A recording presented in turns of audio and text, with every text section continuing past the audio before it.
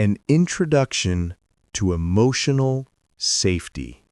In our search for love, we often speak of grand passions and thrilling chemistry. Yet, beneath these vibrant experiences lies a quieter, more profound foundation. It is the feeling of a safe harbor in a storm, a quiet fortress for the heart. Psychologically, this sanctuary is known as emotional safety. It is the visceral, bodily sensation that with a particular person, in a particular space, one does not have to be afraid to be truly oneself. It is the deeply felt assurance that one's thoughts, feelings, and vulnerabilities can be expressed without fear of judgment, criticism, or rejection. This state, defined by an absence of interpersonal fear, allows for the emergence of our most authentic self, creating the conditions for true connection to form. This need for safety is not a modern luxury or a sign of fragility. It is a primal, universal imperative. For every living creature, the prime directive is survival. And for a species as vulnerable and interdependent as ours, survival has always been contingent on social connection. Our emotions evolved as a sophisticated thermostat to monitor and maintain the close-knit bonds necessary for our collective safety. Therefore, the need for emotional safety is not merely psychological. It is a direct extension of our deepest, most ancient instinct for physical survival. Modern research demonstrates that the human brain does not fundamentally differentiate between an objective physical threat and a subjective relational one. The sting of social rejection or emotional invalidation activates the same neural pain centers as a physical injury. Conversely, when we feel emotionally safe, our bodies respond with a cascade of physiological calm. Our heart rate and respiration slow, stress markers like perspiration decrease, and our muscles relax. This neurobiological state is not simply a pleasant feeling, but a measurable condition essential for health, rest, growth, and healing. Emerging evidence also highlights the hormonal dimension of safety. Feeling secure reduces stress hormones such as cortisol and increases oxytocin, a bonding hormone that promotes trust and relaxation. A soothing touch or kind word can trigger a surge of oxytocin and take the edge off cortisol, literally changing our biochemistry and deepening our sense of connection. Although often explored within romantic partnerships, this principle is the cornerstone of all healthy human relationships. From the bonds between parent and child that lay the groundwork for self-esteem, to the trust that underpins friendships, and even the psychological safety that fosters innovation in professional teams. Part 1. The body's ancient code, where safety begins. Our need for emotional safety is not a preference we develop through experience or culture. It is an ancient biological command written into the human body itself. Long before we learned to speak, before we built language or civilization, the body already knew the difference between safety and threat. It carried within it an exquisite intelligence, an inner compass guiding us toward calm connection and away from danger. This wisdom is not metaphorical. It is measurable in the pulse of the heart, the rhythm of breath, and the subtle shifts of the nervous system that determine whether we feel open to love or closed in fear. Modern neuroscience and psychology have revealed how deeply intertwined our sense of emotional safety is with our physiology. Every moment, without our conscious awareness, the body evaluates the environment and the people within it. A slight change in facial expression, a tone of voice, or even the quality of silence in a room can cause subtle chemical ripples inside us. These reactions are not weakness. They are the body's way of keeping us alive. To feel safe is not merely to think we are safe. It is to have every cell of the body agree that we can let our guard down. Two major scientific frameworks help explain this intricate dance between biology and emotion: polyvagal theory and attachment theory. Together, they form a powerful map of how safety and connection operate deep within the human organism. Polyvagal theory, developed by neuroscientist Stephen Porges, describes the autonomic nervous system as a constant surveillance system, one that continuously scans for cues of safety or danger long before the mind begins to interpret them. Attachment theory, pioneered by John Bowlby, shows how our earliest relationships program that same system, shaping how we respond to closeness and distance throughout our lives. When seen together, these theories reveal that safety is not a mental state alone. It is the body's most fundamental rhythm. It is the baseline from which love, creativity, and trust can emerge. When we feel safe, the nervous system relaxes into its most evolved state.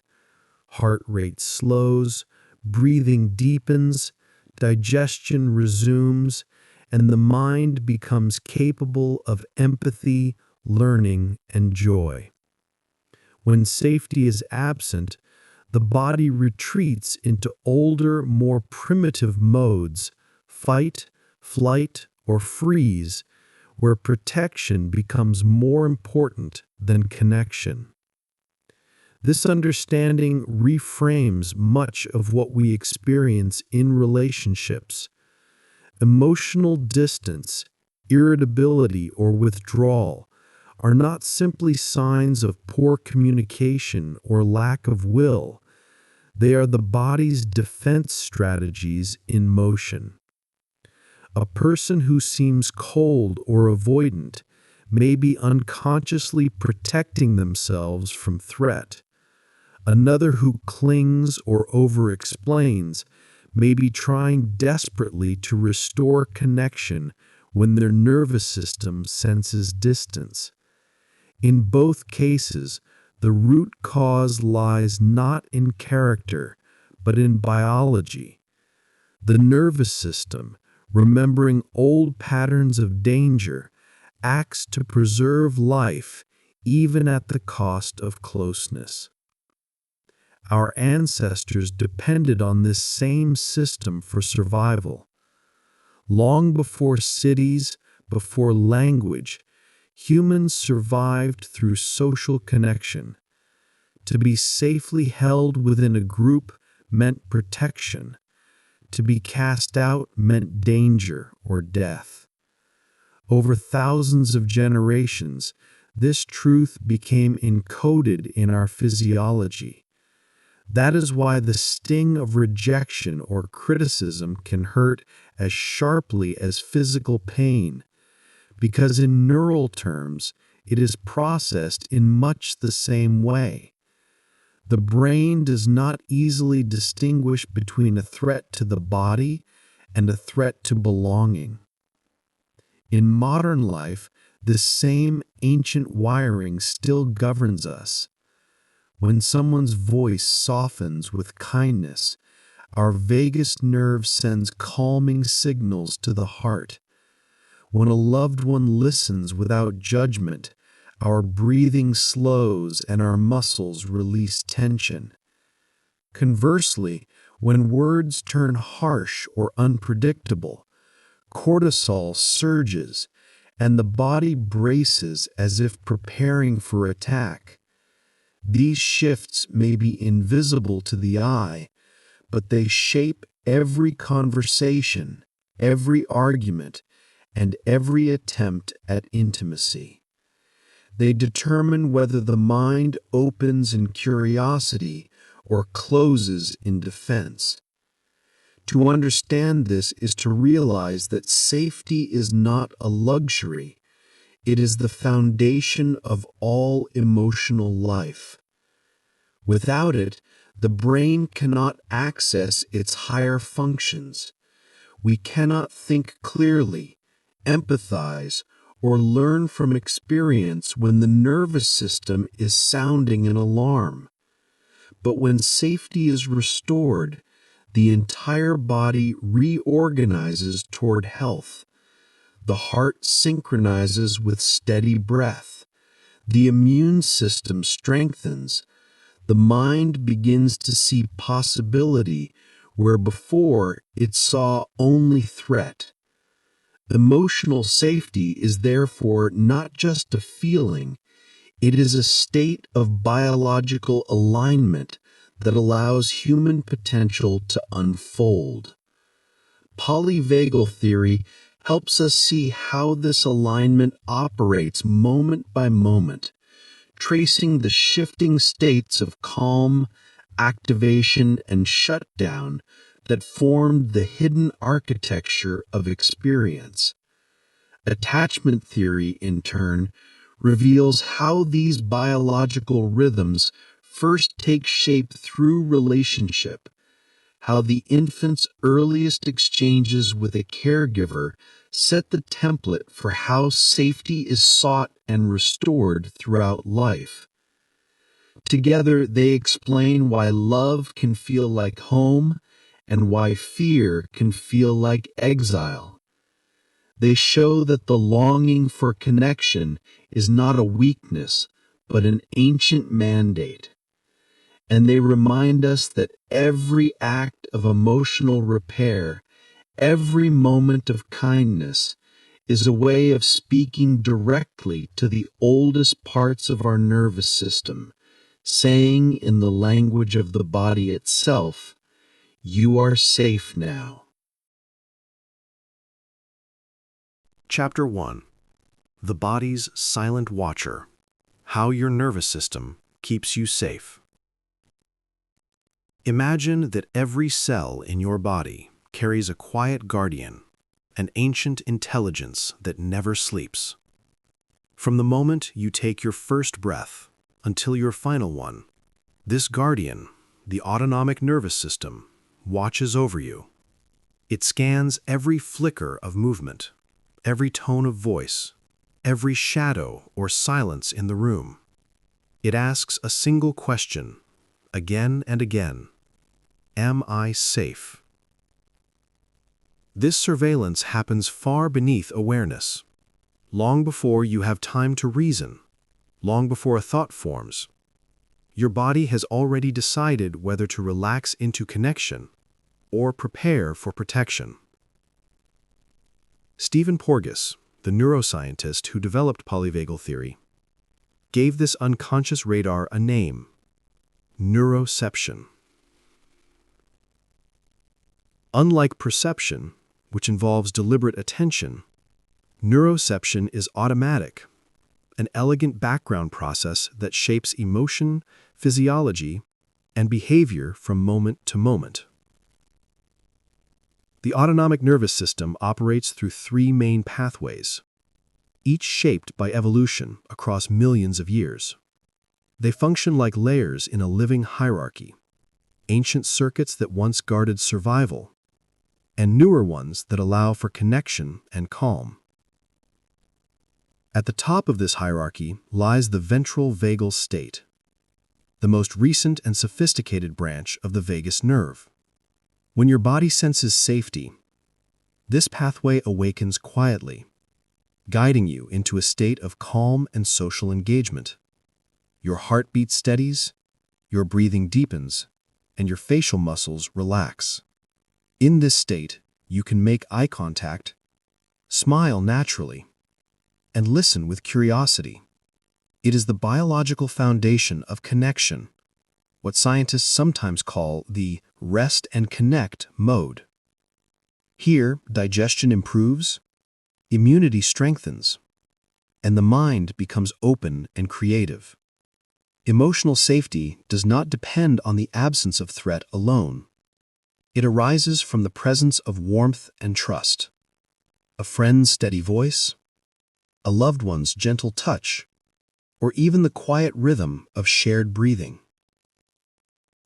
When the world suddenly feels uncertain, another system takes command. This is the sympathetic state, better known as the fight or flight response.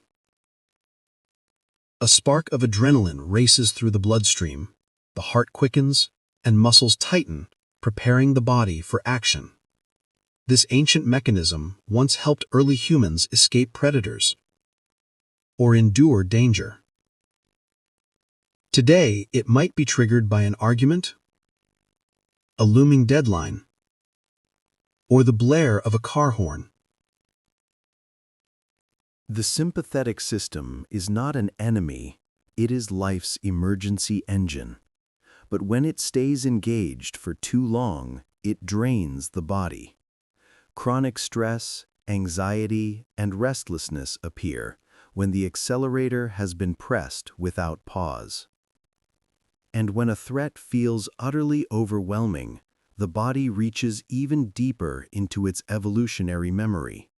The oldest pathway of all, the dorsal vagal system, takes control. This is the state of shutdown, the body's final strategy for enduring the unbearable.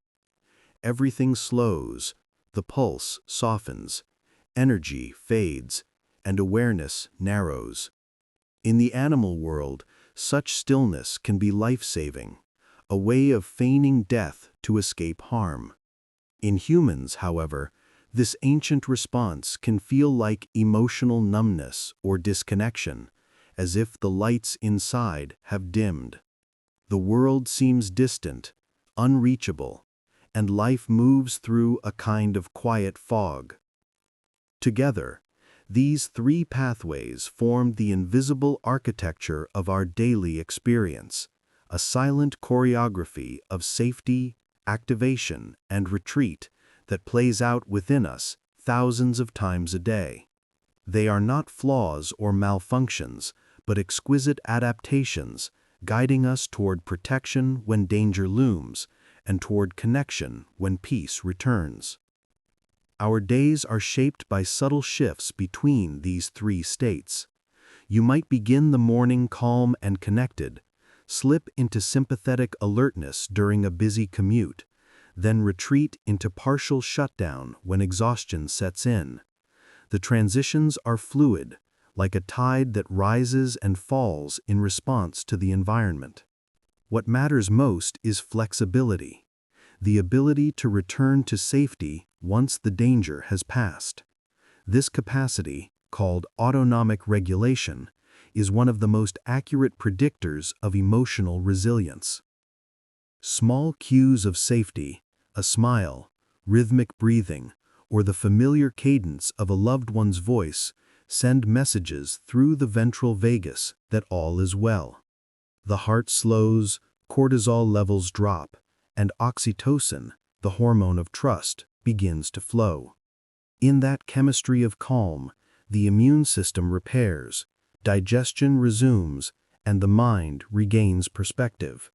Even the muscles of the middle ear adjust, allowing us to better hear the gentle frequencies of human speech rather than the harsh sounds of threat. The entire body reorganizes itself toward connection. Conversely, when the cues around us feel unpredictable or harsh, neuroception tilts toward protection. A furrowed brow, a sudden silence, or a sharp tone can make the body contract long before the mind decides anything is wrong. The heart races, breathing becomes shallow. Over time, this chronic state of watchfulness can erode physical and emotional health. Studies link sustained sympathetic activation to inflammation, digestive problems, cardiovascular strain, and sleep disturbances. It is as if the body is forever preparing for a storm that never ends. What makes polyvagal theory revolutionary is its insight that the human nervous system evolved not just to defend against threat, but to connect through safety. The same neural circuits that calm the heart also shape facial expression, voice tone, and eye contact, the basic ingredients of social bonding.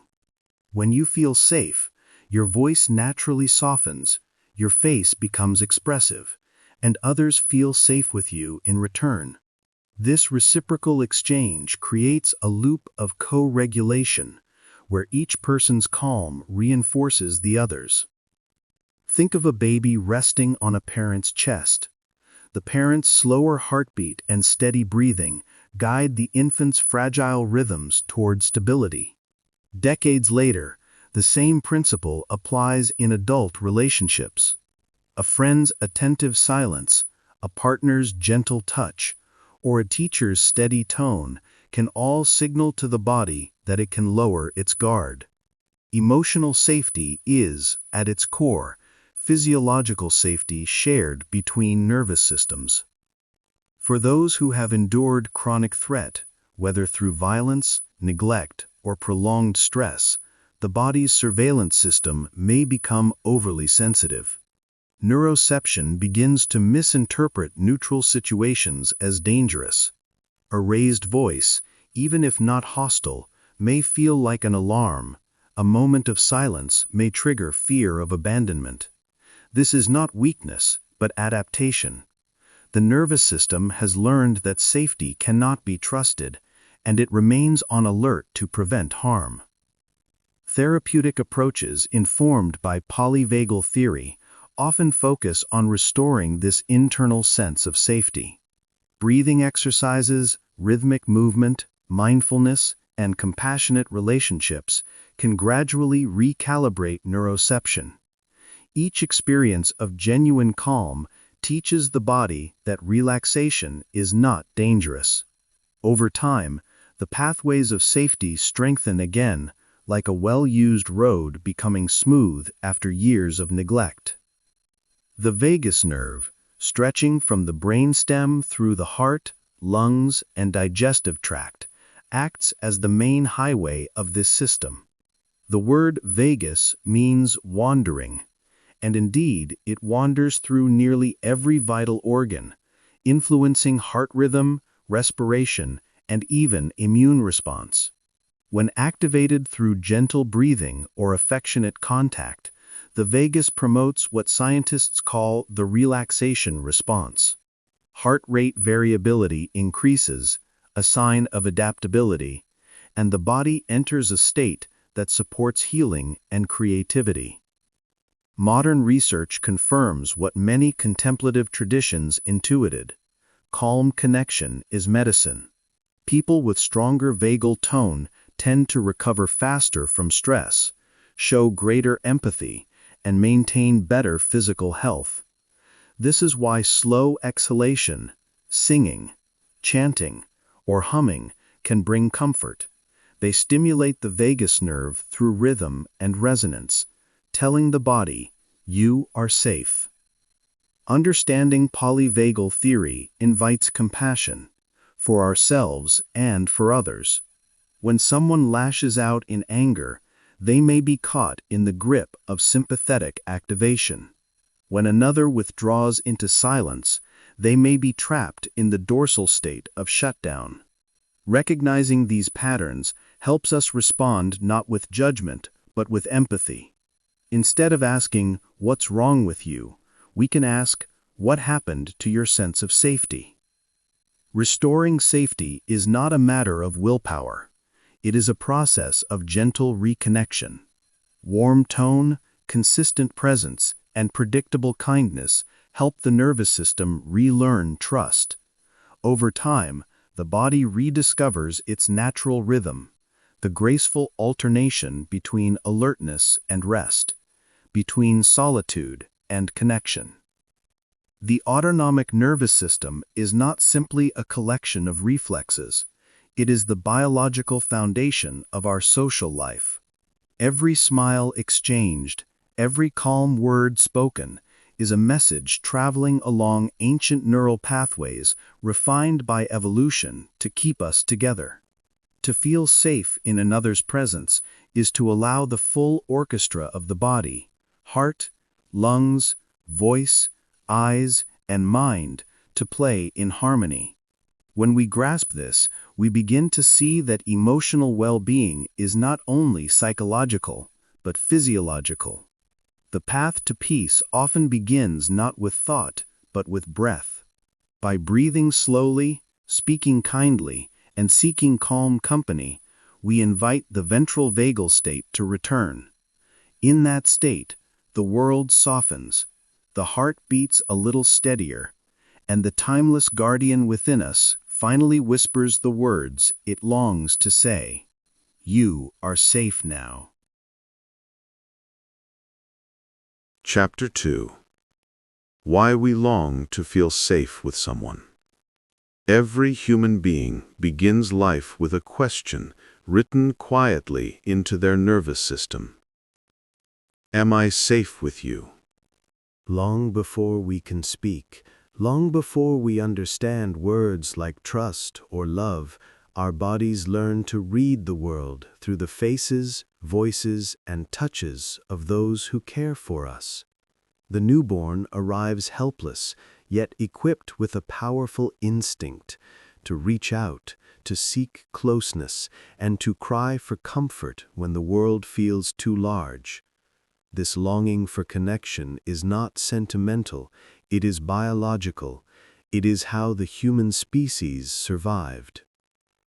Dr. John Bowlby, a British psychiatrist and psychoanalyst, was the first to frame this drive as a fundamental survival system. He called it attachment theory, describing how our earliest relationships formed the blueprint for every bond that follows. In infancy, a caregiver's responsiveness, the way they notice, comfort, and return consistently, becomes the child's first experience of emotional safety. When a baby's cry is met with warmth, when hunger or fear finds a soothing response, the nervous system learns something profound. The world can be trusted. Over months and years, this repeated pattern of care forms what Bowlby called an internal working model, a subconscious map that tells us what to expect from others.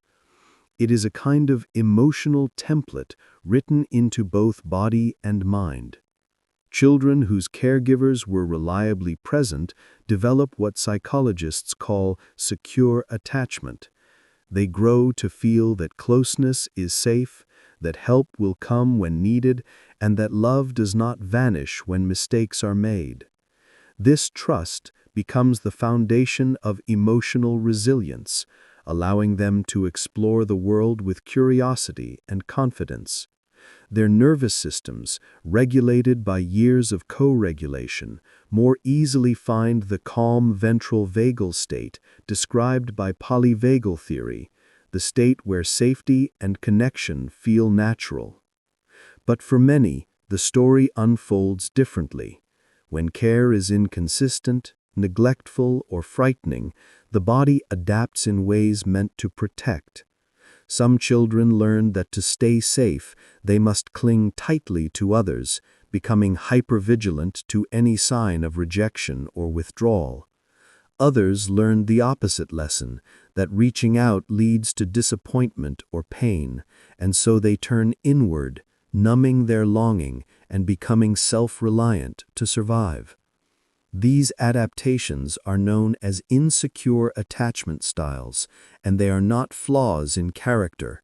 They are intelligent biological strategies formed in response to unpredictable love. The nervous system, having been trained in threat, continues scanning for danger even when safety is present. The brain's alarm systems, the amygdala and the sympathetic nervous system, remain on guard, whispering, "Be careful, don't get too close." Neuroscience now confirms what Bowlby intuited decades ago. The bonds between parent and child shape the architecture of the developing brain. Studies using brain imaging show that consistent nurturing strengthens pathways in the prefrontal cortex, the region responsible for emotional regulation and empathy. Conversely, chronic neglect or trauma floods the body with stress hormones, sculpting a brain that expects the world to be harsh. This early wiring affects adult relationships, influencing how easily we trust, how quickly we panic, and how deeply we can rest in another's presence. As adults, we carry these invisible maps into every close relationship. They guide how we interpret a lover's silence, a friend's absence, or a colleague's criticism. A securely attached person may see a late reply to a message and assume the other is busy. Someone with an anxious attachment may feel rejected, their heart racing, convinced they've done something wrong. Another, with avoidant attachment, may withdraw, deciding that needing anyone is dangerous. Each reaction is the nervous system's best guess, shaped long ago about what safety requires. Yet the remarkable truth is that attachment patterns are not destiny. The same neuroplasticity that allows the brain to encode fear also allows it to relearn trust. Through repeated experiences of safety, empathy, and repair, the nervous system can be rewired. In therapy, in friendship, or in love, consistent care teaches the body to relax its guard. A gentle voice saying, "I'm here," a hug that lasts a few seconds longer than expected, or a partner who listens without judgment. Each moment of reliability sends new data to the brain. You are safe now. This process of relearning safety mirrors the secure base that Bowlby described. A secure base is not just a parent. It can be anyone whose calm presence allows us to explore the world while knowing there is a place to return to. In adulthood, this might be a trusted friend, a loving partner, or even a compassionate inner voice we cultivate within ourselves. From that base, we can take emotional risks, pursue ambitions, and face the unknown without losing our sense of stability. Attachment, at its core, is the dance between dependence and freedom. It teaches that autonomy does not mean isolation. The child who feels securely attached is not bound to the caregiver, they are anchored by them. The anchor gives them courage to venture out, knowing that comfort and protection remain accessible. In the same way, adults in secure relationships find that emotional closeness strengthens independence rather than weakening it. Feeling safe in love makes us braver in life. Modern research by psychologists such as Mary Ainsworth, who expanded Bowlby's ideas through her strange situation experiments, further illustrates this dynamic. Infants who felt confident in their caregiver's return explored the room freely, while those uncertain of that return clung anxiously or shut down completely. These behaviors mirror the strategies adults use when intimacy feels uncertain: protest, pursuit, withdrawal, or avoidance. What begins in infancy becomes the relational choreography of adulthood. Importantly, these attachment systems are not abstract psychology, they are rooted in the body's physiology.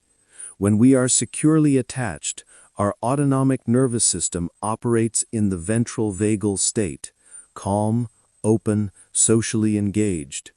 Our heart rhythms synchronize with those of loved ones, our oxytocin levels rise, and our stress hormones fall. We feel warmth in the chest, ease in the breath, clarity in the mind. But when attachment insecurity is triggered, our physiology shifts. The sympathetic system readies for fight or flight, or the dorsal vagal system numbs to protect us from pain. In this sense, attachment theory and polyvagal theory describe the same truth from two sides. Safety and love are biological conditions as much as emotional ones. Consider how this plays out in daily life. Imagine a couple having an argument. One partner's raised voice might instantly activate the other's threat response, not because of the current disagreement, but because their nervous system remembers earlier experiences where anger meant danger. Their heart rate spikes, their thinking narrows, and they retreat or lash out. But when the partner responds with calmness, perhaps lowering their tone, taking a slow breath, and saying softly, "I'm not leaving, I just want us to understand each other," a new message is sent through both nervous systems. Safety begins to return. This is how attachment repair happens. One person's regulated state becomes a bridge that invites the other back from fear to connection. In a broader sense, attachment theory reminds us that no one outgrows the need for secure bonds. We are social mammals whose nervous systems remain attuned to one another across the lifespan. The same circuits that once reached for a mother's arms now seek reassurance from friends, partners, or communities. Emotional isolation is not strength, it is a form of deprivation. To thrive, we need to feel that we belong, that our presence matters, and that someone will hold us, emotionally or physically, when the world feels too heavy. Understanding this allows us to approach relationships with greater compassion. When someone seems distant, we can remember that withdrawal may be their way of staying safe. When someone clings, we can see that it is fear, not weakness, driving their closeness. And when we ourselves struggle to trust, we can acknowledge that our bodies are only trying to protect us. The path to healing begins with noticing these patterns without judgment, and then offering new experiences of consistency and care to the nervous system that learned otherwise. Attachment is not a fixed label, but a living process, one that continues to evolve as we experience new forms of connection. Each kind word, each repaired misunderstanding, and each act of genuine presence reshapes our internal blueprint, reminding the body that safety can coexist with vulnerability. Over time, the nervous system's vigilant watch softens, and the world begins to feel less dangerous, more welcoming, more alive.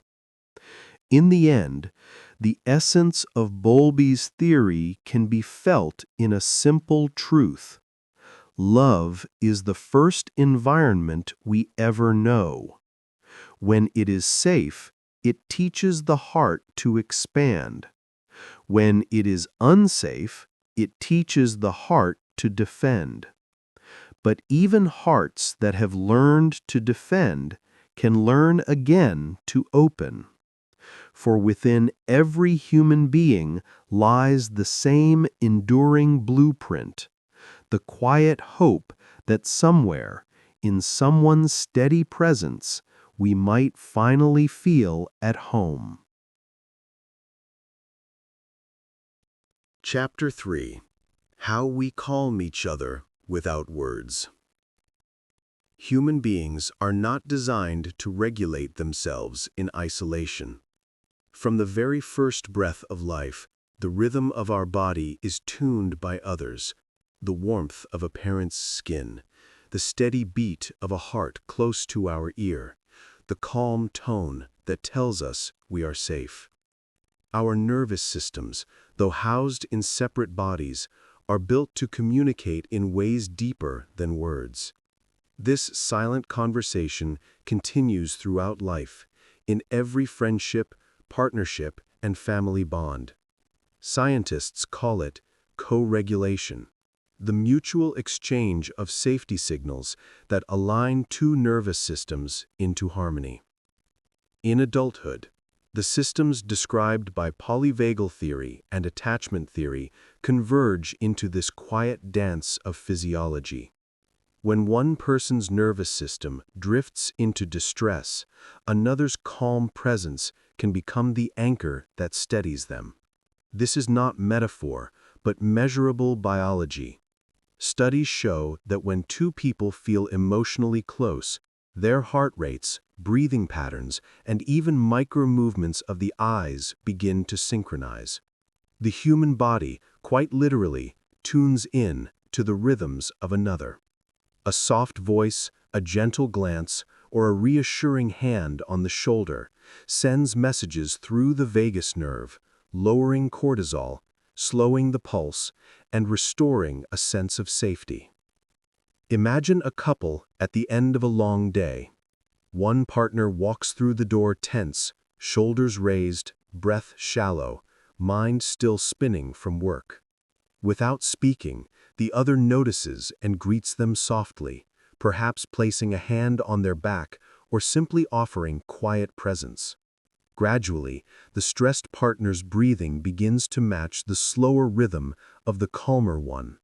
Muscles relax, tone of voice evens out, and both bodies settle together. This is co-regulation in action, a living example of two nervous systems meeting halfway and guiding each other toward balance. Neuroscience now reveals that this capacity is as essential to health as food or sleep.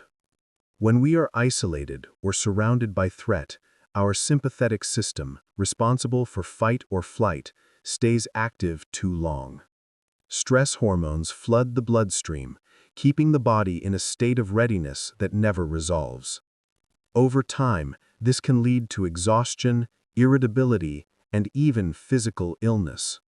But when another person responds with calmness and empathy, the nervous system interprets their cues as evidence of safety. The ventral vagal pathway activates, the parasympathetic system reclaims balance, and the body returns to rest and repair. It is not willpower that brings peace, it is connection. This phenomenon extends far beyond romantic love. It occurs between friends who sit together in silence after a hard day, between a parent and a frightened child, or even among strangers sharing kindness. In hospitals, research shows that patients visited by compassionate caregivers heal faster and experience less pain. In classrooms, students learn more effectively when teachers project warmth rather than authority alone. Our bodies recognize safety before our minds do. A calm face, open posture, and gentle tone are biological invitations to relax. When co-regulation is absent, the difference is palpable. A heated argument can trap both people in sympathetic activation. Each voice rising, each heartbeat quickening, both perceiving the other as a source of danger. Neither can soothe the other because neither feels safe enough to soften. In these moments, the body forgets that connection is possible.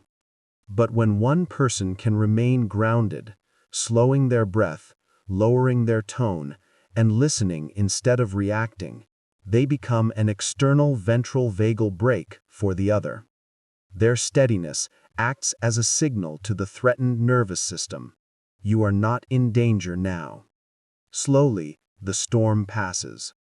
This is why emotional maturity often looks like gentleness rather than control.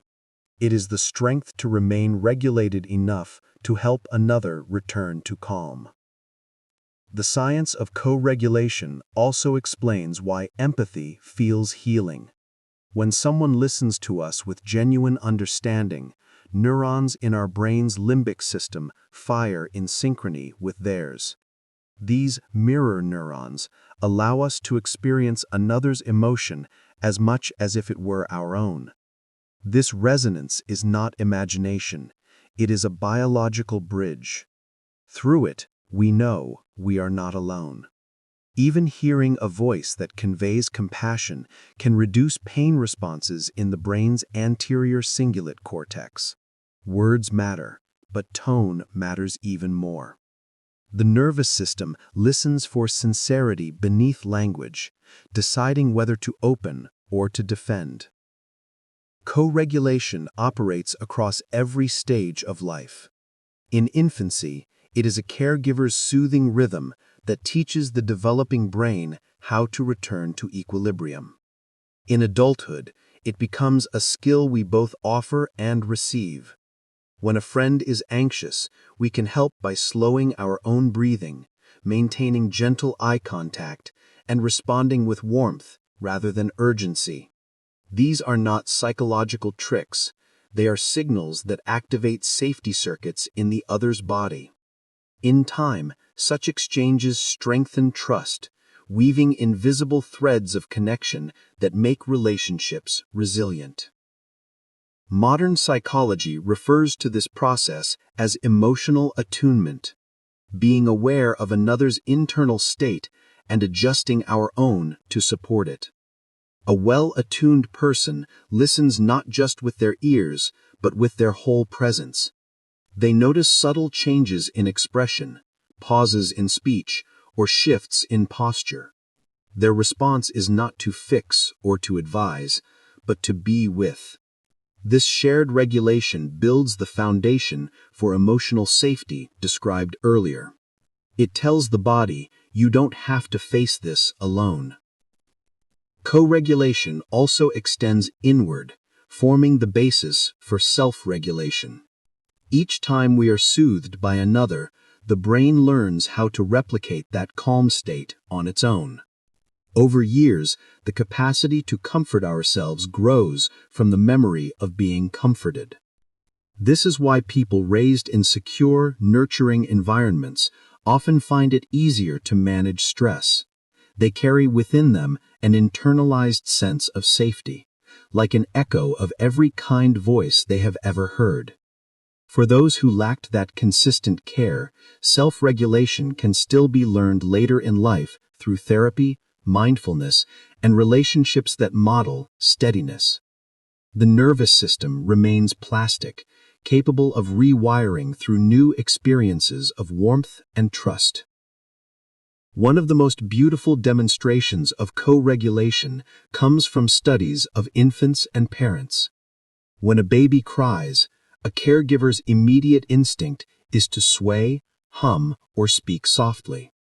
This rhythmic motion and gentle sound synchronize the baby's heart rate to the parent's slower beat, reducing stress within seconds.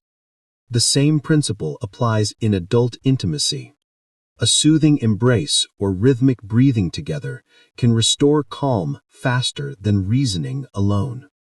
The body responds to rhythm and tone long before logic has a chance to intervene. Even group settings illustrate this ancient system. Choirs, for instance, experience synchronized heart rates when singing in harmony. Communities that engage in collective rituals, chanting, prayer, or shared silence often report a deep sense of unity and peace. The physiology behind these practices is the same: collective co-regulation. Human nervous systems align through rhythm, breath, and shared emotional tone. In moments like these, individuals experience themselves not as isolated beings, but as part of a greater whole. To understand co-regulation is to understand why compassion is powerful. We are wired not just to survive, but to soothe. When we offer steadiness to another person, we become part of their healing. When we allow someone else's calm to steady us, we practice trust. These exchanges, repeated over time, form the unseen architecture of love. Ultimately, the dance of co-regulation is the quiet choreography of human connection.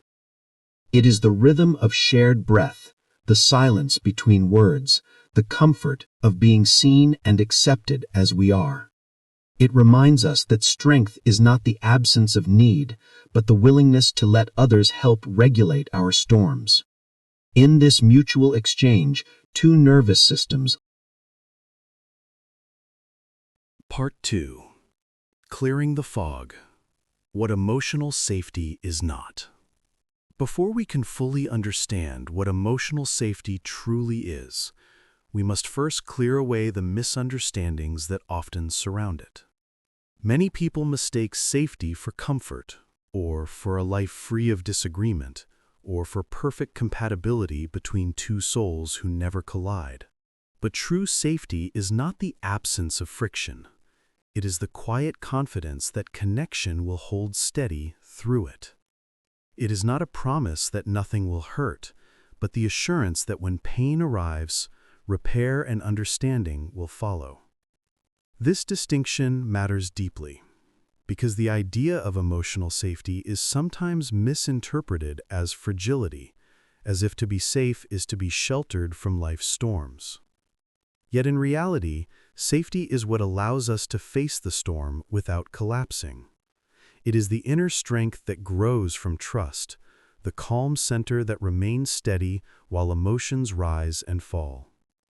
To confuse safety with comfort is to miss its essence. One protects us from harm, the other protects us from growth. In every close relationship, romantic, familial, or platonic, there will be moments of tension, misunderstanding, or distance. These are not signs of failure, but signs of humanity. When safety is present, such moments become opportunities for deepening understanding. When it is absent, the same moments harden into walls of silence or resentment. The difference lies not in the conflict itself, but in whether both people trust that love can survive it. True emotional safety is therefore not sterile or overly polite. It is alive. It breathes through honesty and sometimes trembles through vulnerability.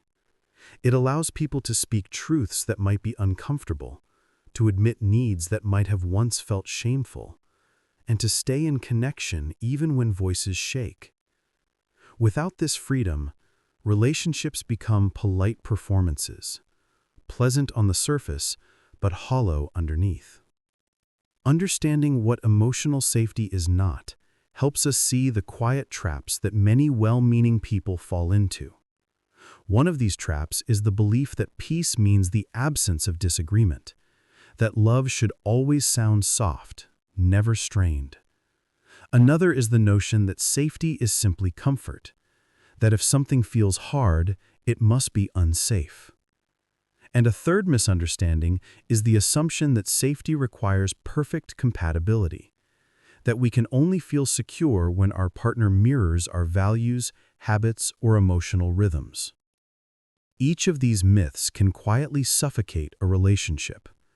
The couple who never argue may seem harmonious, but often carry layers of unspoken resentment beneath the surface.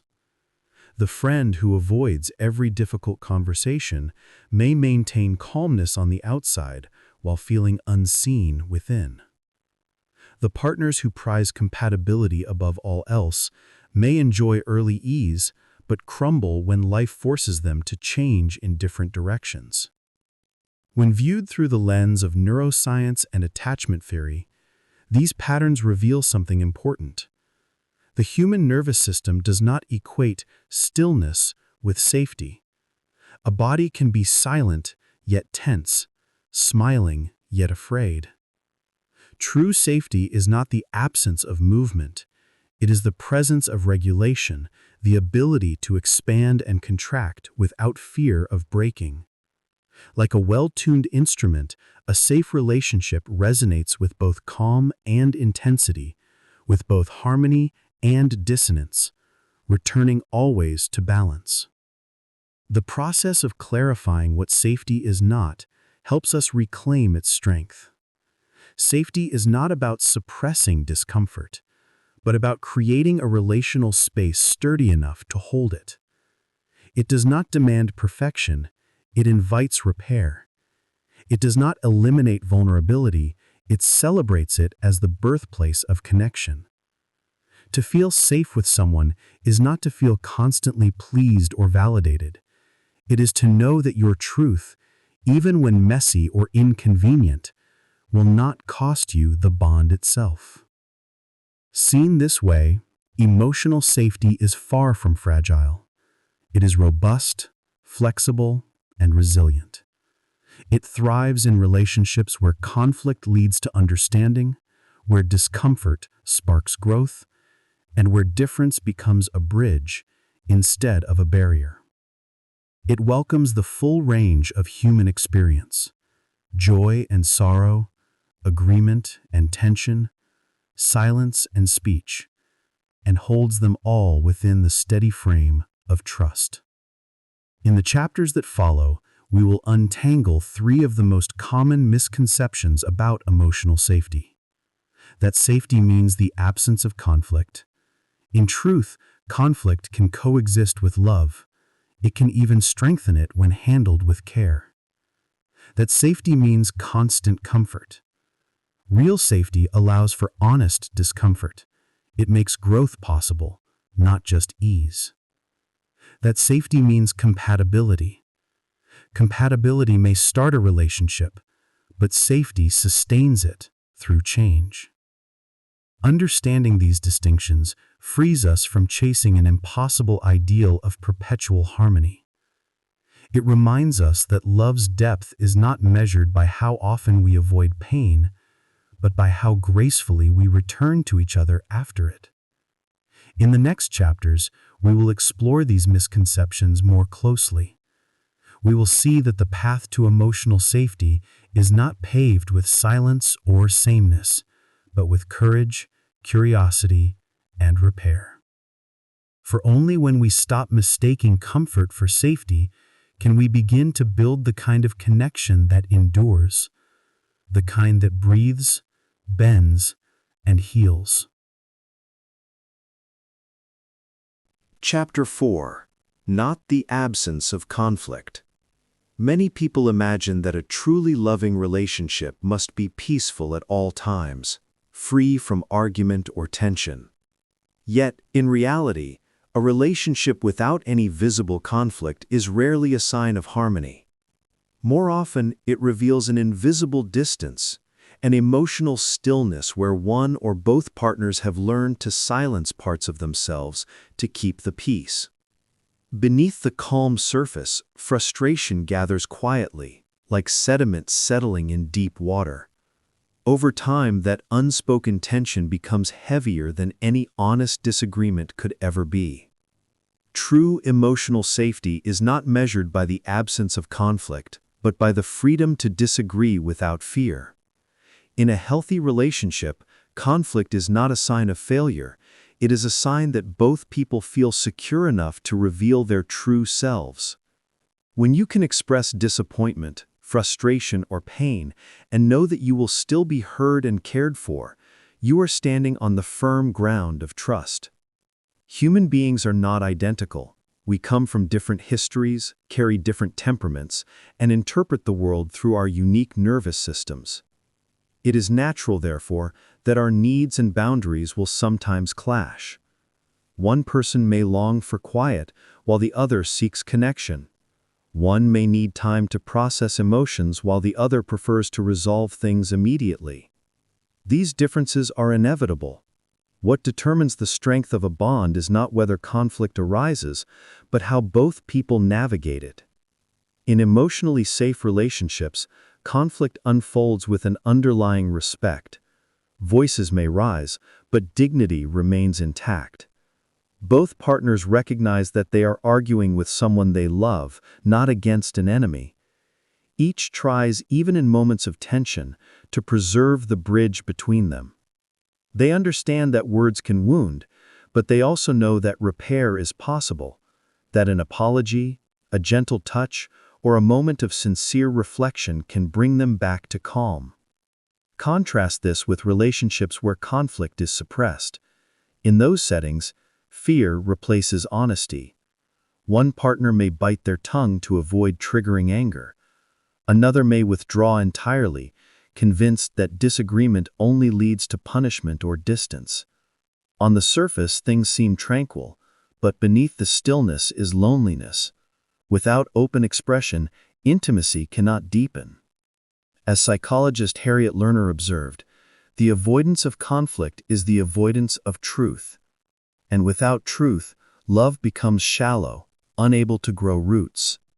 Research in relationship psychology, particularly by Dr. John Gottman and his colleagues, supports this view. Couples who engage in open, respectful conflict are more likely to stay together than those who avoid it. In the Gottman Institute studies, even heated arguments did not predict separation. What did was emotional disengagement, the moment when partners stopped caring enough to fight. Silence, not shouting, was the real warning sign. The healthiest couples were not those who never disagreed, but those who could disagree safely, repair their rifts, and restore closeness. Conflict, in this sense, serves an important evolutionary and emotional purpose. It allows tension to move rather than stagnate. Just as muscles grow stronger through healthy resistance, relationships mature through the gentle friction of differing needs and perspectives. Each disagreement, handled with care, becomes an opportunity to understand the other more deeply. It teaches communication, empathy, and flexibility, the very qualities that keep love alive. Imagine two people building a shared life together. Each carries an invisible map of how the world should be, what safety feels like, what affection looks like, how apologies should sound. When their maps overlap perfectly, harmony feels effortless. But as soon as they diverge, misunderstanding arises. The purpose of conflict is not to prove whose map is correct, but to draw a new one together. Through honest dialogue, both partners learn to see through each other's eyes. Over time, the map expands, and so does the relationship. Still, conflict is not always easy. The body experiences disagreement as stress. The heart rate rises, breathing shortens, the sympathetic system primes for fight or flight. This is why staying calm during arguments requires more than goodwill. It demands emotional regulation. When one partner can take a deep breath, slow their tone, or simply pause before replying, they invite the other's nervous system to follow. Gradually, the physiological storm subsides. The conversation can return to meaning rather than survival. The practice of repair is what transforms conflict from destruction into growth. Repair means returning after the storm to reaffirm connection, to say, "I was angry, but I still care," or "I did not mean to hurt you." It may involve a hug, a smile, or a quiet acknowledgement of shared vulnerability. In studies of long-term couples, those who regularly repaired after disagreements showed higher satisfaction and stability than those who did not. What mattered most was not how intense the conflict became, but how quickly safety was restored afterwards. It is also important to recognize that cultural backgrounds shape how conflict is expressed. In some societies, open disagreement is seen as disrespectful, while in others it is considered a sign of honesty and engagement. What matters is not the volume or the form of conflict, but the emotional message underneath. Do you still see me with kindness while we disagree? Do you still care about my well-being even when we are angry? Emotional safety is preserved when the answer to those questions remains yes. Conflict handled with compassion strengthens attachment.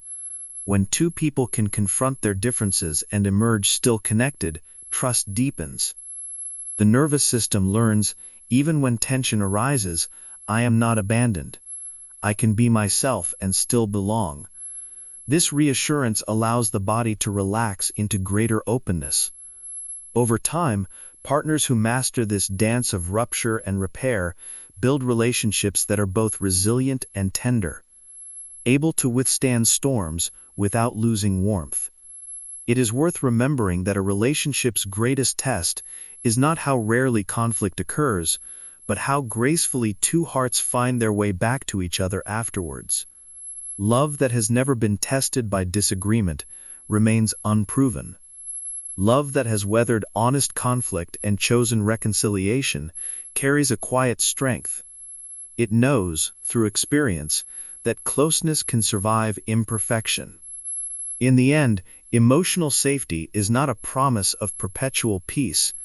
It is the confidence that when storms come, as they inevitably do, there will be shelter in the connection itself.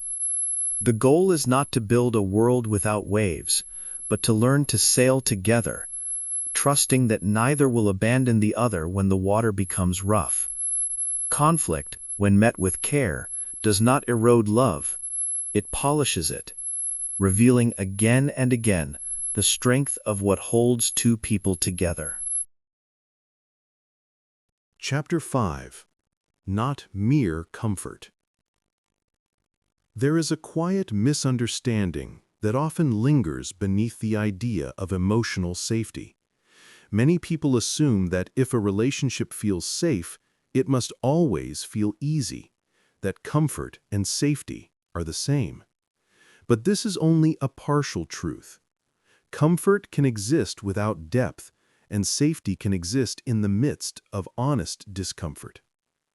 The two are connected, but they are not identical. Comfort is what we feel when the world around us is familiar and predictable. It is the warmth of routine, the absence of friction, the sense that nothing will disturb the stillness of the moment. In the body, comfort feels like relaxation. The heart slows, the breath becomes soft, and the mind drifts into ease. It is a pleasant state, and one that humans naturally seek. But comfort, left unchallenged, can also become a cage. It tempts us to avoid the unknown, to turn away from difficult conversations, to keep peace at the cost of truth. In this way, comfort can quietly limit growth. Emotional safety, by contrast, is a deeper and more dynamic condition. It is not merely the absence of fear, but the presence of trust strong enough to endure discomfort. In a safe relationship, two people can step into the uncertain territory of honesty. They can say what they truly feel, even when the words tremble. They can disagree, reveal pain, or confront hard truths, knowing that the bond between them will not break. Emotional safety is not the silence of avoidance. It is the calm confidence that the connection will hold steady even through the storm. This distinction between comfort and safety can be understood through biology as well as experience. When the nervous system senses real safety, it enters the ventral vagal state, described in polyvagal theory, the state of social engagement and openness. In that state, the body remains relaxed but alert, ready to connect and to respond. Yet when comfort becomes avoidance, the body is not truly at ease.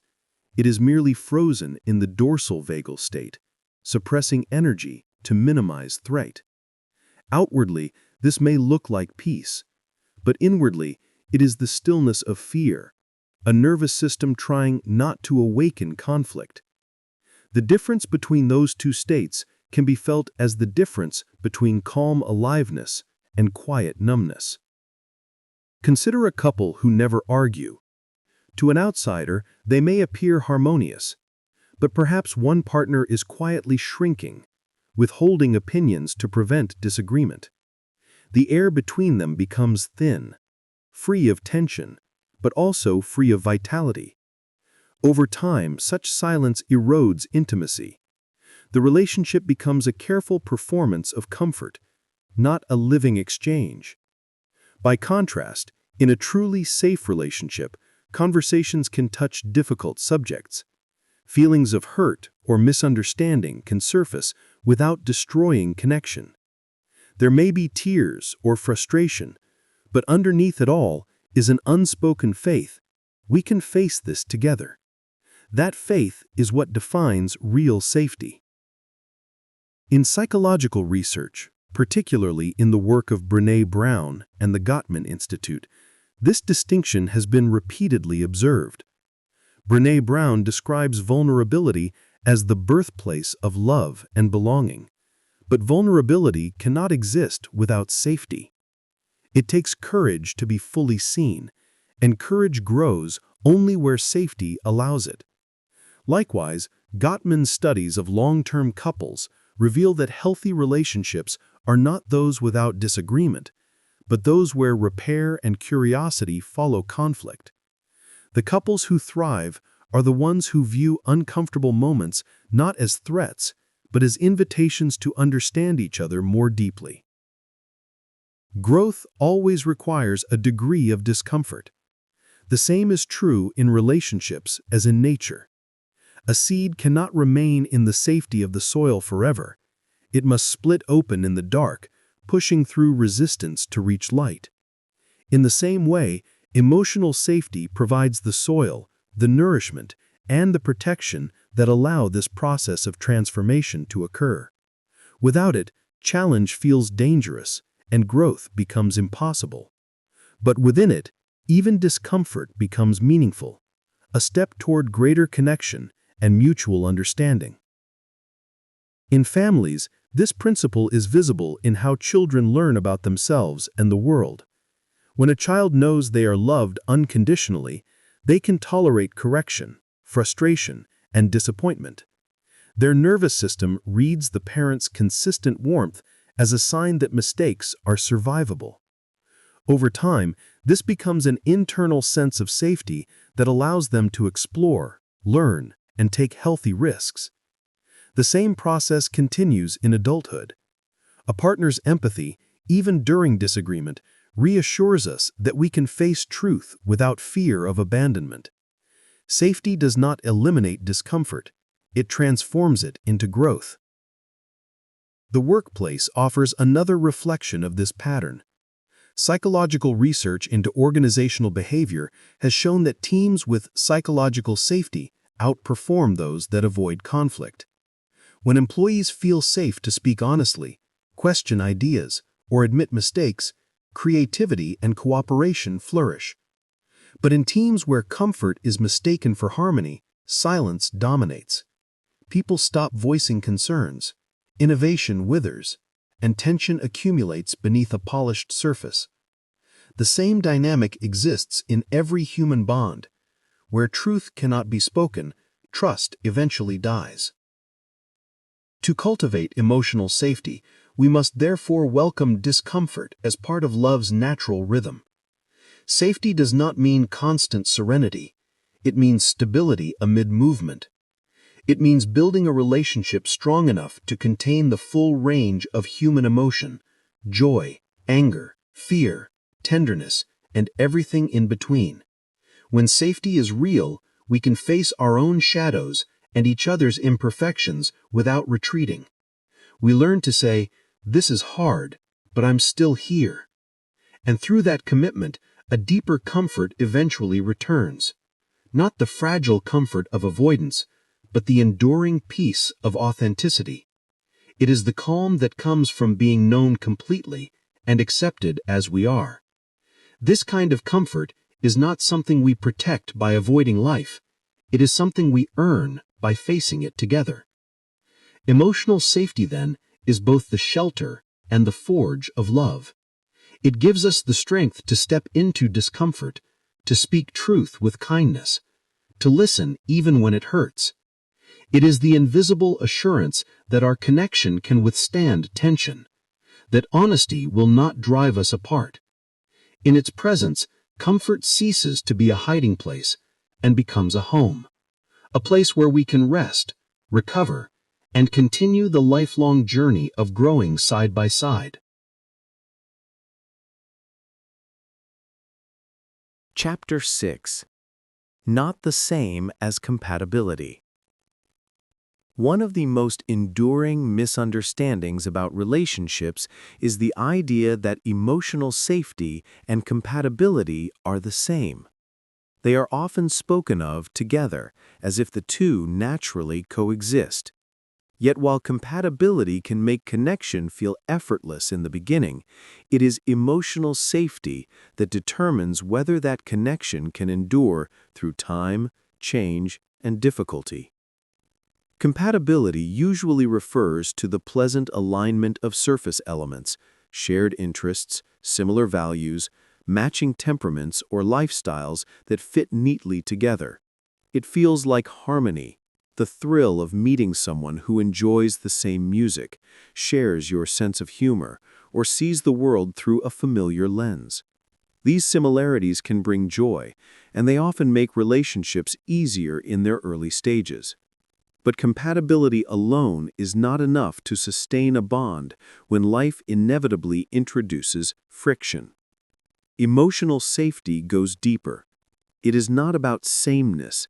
It is about how two people treat each other when sameness disappears. Imagine two circles that overlap.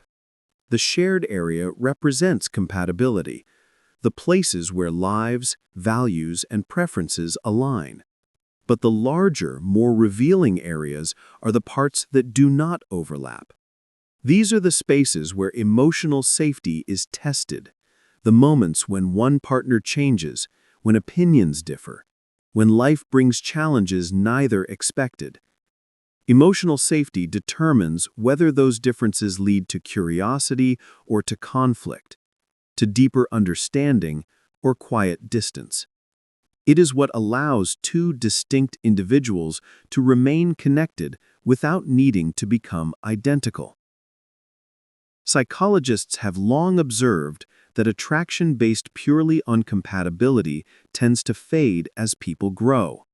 Personalities evolve, interests shift, and the traits that once felt complementary can later feel constraining. Someone who loved adventure may one day crave stability. Someone who once avoided confrontation may learn to speak their mind. In these moments, the illusion of perfect compatibility begins to crumble. What remains, what determines whether the relationship survives, is emotional safety. The trust that both can face change without fear of rejection or judgment. A relationship built on compatibility alone is like a delicate glass sculpture. It may shine beautifully when untouched, but it cannot withstand pressure. A relationship built on emotional safety, by contrast, is like a living tree.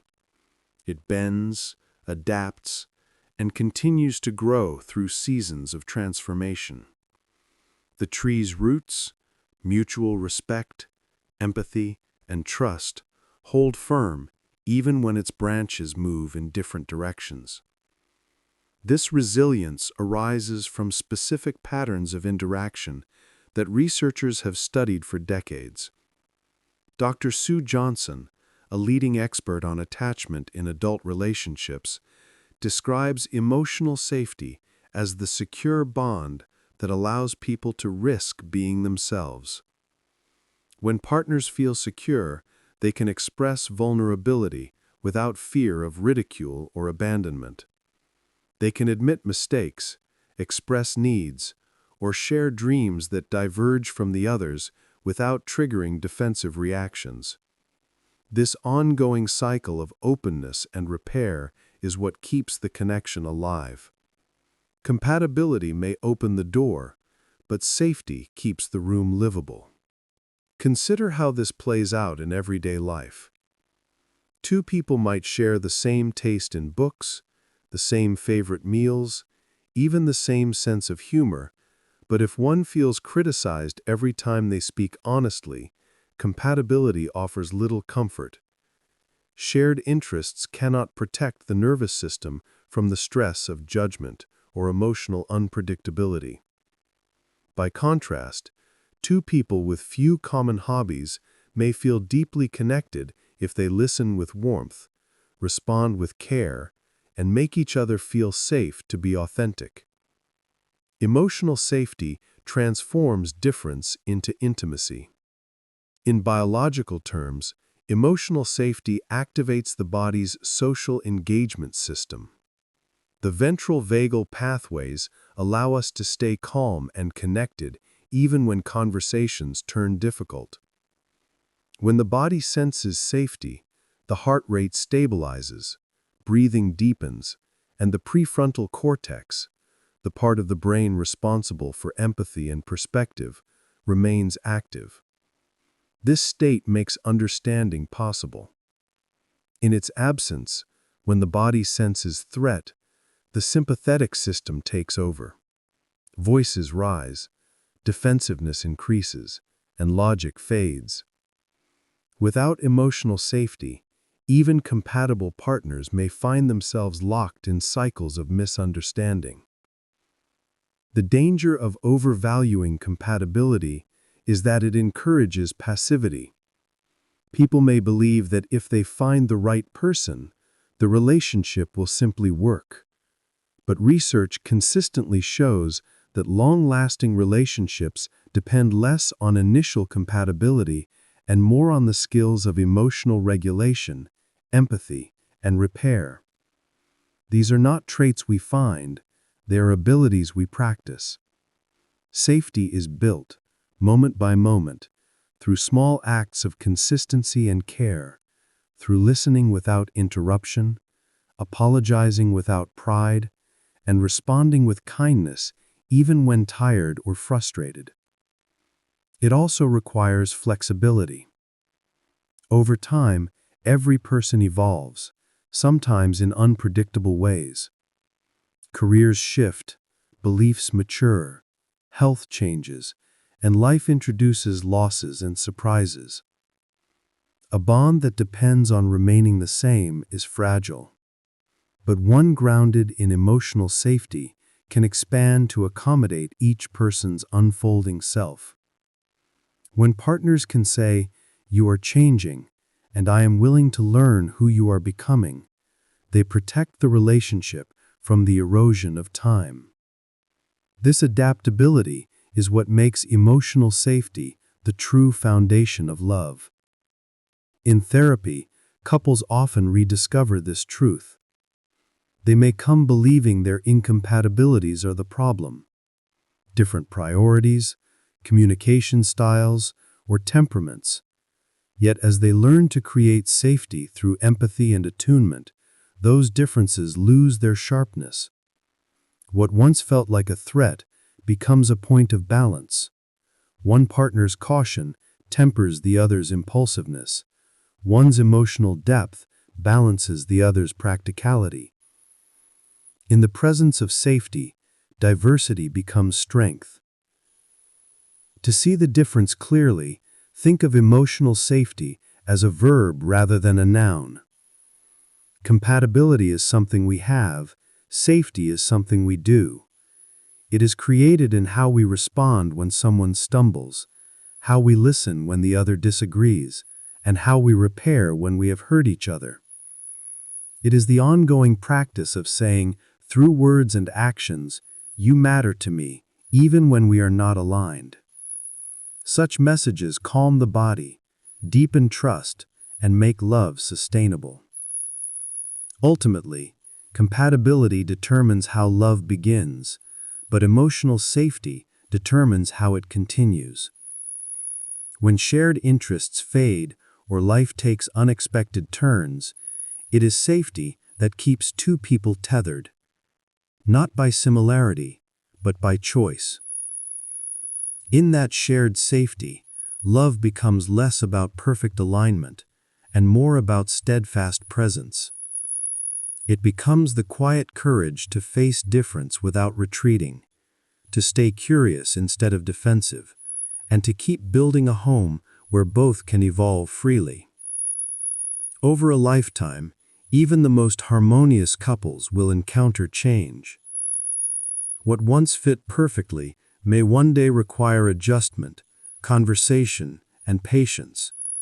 But relationships anchored in emotional safety do not fear this process. They understand that change is not the end of connection. It is proof that life is still moving through it. Emotional safety gives love the strength to adapt, to stretch, and to last. Compatibility may light the spark, but it is safety that keeps the flame alive when the winds of time inevitably shift. Part 3. Building the Harbor: How Emotional Safety Grows. Emotional safety is not something that simply appears when love feels easy. It is not a gift that time alone can bestow, nor a feeling that arrives once everything is perfect. It is something built, a structure quietly rising from the small, repeated acts of care that two people offer each other day after day. Just as a harbor must be deliberately designed to protect ships from the tide, a relationship must be shaped to hold both partners steady through life's changing weather. This process is not passive, it is deeply intentional. When we speak of building safety, we are speaking about the foundation of trust. And trust, research shows, is rarely forged through dramatic declarations or rare moments of grand romance. Instead, it grows in the most ordinary exchanges, in the way one person listens when the other feels unseen, in how someone remembers a small detail from yesterday's conversation, in how arguments end not in silence, but in gentle reconnection. According to the decades of research from the Gottman Institute, the architecture of emotional safety is formed through these micro-moments, what John Gottman calls bids for connection. Each time one partner reaches out and the other turns toward rather than away, another brick is laid in the harbor wall. But unlike a physical structure, emotional safety is never finished. It is a living architecture, one that requires maintenance, care, and adaptation. The storms of stress, misunderstanding, or external pressure can weaken it, but the very act of repairing after damage strengthens it even more. Each apology, each attempt to understand rather than defend, becomes another reinforcing beam.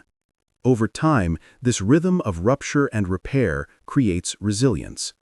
A safe relationship is not one without conflict, but one that can recover its balance after being shaken. In biological terms, this ongoing creation of safety mirrors how the nervous system learns regulation. When trust is repeatedly confirmed through calm and attuned interactions, the body learns that connection does not equal danger. The heart rate slows, the breath deepens, and the mind begins to expect care rather than threat. This is how the body rewrites old patterns of fear. It is also why emotional safety can never be created through words alone. It must be felt. It must register not just in thought, but in the body's most ancient rhythms. Building such a harbor begins with awareness, noticing the moments when we withdraw, when we misinterpret, or when we rush to defend ourselves instead of listening. It continues with intention, choosing to respond with curiosity instead of judgment, to ask questions rather than make assumptions, to reach out rather than retreat. These actions are small, but their impact accumulates. Over weeks and months, they reshape the emotional landscape of a relationship, turning uncertainty into trust and tension into calm. The Gottman Institute's research has also shown that couples who sustain deep emotional safety share certain habits, rituals of connection that serve as anchors in daily life. These rituals might be as simple as greeting each other warmly, checking in after a stressful day, or expressing appreciation for small acts of care. None of these moments are dramatic, but together they create a climate where vulnerability feels natural. Each thank you, each moment of mindful listening tells the nervous system, "You are safe here, you can rest." This transforms how we think about love itself. Love is often imagined as something that simply exists between two people, like a spark or chemistry that either appears or fades. But emotional safety reminds us that love is less like a flame and more like a garden. It grows when tended, it wilts when ignored, and it flourishes through steady, humble care. To love well is to keep building the conditions where both people can relax into being fully themselves. Within this architecture of safety, small gestures matter far more than perfect words. A gentle touch on the shoulder during a hard conversation, an honest, "I understand why that hurt," a willingness to pause before reacting. All of these carry weight far beyond their simplicity. They are the emotional equivalent of adding stones to a seawall, protecting the connection from erosion over time. And yet, building safety also means learning to repair when the harbor is damaged. Every relationship faces moments of disconnection, an argument that spirals, a misunderstanding that lingers, a careless word that stings. But repair is not failure, it is the process by which bonds grow stronger. When one partner reaches out to make amends and the other allows that gesture to land, both nervous systems relearn that conflict does not end in abandonment. The harbor, tested by the tide, becomes more enduring. True emotional safety is therefore an act of co-creation. It asks both people to participate, to listen, to soften, to trust again after rupture. It grows not from the absence of difficulty, but from the steady choice to remain present through it. It is what turns two individuals into a partnership, and that partnership into a refuge. As we continue, we will explore the specific elements of this architecture: trust, attunement, repair, and ritual. Together, they form the pillars of emotional security, the invisible framework that allows love to feel not just warm, but enduring. For when safety is built with care, it becomes more than comfort. It becomes the quiet promise that even in the storm, you will not drift apart. Chapter 7. Learning to really tune in to each other. At the heart of every safe and lasting relationship lies something quiet yet powerful, a subtle rhythm of understanding known as attunement. It is the art of tuning one's awareness to another person's inner world, like a musician matching pitch to create harmony. When we are attuned to someone, we're not simply hearing their words, we are listening for the feelings beneath them. We are reading the pauses, the tone, the tension in the shoulders, the small movements that speak volumes when language cannot. Attunement says, "I see you, I hear you, you matter to me." This gentle skill may seem simple, but it is one of the deepest forms of connection humans can create. From the moment we are born, our survival depends on it. An infant learns the meaning of safety not from words, but from the caregiver's gaze, voice, and touch. When a baby cries and a parent responds with warmth and consistency, the child's nervous system begins to organize around trust. The body learns, when I reach out, someone reaches back. That early synchrony between hearts and nervous systems forms the biological foundation of emotional regulation. Attunement, in other words, is the language through which love first speaks. In adulthood, the same process continues, though often more quietly. To be attuned is to sense without needing to fix. It is to notice when a partner's voice softens with fatigue, when their laughter sounds forced, or when silence hides unease. Rather than rushing to offer solutions or judgments, attunement invites curiosity. What might they be feeling right now? It is a shift from reacting to understanding, from defending to connecting. This simple shift can transform not only conversations, but the nervous system's entire experience of safety. Active listening is one of the main ways attunement takes form. It means giving another person the rare gift of undivided attention. In a world full of noise, such attention is profoundly healing. Neuroscience shows that when someone listens with genuine interest, both brains begin to synchronize in rhythm and tone. The speaker feels seen, the listener feels connected, and the space between them becomes calmer. This is not about waiting for one's turn to talk. It is about temporarily setting aside the self to enter the other's emotional landscape. Small gestures, nodding, maintaining gentle eye contact, mirroring facial expressions, signal presence more deeply than words ever could. When we listen this way, something subtle happens inside the body. The sympathetic nervous system, which activates under stress, begins to quiet. The vagus nerve sends signals of calm, slowing the heartbeat and deepening the breath.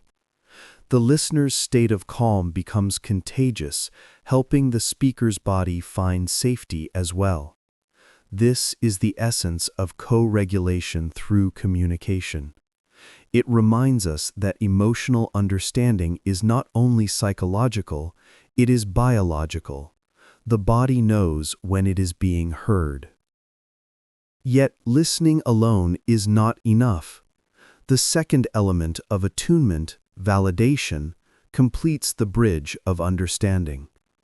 Validation is the act of acknowledging another's inner experience as real and legitimate, even when we might see it differently. It does not require agreement. It requires empathy. When someone says, "That must have been difficult," or "I can understand why you'd feel that way," they are telling the nervous system, "You are not alone in this." Research in interpersonal neurobiology shows that such validation helps deactivate the brain's alarm circuits, reducing defensiveness and allowing for more open dialogue. Without validation, even accurate listening can fall flat. If a partner expresses sadness and the other responds with advice or logic, the moment of connection is lost. The nervous system, still searching for resonance, senses dismissal instead. But when feelings are met with acceptance, tension eases. Validation transforms discomfort into trust, creating an emotional environment where growth becomes possible. In long-term relationships, attunement and validation become the daily maintenance of love. They are the quiet practices that repair missteps and prevent resentment from hardening. Each time one partner pauses to ask, "Can you tell me more?" or says, "I didn't realize that hurt you," they are rebuilding the bridge between two inner worlds. These small gestures accumulate over years, shaping the emotional climate of the relationship more profoundly than grand declarations ever could. Attunement also teaches humility. It reminds us that we can never fully know another person's experience, but we can strive to understand. Every individual carries a unique history that shapes how they perceive safety and threat. By staying curious instead of certain, partners allow space for difference. This curiosity is not passive. It is an active engagement that keeps love alive. It tells the other, "You are worth knowing, even in your complexity." The science of empathy offers an even deeper understanding of attunement. Functional MRI studies have revealed that when one person witnesses another's emotion, the same neural circuits activate in both brains. This shared resonance, sometimes called empathic attunement, is the biological basis of compassion. It explains why a yawn spreads through a room, why we flinch when we see someone stub their toe, or why tears rise when a loved one cries. Human nervous systems are wired for connection. Attunement is how that wiring fulfills its purpose. Still, maintaining attunement is not always easy. Fatigue, stress, and distraction can narrow our capacity to notice others. The brain, when overloaded, retreats into self-protection, making empathy harder to access. This is why mindfulness and self-regulation are essential companions to attunement. When we calm our own nervous system first, through breathing, rest, or reflection, we create the internal stability needed to tune into someone else's frequency. One cannot listen deeply from a storm. True attunement also requires emotional honesty. To connect with another's feelings, we must stay in touch with our own. People who habitually suppress emotions often struggle to read them in others, because the same neural pathways process both. Emotional awareness, therefore, begins within. By noticing our own reactions with kindness, our tension, irritation, or sadness, we practice the same compassion we hope to offer others. In this way, self-attunement becomes the foundation for interpersonal attunement. When both partners cultivate this awareness, communication transforms. Conflicts lose their sharp edges because each person can sense the vulnerability behind the other's defenses. A frustrated tone becomes an invitation for care rather than counterattack. A moment of silence becomes space for reflection instead of withdrawal. Over time, this sensitivity forms a loop of mutual regulation, the gentle back and forth that defines secure relationships. Even in small, ordinary moments, attunement leaves its mark. A shared glance across a crowded room, a quiet "I know" during a difficult conversation, a hand offered wordlessly when tears begin. These are not trivial gestures. They are the micro moments of connection that the nervous system records as evidence of love. The accumulation of such moments builds the emotional safety that allows a relationship to weather hardship. Ultimately, attunement is not a technique to master, but a way of being.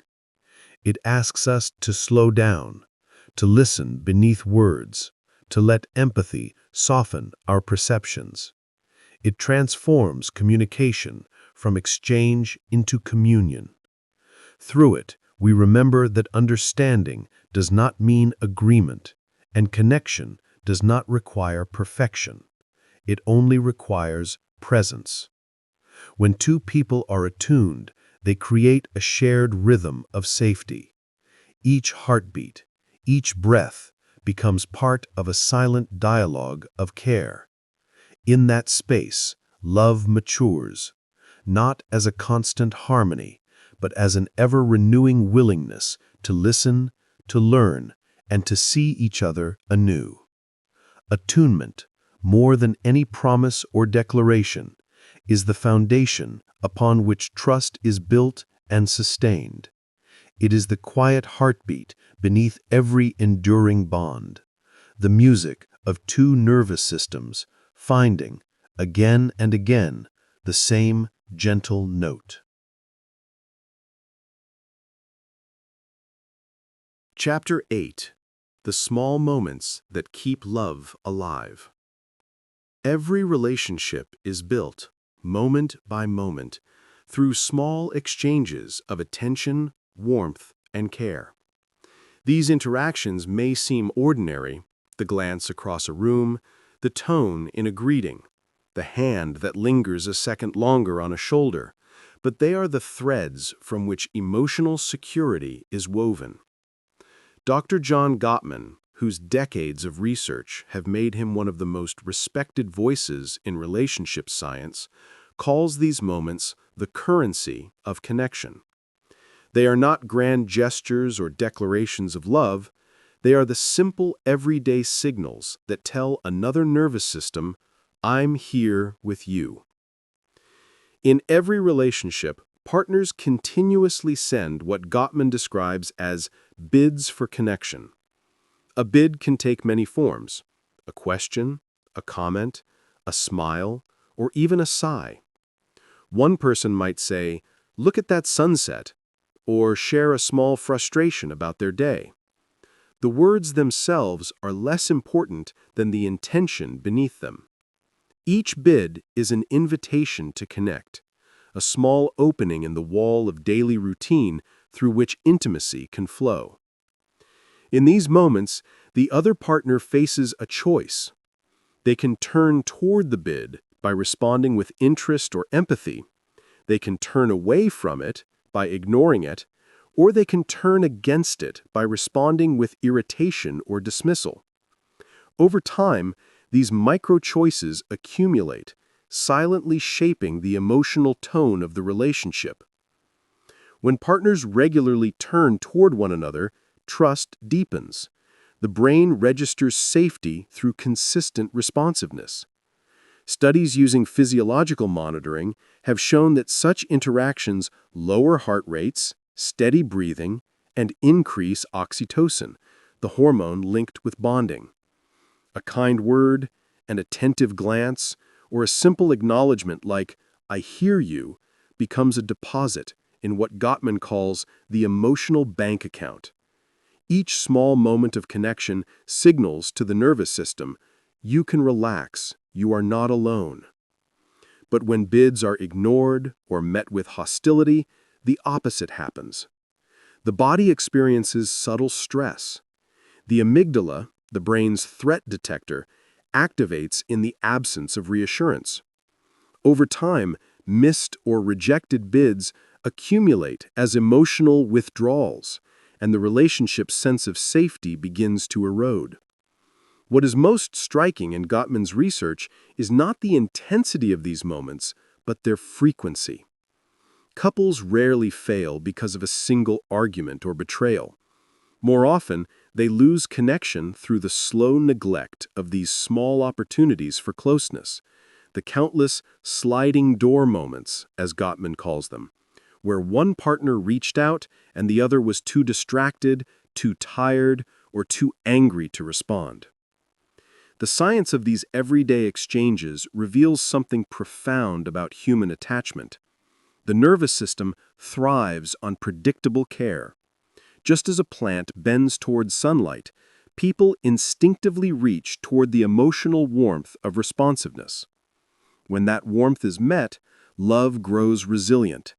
When it is withheld, the relationship may continue outwardly, but begins to wither internally.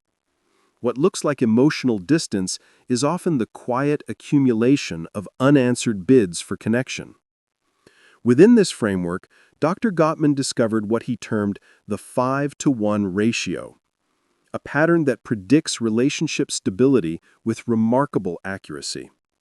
In successful, long-lasting couples, there are at least 5 positive interactions for every negative one, even during conflict. These positive interactions might be small gestures, humor in the middle of an argument, a reassuring touch, a word of appreciation, but together they outweigh moments of frustration or misunderstanding. This ratio acts as an emotional buffer, keeping the nervous system grounded in safety even when tension arises. From a biological perspective, this makes perfect sense.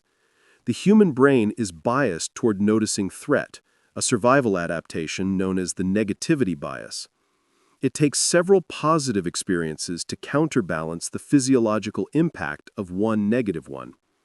Thus, relationships that maintain a high positive to negative ratio provide a sense of predictability and calm that helps both partners stay regulated. Their bodies learn, again and again, that even when conflict appears, it will be followed by repair and warmth. In this way, emotional safety is not the absence of negativity, but the presence of reliable recovery. Imagine, for example, a couple who disagrees during dinner. One partner feels dismissed and withdraws. The other, noticing the change, gently reaches across the table and says, "I didn't mean to hurt you. I just said it poorly. The tension eases and the evening continues. In that small repair, the positive balance of their emotional bank account remains intact. Now picture another couple who faces the same disagreement but leaves it unresolved.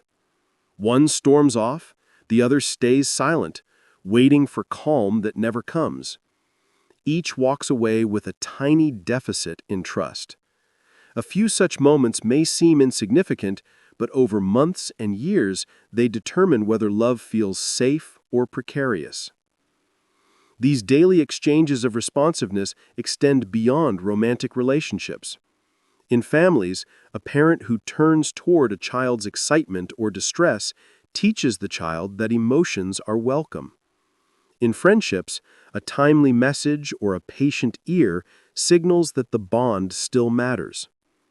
Even brief encounters between coworkers, neighbors, or strangers follow the same nervous system logic. Every human being, regardless of culture, carries the biological need for connection. A single kind response can activate safety pathways that ripple through both bodies, easing tension and fostering mutual goodwill. Over time, the emotional bank account becomes a map of shared history. Each moment of laughter, understanding, or forgiveness is a deposit that builds resilience. Each ignored bid or harsh reply is a withdrawal that weakens the foundation. When the balance remains high, partners can withstand stress, illness, conflict, or external pressures without losing faith in the relationship's stability.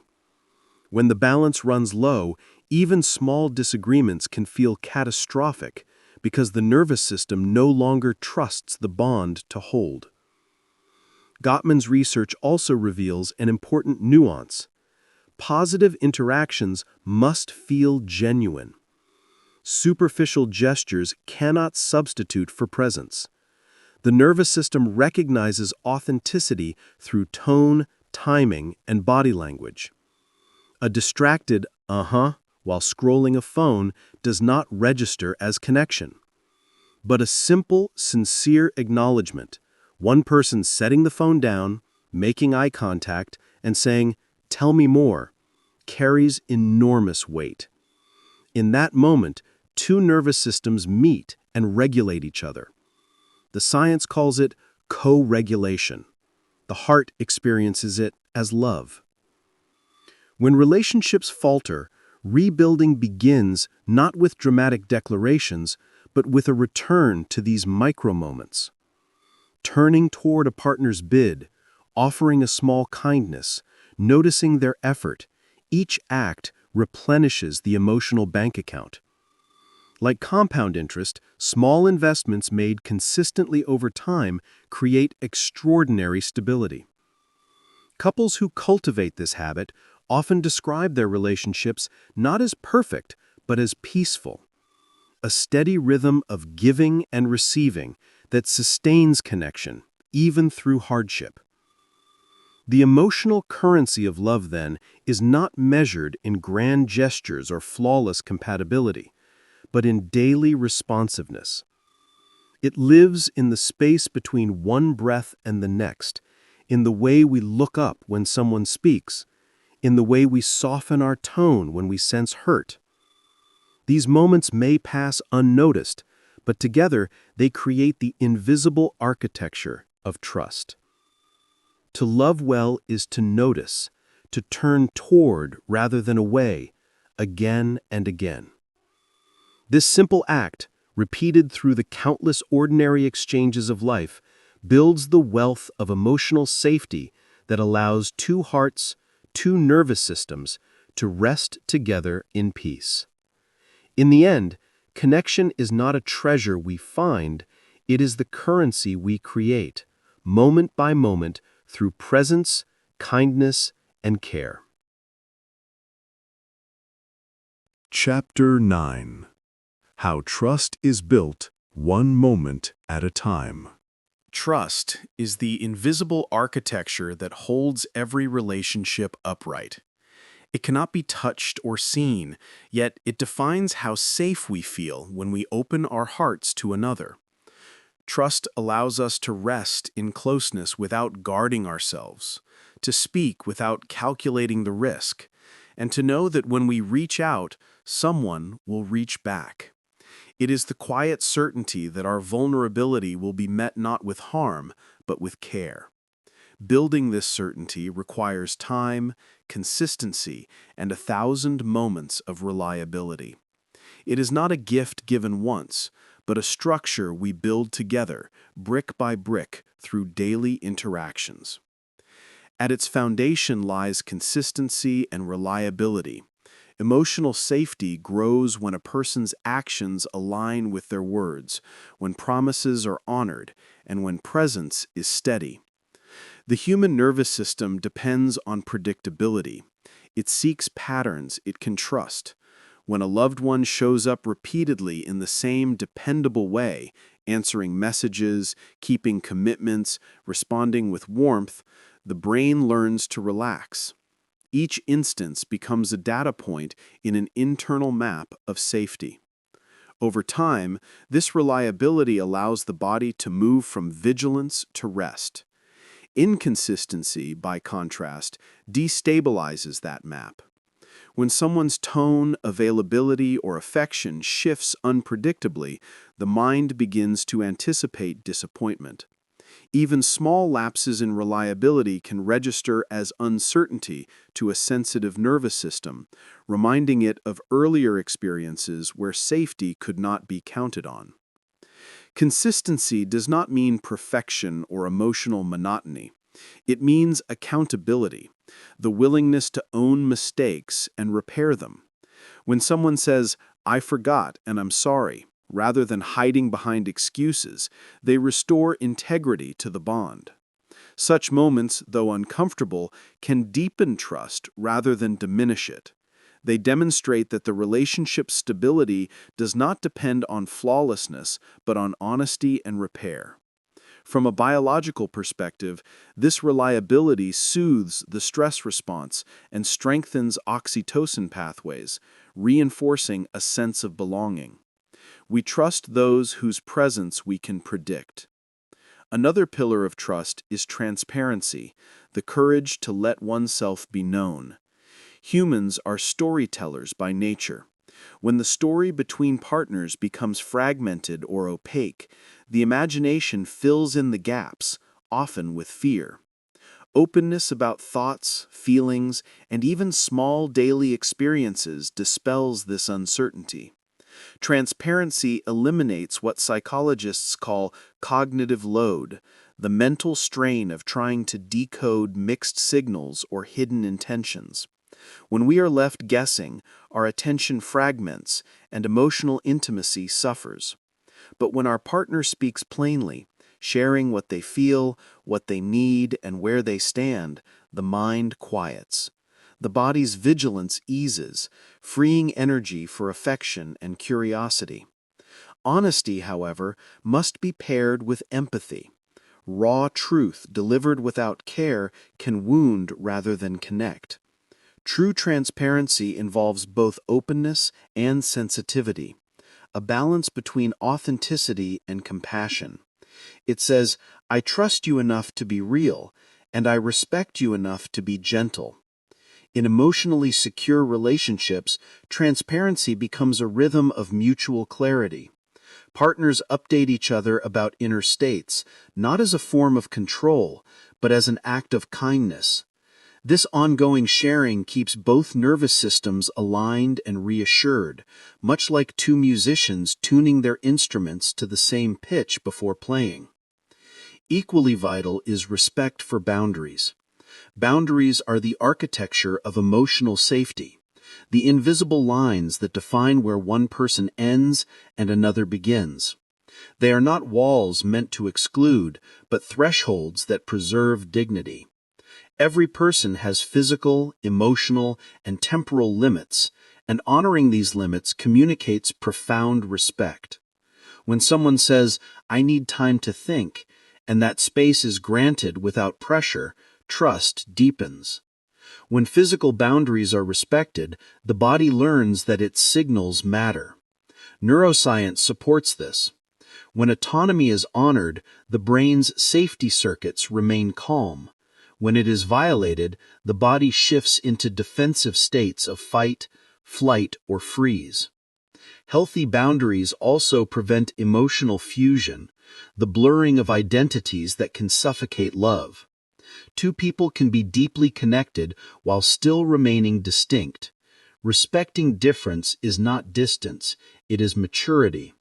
It allows love to flow freely rather than being clouded by control or dependency.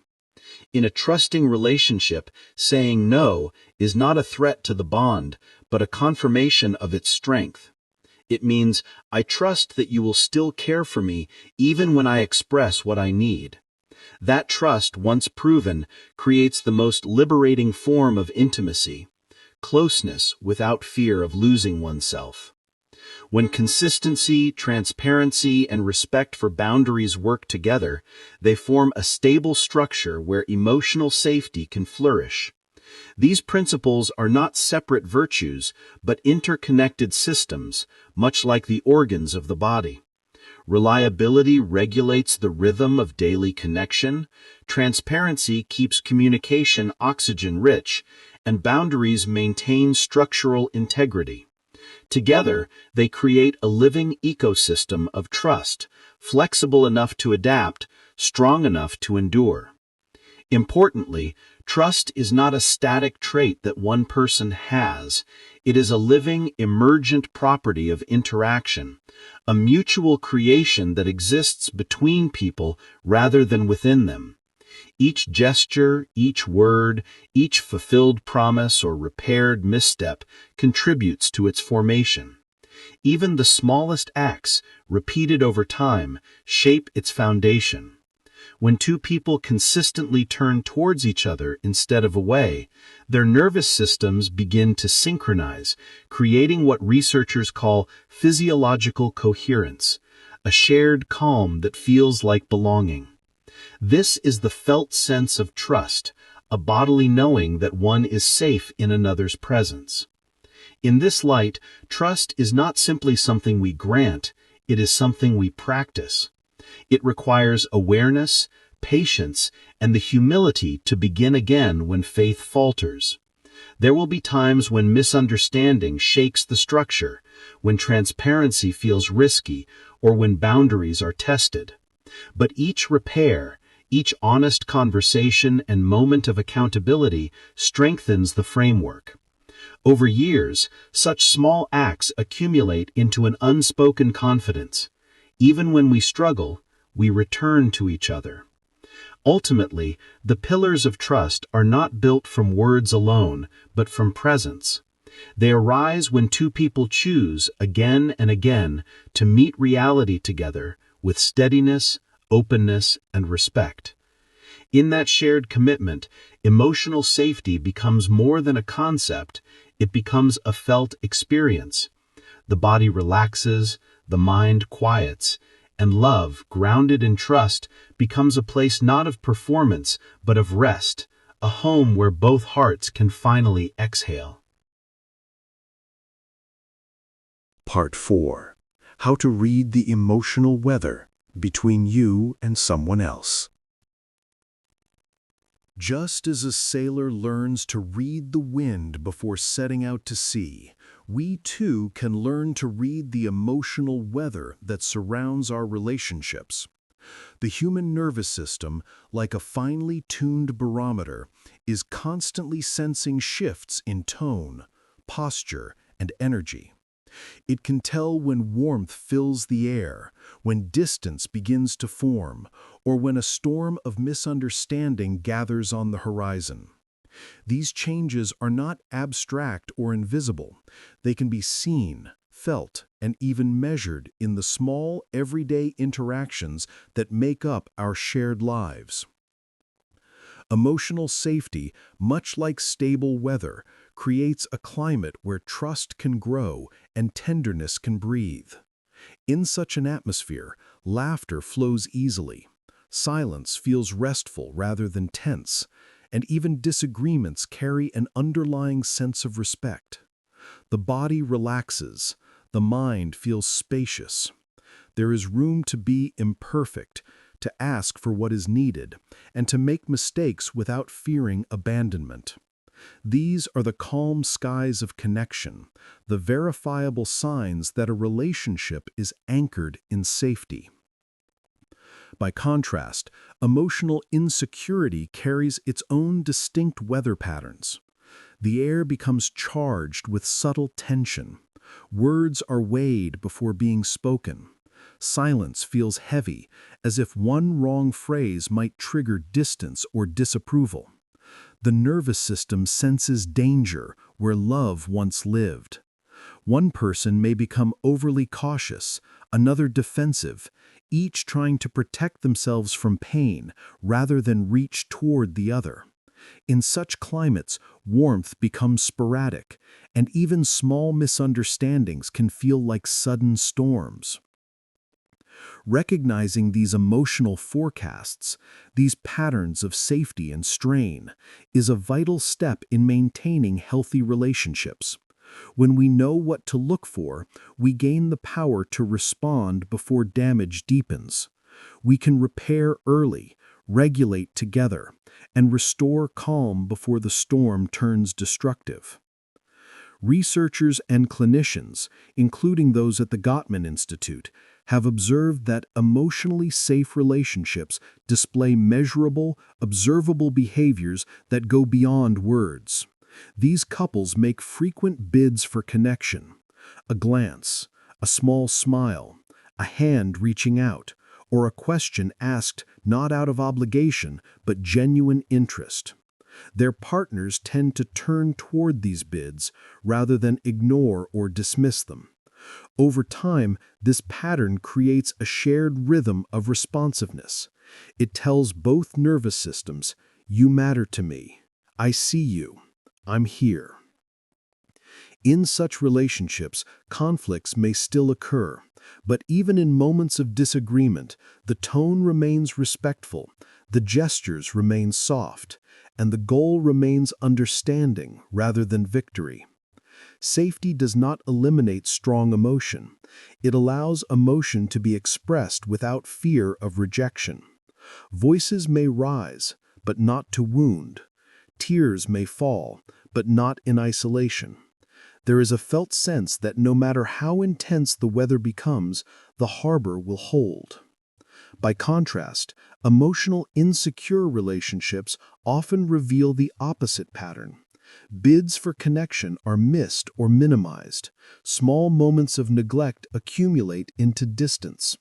Conversations may become charged or numb, filled with defensiveness, sarcasm, or polite disconnection. Partners may walk on eggshells, unsure whether honesty will lead to empathy or conflict. This is not because either person is bad or incapable of love. It is because both are trying to protect themselves from a perceived threat. Their nervous systems are in survival mode, mistaking each other for danger when what they truly crave is safety. The emotional climate of a relationship can often be read through body language and tone. In a safe atmosphere, there is openness in posture, softness in the eyes, and warmth in the voice. Conversations have a sense of give and take, like two people breathing in rhythm. In insecure climates, the body tells a different story. Crossed arms, tightened jaws, averted gazes. The nervous system, sensing risk, begins to close. Even without words, both people feel the shift. The weather has changed. Learning to recognize these signs allows us to become more skillful navigators of connection. Instead of reacting blindly to tension, we can pause and ask, what is happening in the atmosphere between us? Sometimes the answer lies not in fixing the other person, but in calming our own internal weather first. A deep breath, a softened voice, or a simple acknowledgement, "I can feel we're both tense right now," can begin to clear the air. Emotional climates are contagious. One person's calm can invite another's nervous system to settle. Over time, this awareness cultivates what psychologists call meta-communication, the ability to talk about how we're communicating, not just about the content of our disagreements. In emotionally safe relationships, this becomes second nature. Partners can say, "I felt distant from you earlier," or "that tone made me shut down," without fear of punishment. In doing so, they make the invisible visible. They become meteorologists of their shared inner weather, able to anticipate storms and navigate them with grace. These patterns, connection and disconnection, warmth and withdrawal, are not fixed traits, but shifting states. Every relationship cycles through them. The goal is not to remain in perpetual sunshine, but to build the resilience to restore warmth after coldness, calm after turbulence. Just as the Earth's atmosphere self-regulates after storms, emotionally safe relationships recover quickly because both partners know how to return to safety together. When you begin to observe your own relationships this way, you may notice small but powerful signs of safety: laughter that comes easily, the comfort of shared silence, the relief of being understood without long explanations. And you may also notice the warning signs of insecurity: the subtle tightening in your chest, the hesitation before speaking, the sense that the air between you has grown thin. These are not signs to fear, but invitations to repair. They are signals from the emotional climate itself, asking for attention, empathy, and care. To read the relational atmosphere, then, is to practice awareness without judgment. It is to notice the shifts in tone, distance, and presence that define the unseen language of connection. Once you can read this language, you no longer feel lost when storms arise. You begin to see that even turbulence has meaning, that every gust of tension, every silence is the nervous system's way of calling for safety. In the chapters that follow, we will explore specific behaviors that reliably indicate safety: trust, curiosity, playfulness, and openness, and those that reveal its absence: defensiveness, contempt, withdrawal, and fear. For just as the quality of air determines how deeply we can breathe, the quality of our emotional climate determines how deeply we can love. Chapter 10. How you know you're safe with someone. An emotionally safe relationship is like a steady harbor, a place where both hearts can return after the unpredictable tides of daily life. It does not mean a relationship without waves or tension. Rather, it is one where the foundation is strong enough to withstand them. Emotional safety is the quiet assurance that you can show up as your true self, knowing you will not be met with judgment, ridicule, or fear. It is the felt sense of being both seen and accepted, even in moments of imperfection. At its core, emotional safety gives rise to authenticity. In such relationships, both people feel free to bring forward the fullness of who they are, their strengths, insecurities, dreams, and doubts. They do not need to edit their personality or hide their emotions to preserve harmony. Vulnerability becomes not a liability, but an offering, something precious that is received with care rather than weaponized in later conflicts. When one person says, "I feel sad," or "I was afraid you'd be upset," they are not punished for honesty. They are met with warmth, acknowledgement, and curiosity. This acceptance sends powerful cues to the body's nervous system. You are safe here. You can relax. In that relaxation, connection deepens. In contrast, when authenticity is punished or dismissed, the body learns caution. People begin to hide small pieces of themselves, hoping to avoid criticism or rejection. Over time, this self-censorship erodes intimacy. The relationship may appear calm, but underneath the silence lies disconnection, a quiet loneliness that grows each time truth is withheld. Psychologists call this phenomenon emotional incongruence, when one's inner experience does not match what is shown outwardly. Emotional safety dissolves this incongruence. It replaces performance with presence, creating a bond grounded in truth rather than pretense. A second hallmark of emotional safety is open, respectful communication. In such relationships, difficult topics are not feared. They are approached with care. Partners listen with the intention to understand, not to react or defend. This is what researchers call active listening, a process that engages both the mind and the nervous system. The listener maintains soft eye contact, allows pauses, and reflects back understanding through small verbal and nonverbal signals. These gestures, simple as they may seem, trigger the ventral vagal system in the brainstem, the very mechanism that signals safety and connection. The heart rate slows, the voice softens, and mutual calm emerges. In this way, respectful communication is not only emotional but physiological. It stabilizes both bodies, allowing clarity to replace chaos. Respectful communication also means creating space for difference. Two people can hold opposing views without threatening the bond that unites them.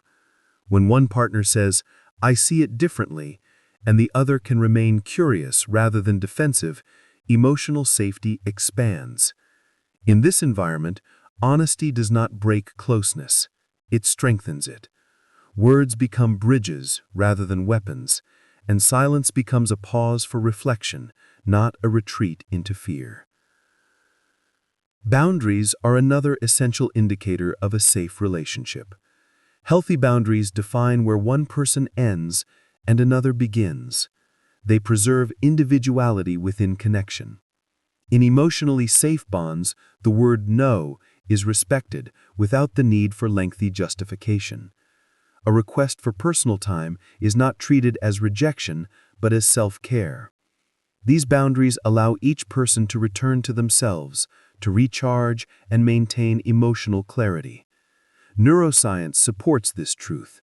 When people feel that their autonomy is respected, the stress circuits of the brain quiet down, creating a more stable baseline of well-being. Respecting boundaries is thus not distance, it is trust in practice.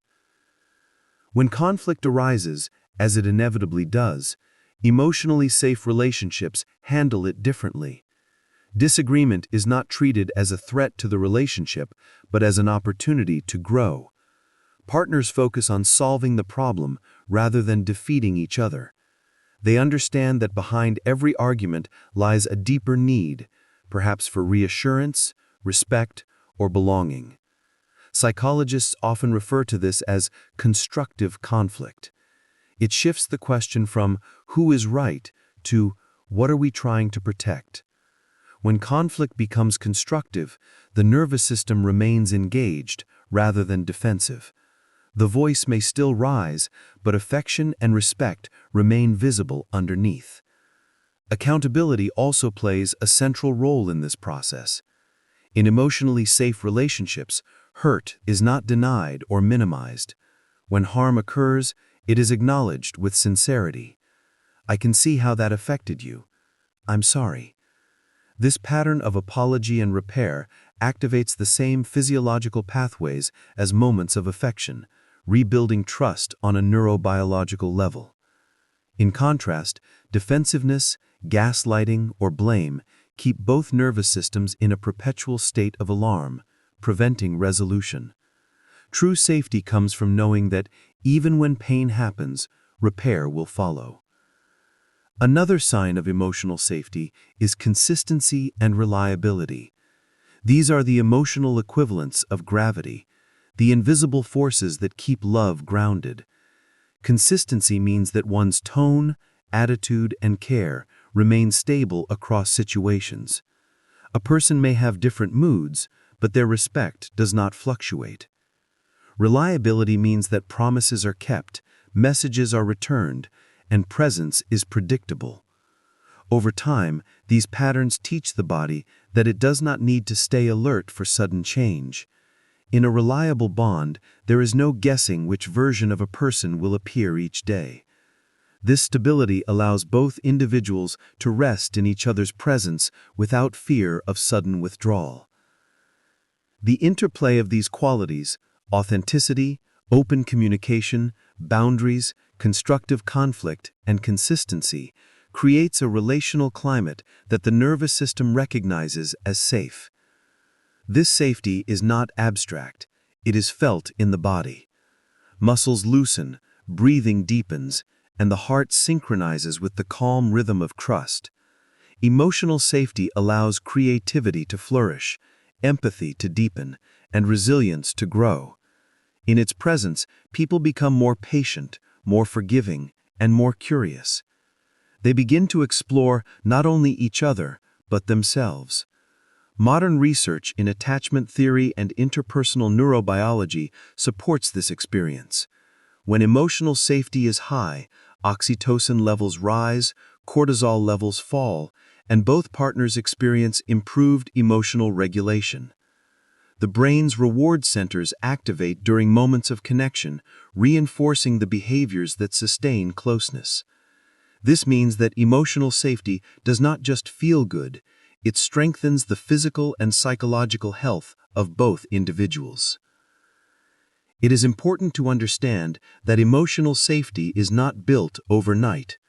It develops gradually through consistent acts of attention, empathy, and accountability. It thrives when people respond gently to each other's vulnerability, when honesty is met with understanding rather than punishment. In its truest form, emotional safety creates a partnership where both can grow without fear, where silence feels peaceful, where words flow freely, and where love becomes not a performance, but a refuge. In such relationships, the nervous system finally learns to rest. The body no longer braces for rejection. The mind no longer replays every conversation for hidden danger. Instead, there is a quiet knowing, I can be myself here.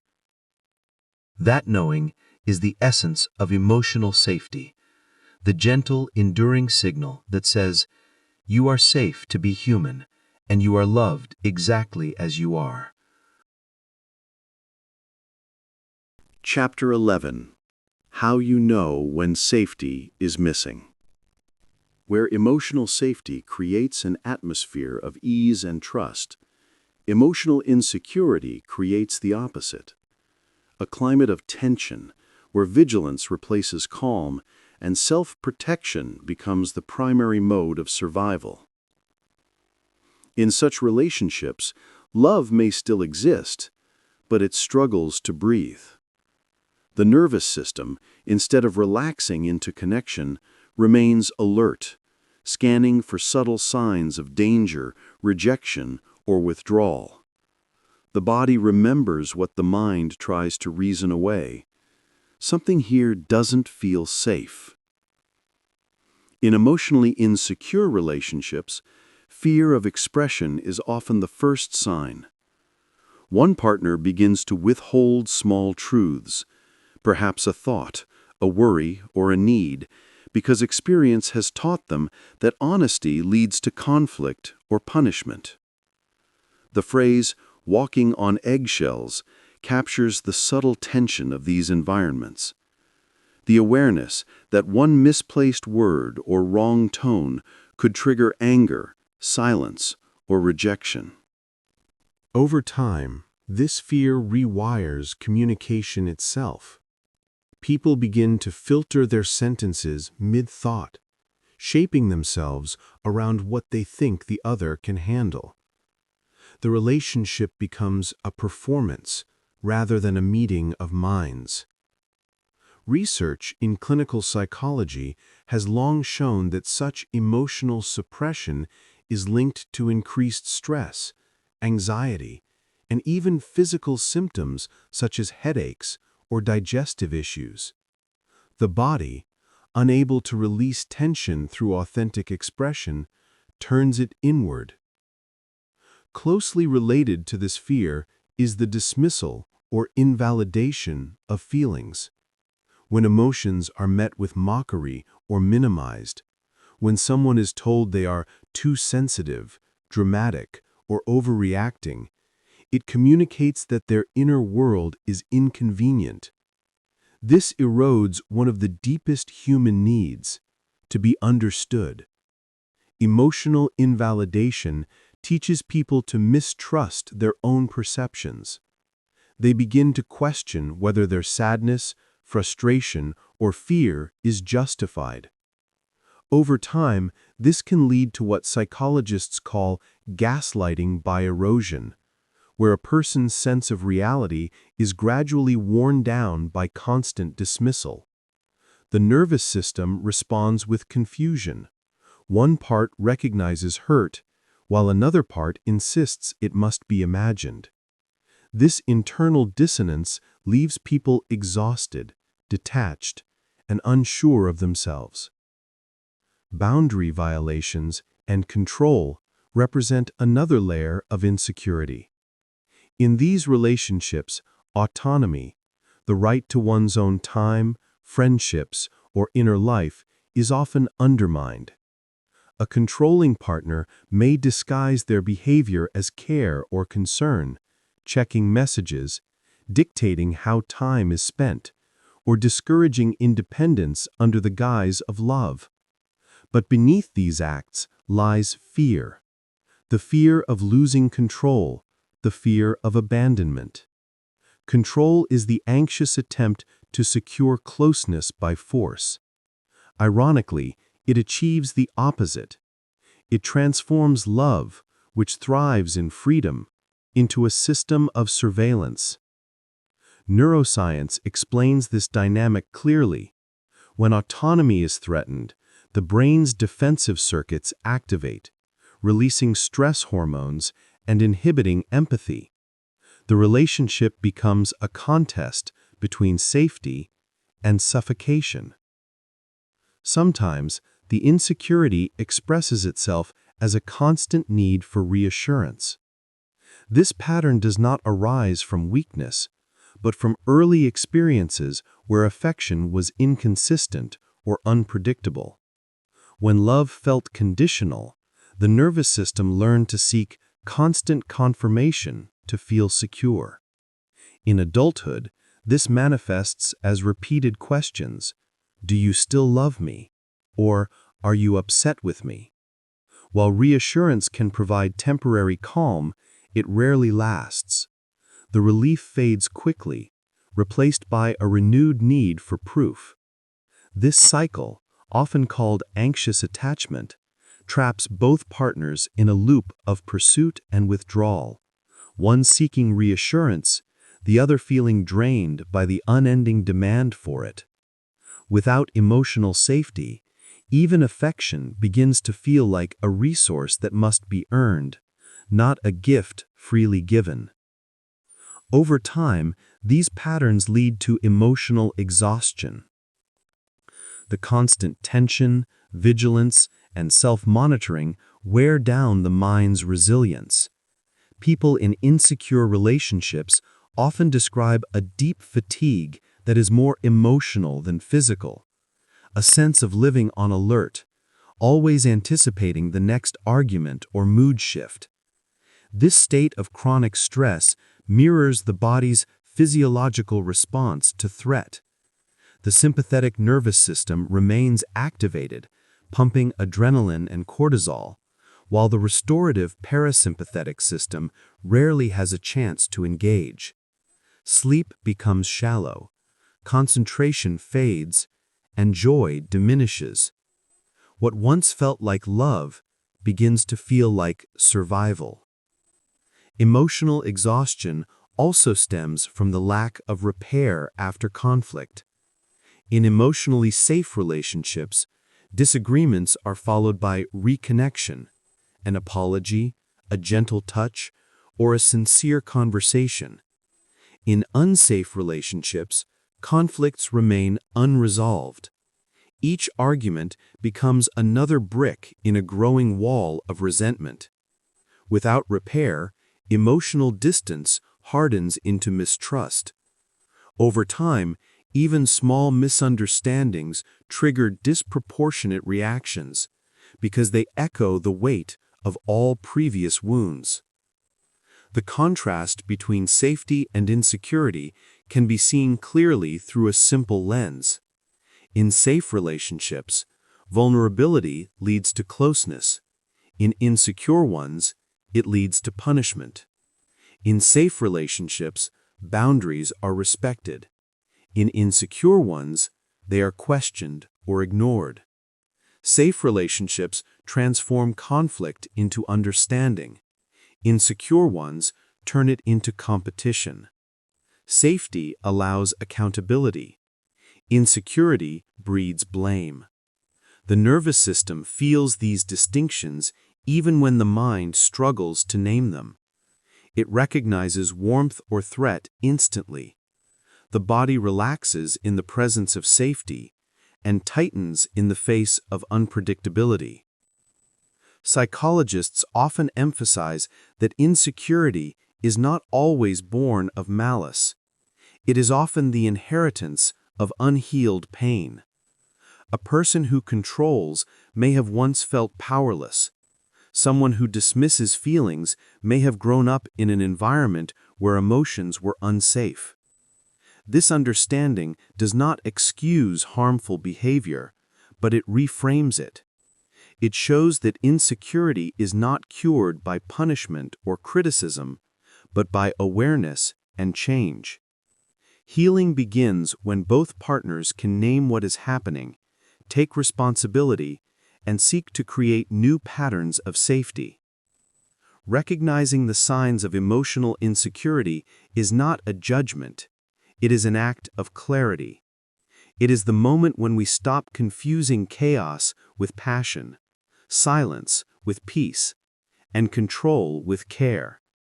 It is the realization that love cannot thrive in an atmosphere of fear. Real connection requires space to breathe, to speak, and to rest. Ultimately, the difference between an emotionally secure and insecure relationship lies in what the nervous system learns over time. In one, it learns to relax, to trust, to expand. In the other, it learns to guard, to shrink, to brace for impact. The contrast is not abstract. It is written in the body's rhythms, in the depth of the breath, in the way the heart responds when a partner enters the room. To move from insecurity towards safety is a gradual process. It begins with awareness, followed by courage. The courage to set boundaries, to seek help, to ask for consistency, or, when necessary, to walk away. Healing requires both partners to relearn the language of trust, to listen without defensiveness, to validate without fear, and to offer honesty without threat. With time, even relationships once marked by insecurity can become places of steadiness. Safety is not something found by accident. It is something built, patiently, moment by moment, through the consistent choice to treat each other not as threats, but as human beings who wish to feel at peace in each other's presence. Part 5. Why trust fades away without you even noticing. Trust seldom vanishes with a single betrayal or an explosive argument. More often, it fades quietly, like paint weathered by years of unseen rain. It dissolves not through catastrophe, but through repetition. Through countless, small, unattended moments when understanding is replaced by defensiveness, when empathy gives way to impatience. when words meant to reassure are left unsaid.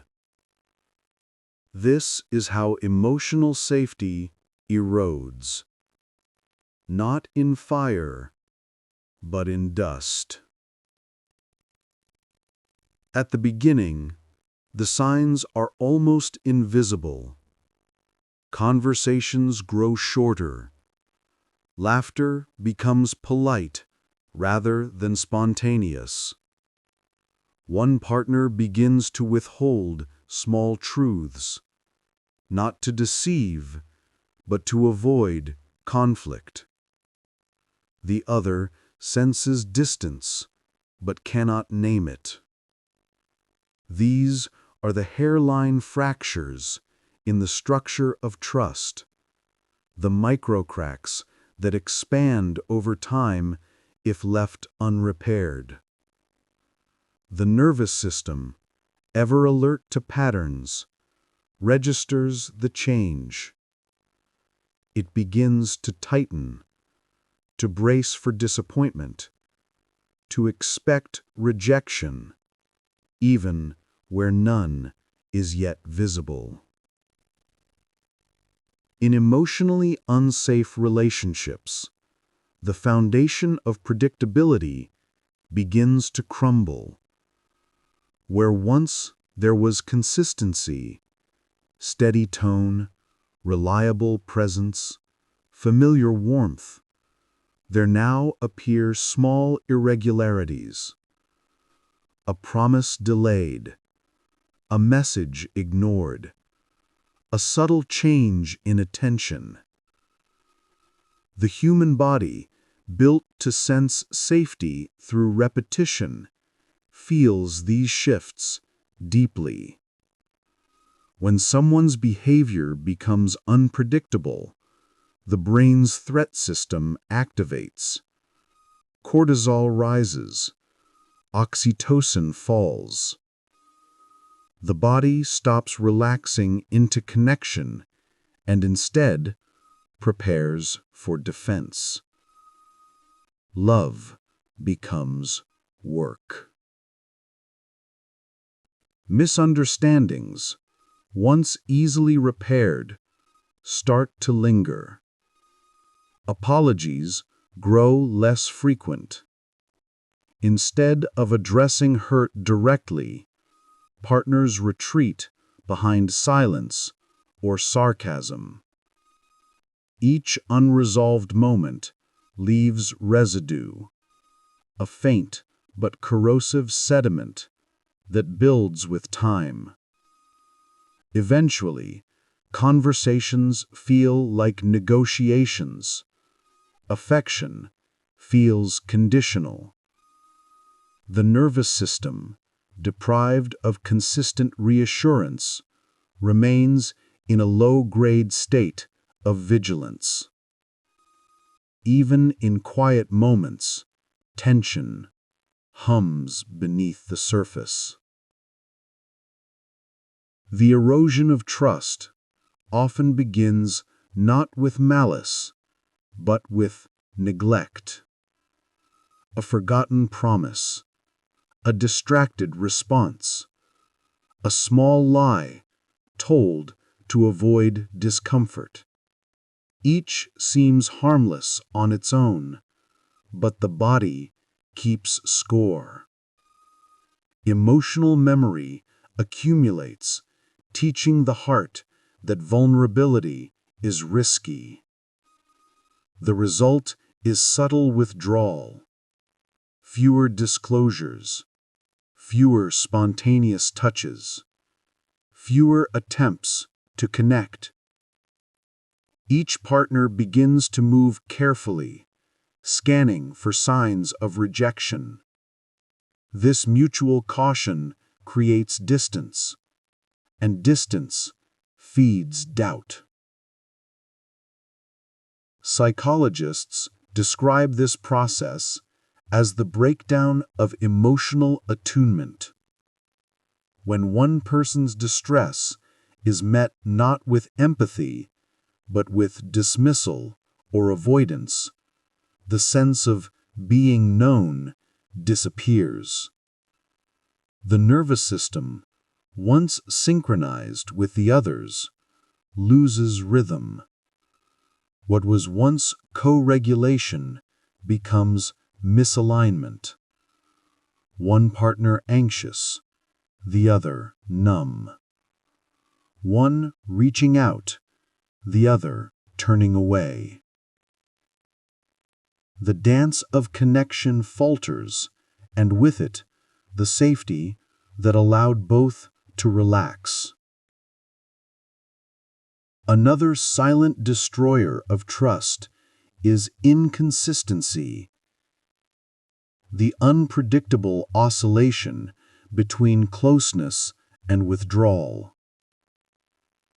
Inconsistent affection confuses the body's sense of security more than steady conflict ever could.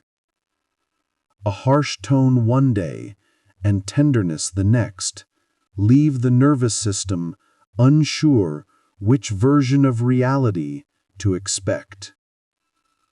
Over time, this pattern mirrors the one seen in trauma bonding. Intermittent reinforcement, where love is mingled with fear, creating attachment that feels compulsive yet unsafe.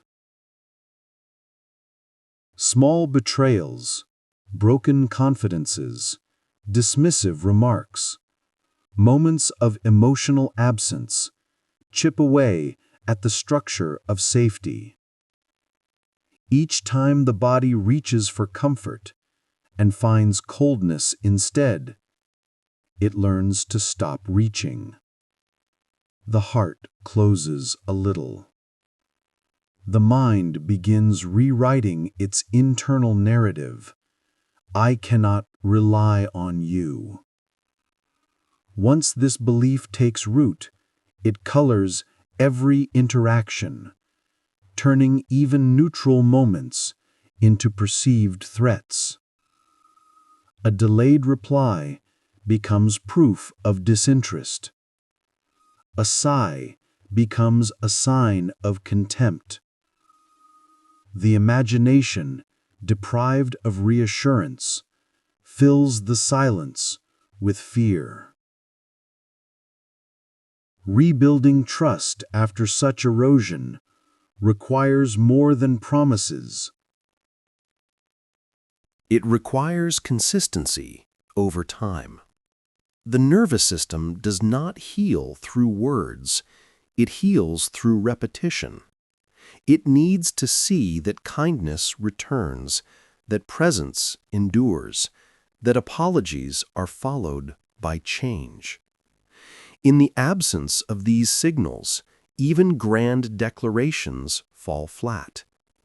Emotional safety, once compromised, must be rebuilt one reliable act at a time. Ultimately, the slow dismantling of trust is not about dramatic betrayals, but about the gradual loss of emotional presence. When partners stop turning toward each other in moments of vulnerability, the architecture of connection begins to collapse. To prevent this erosion, one must notice the small moments, the sighs, the silences, the missed bids for closeness, and choose, again and again, to respond with care. Because in the quiet maintenance of these moments lies the difference between love that endures and love that quietly disappears. Trust does not vanish overnight. It slips away through the spaces where empathy once lived. But the same law that allows erosion also allows repair. What is worn down slowly can also be rebuilt slowly. With steady attention, honesty, and kindness restored in daily gestures, the foundation of safety can thicken again. The storm may have passed through, but the house can still be made whole if both are willing to tend patiently to every quiet crack. Chapter 12. The 4 Toxic Habits That Quietly Kill Relationships. When 2 people share a life together, communication becomes the bloodstream of their connection. It carries affection, understanding, and repair through every conversation. But when communication patterns turn toxic, even the strongest bond begins to weaken. Over many years of research, observing thousands of couples, psychologists at the Gottman Institute identified 4 specific behaviors that reliably predict relational breakdown.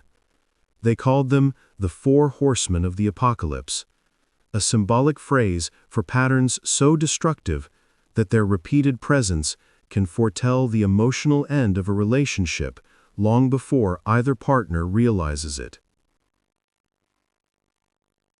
These 4 patterns, criticism, contempt, defensiveness, and stonewalling, can appear subtly at first. A sharp tone, a sarcastic remark, a sigh of dismissal. Yet, with repetition, they accumulate, changing the emotional climate of the relationship. What once felt safe and curious becomes tense and adversarial.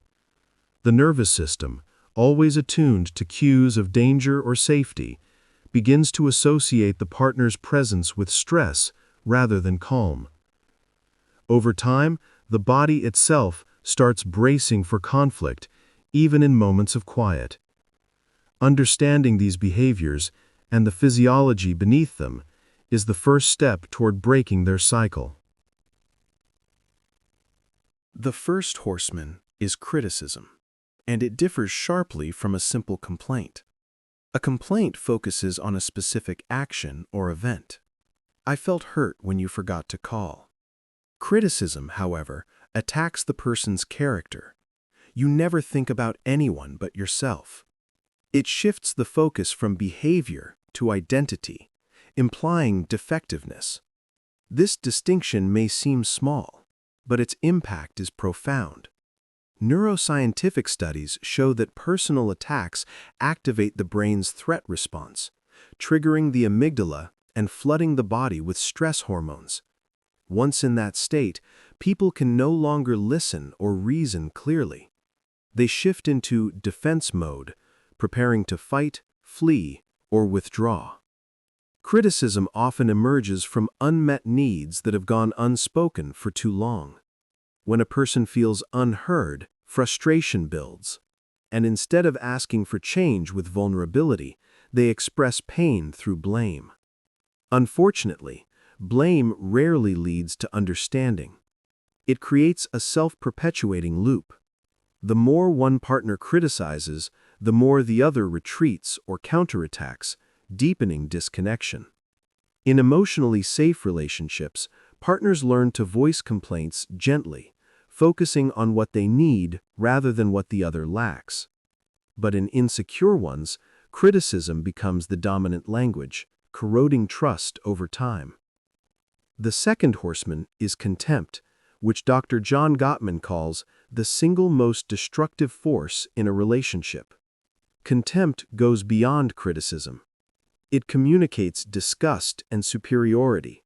It says, "I am better than you."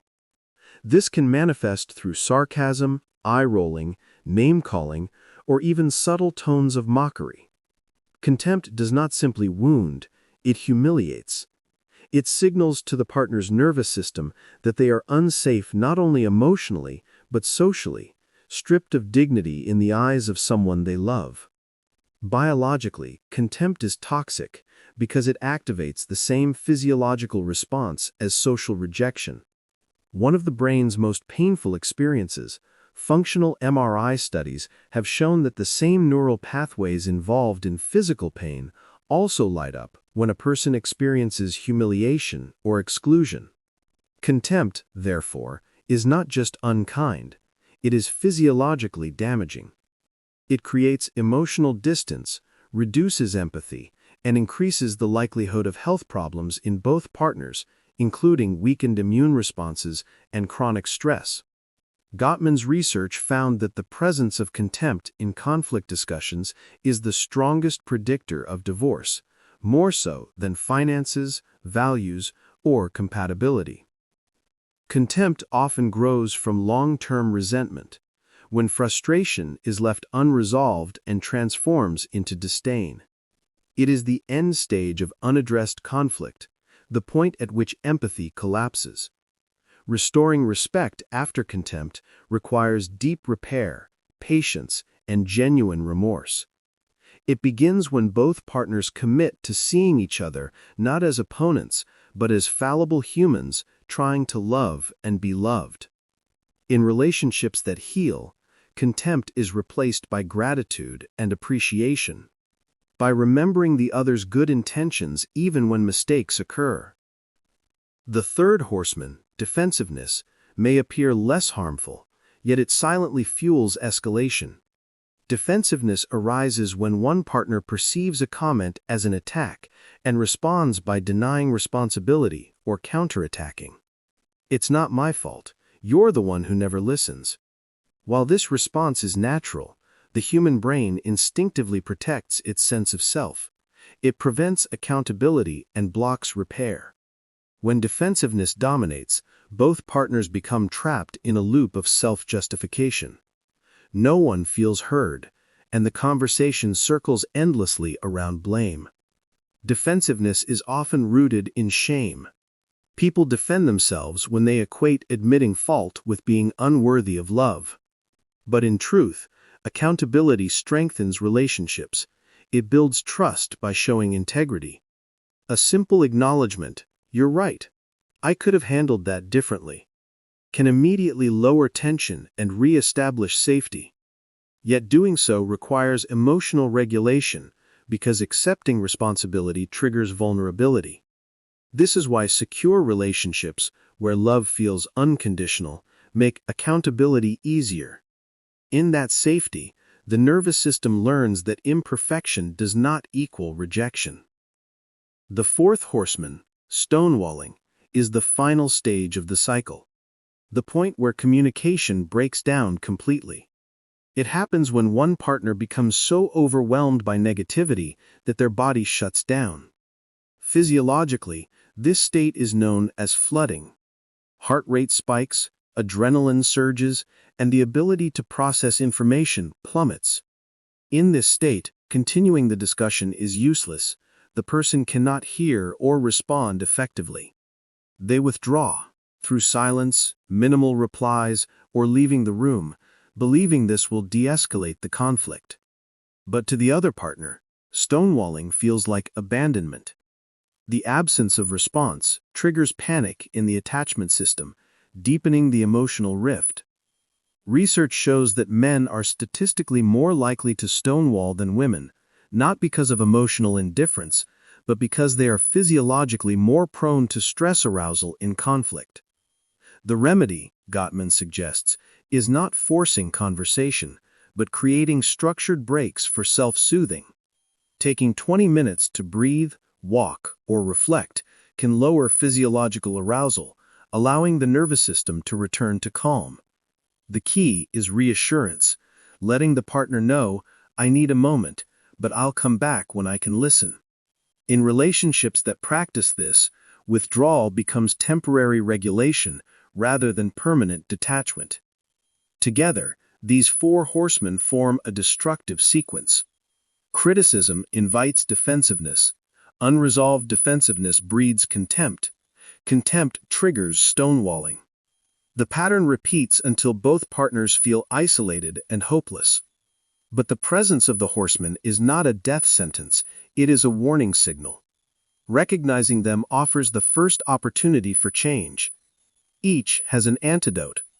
Gentleness replaces criticism. Appreciation and respect dissolve contempt. Responsibility quiets defensiveness.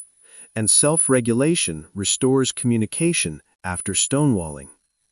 Understanding the biological and emotional roots of these patterns can bring compassion to what otherwise feels like chaos. They remind us that behind destructive behaviors lie frightened nervous systems trying to protect themselves. Criticism hides unmet needs. Contempt conceals pain that has turned to bitterness. Defensiveness masks shame. Stonewalling reflects overwhelm. When we can see these behaviors not as proof of malice, but as signals of distress, we open the door to empathy. And empathy, as countless studies confirm, is the first medicine of repair. Healthy relationships are not those without conflict, but those where partners learn to notice the horsemen and replace them with their antidotes. Over time, this awareness rewires both hearts and minds. Conversations become softer. Arguments recover faster. The body, once trained to brace for battle, learns to relax again in the presence of love. In the end, the four horsemen are not omens of doom, they are mirrors, reflecting the places where safety has been lost and where it can still be rebuilt. By facing them with understanding rather than fear, couples can transform the habits of destruction into habits of healing, turning conflict from a battlefield into a path back toward connection.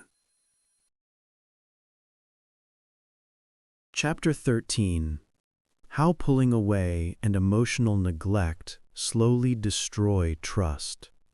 When love begins, it often feels effortless, a flow of shared laughter, attentive words, and the comforting sense of being seen. But over time, many relationships do not fall apart through arguments or betrayals. Instead, they slowly dissolve in silence. What erodes emotional safety most deeply is not always what is said or done, but what is withheld. The absence of warmth, attention, or emotional presence can corrode trust as surely as harsh words. It is a quiet unraveling, where one or both partners begin to turn away rather than toward each other.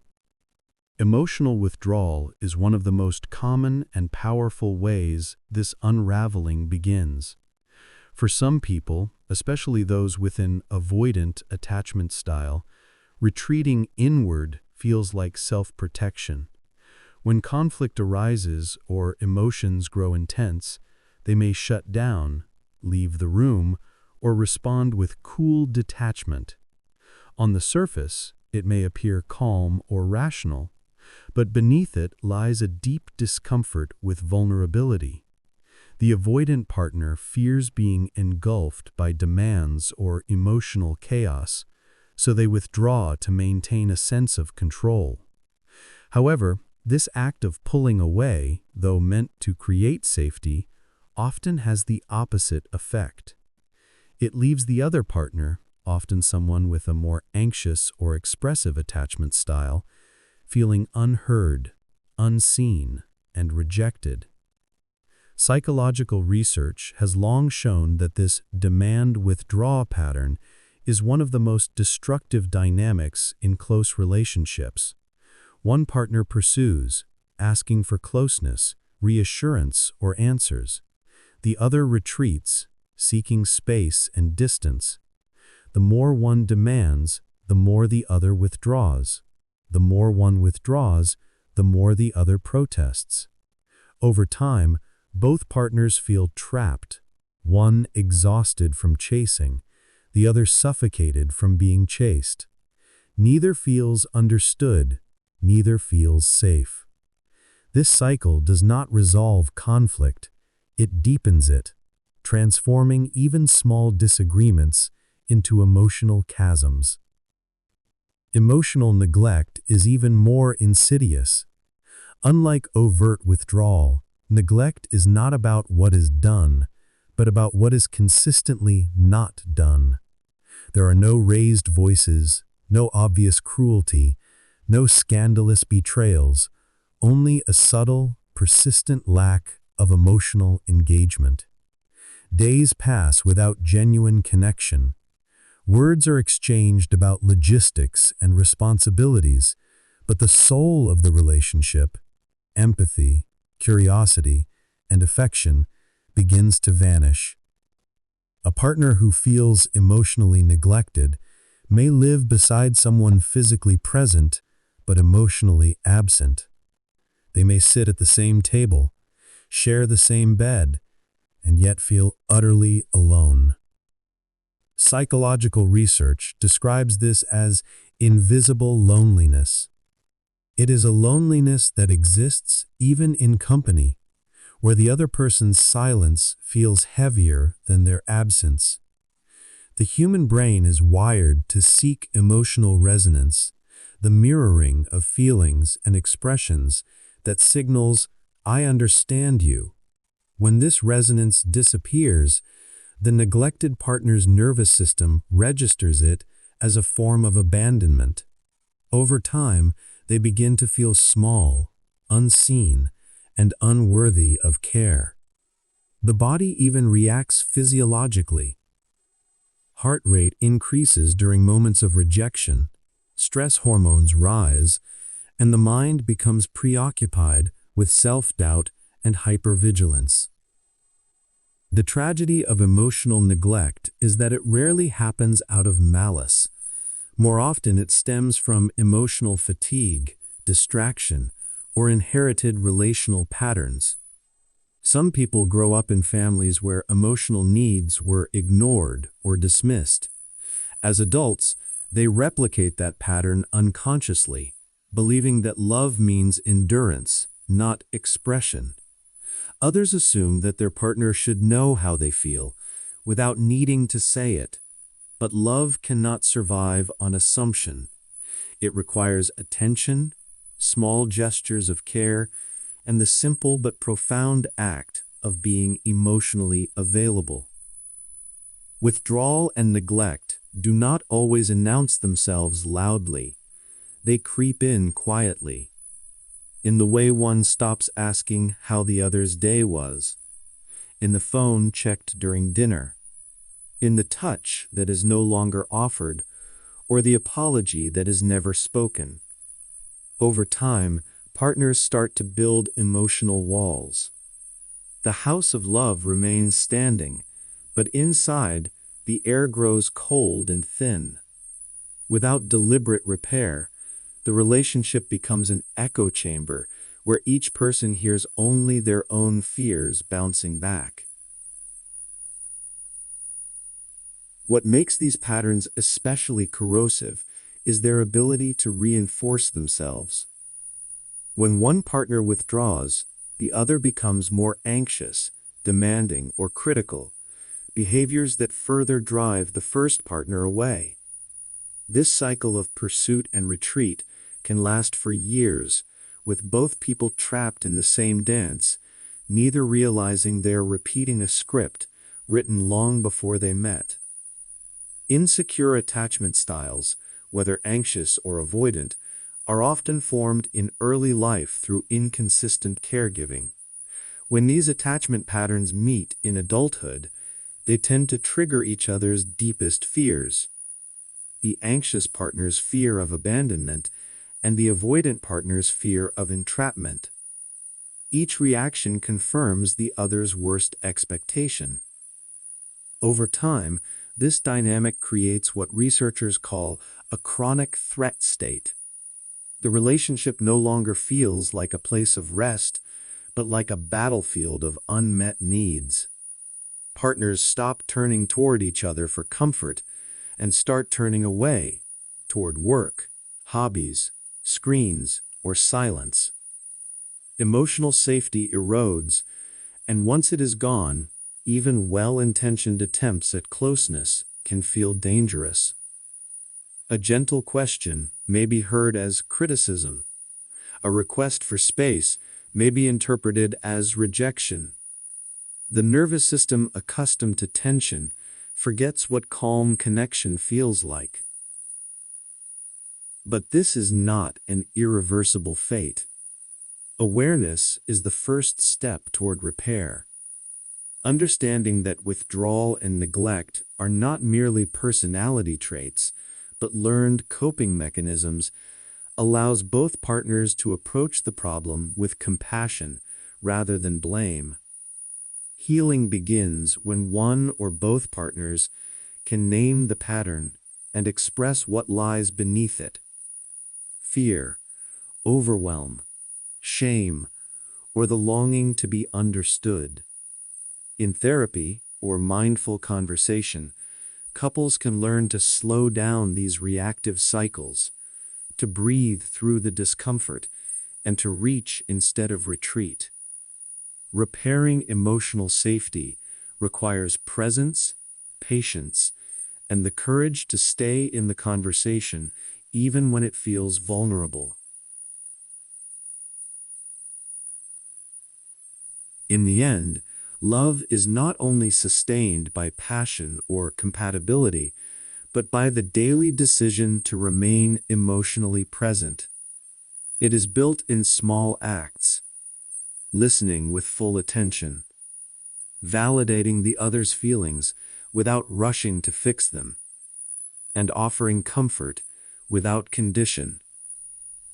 Emotional neglect and withdrawal can quietly destroy a bond, but conscious re-engagement, even in gentle, incremental steps, can restore it. When two people choose to stay connected through discomfort, they begin to rewrite their story from one of disconnection to one of safety, understanding, and enduring care.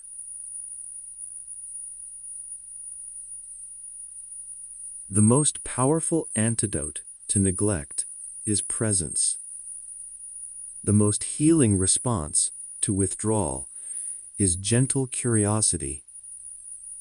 Relationships, like living organisms, thrive not through perfection, but through ongoing nourishment.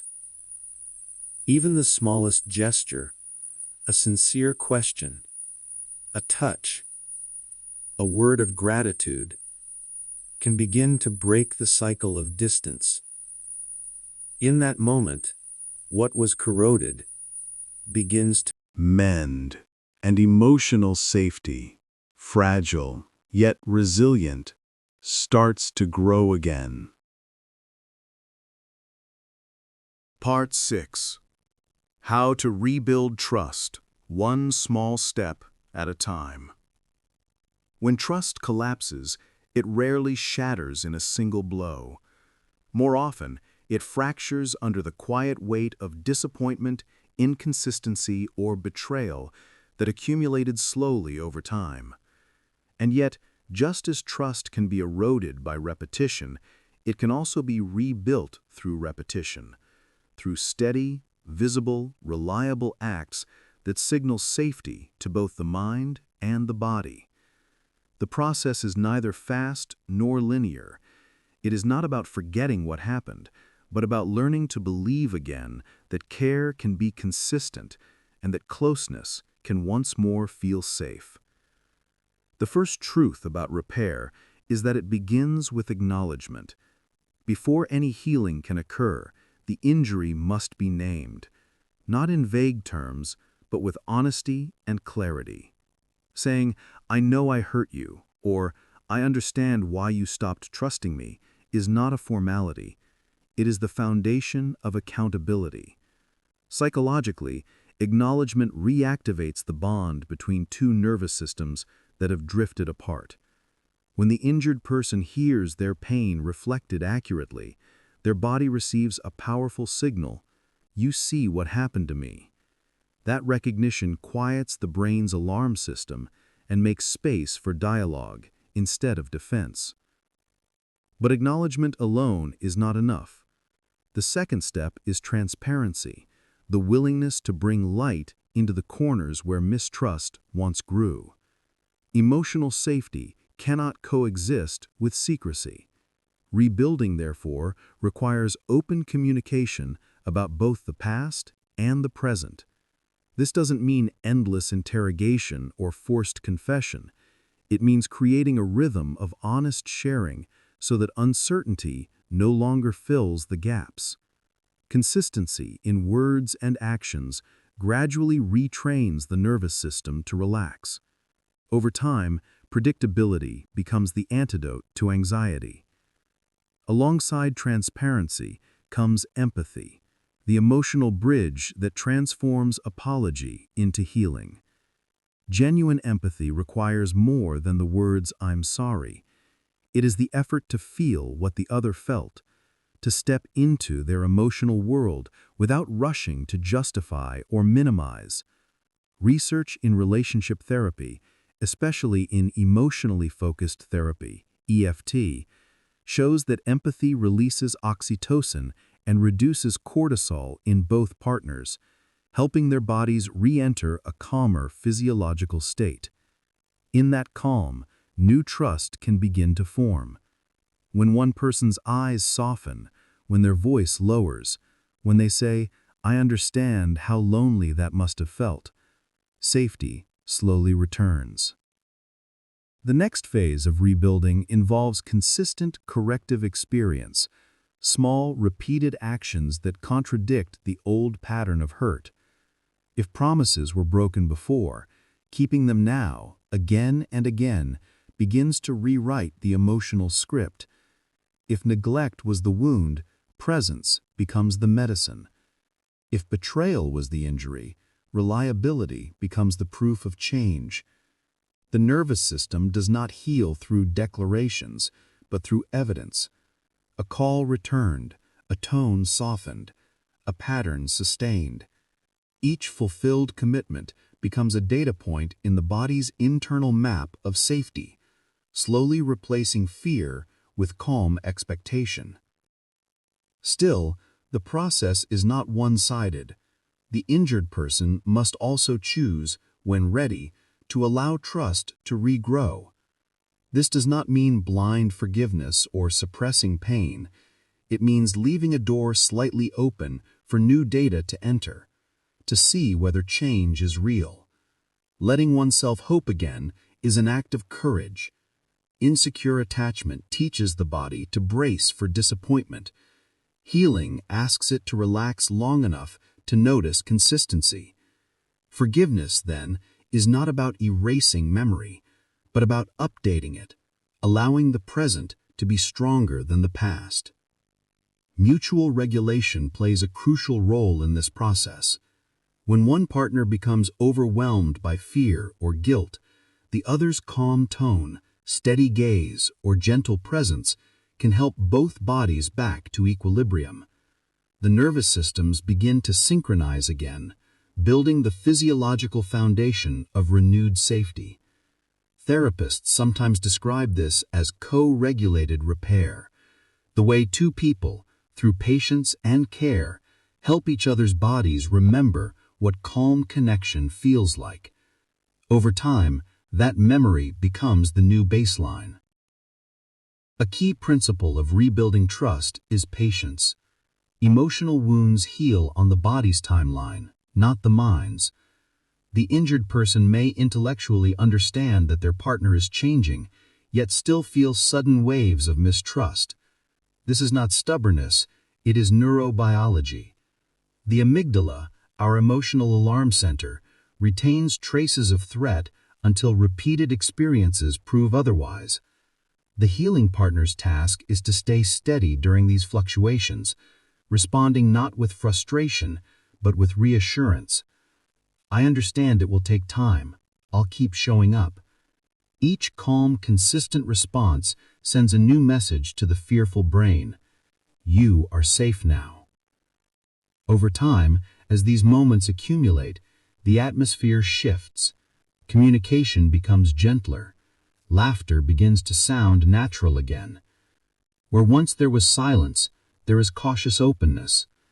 The nervous system that once prepared for rejection begins to relax into trust. It is rarely a dramatic transformation.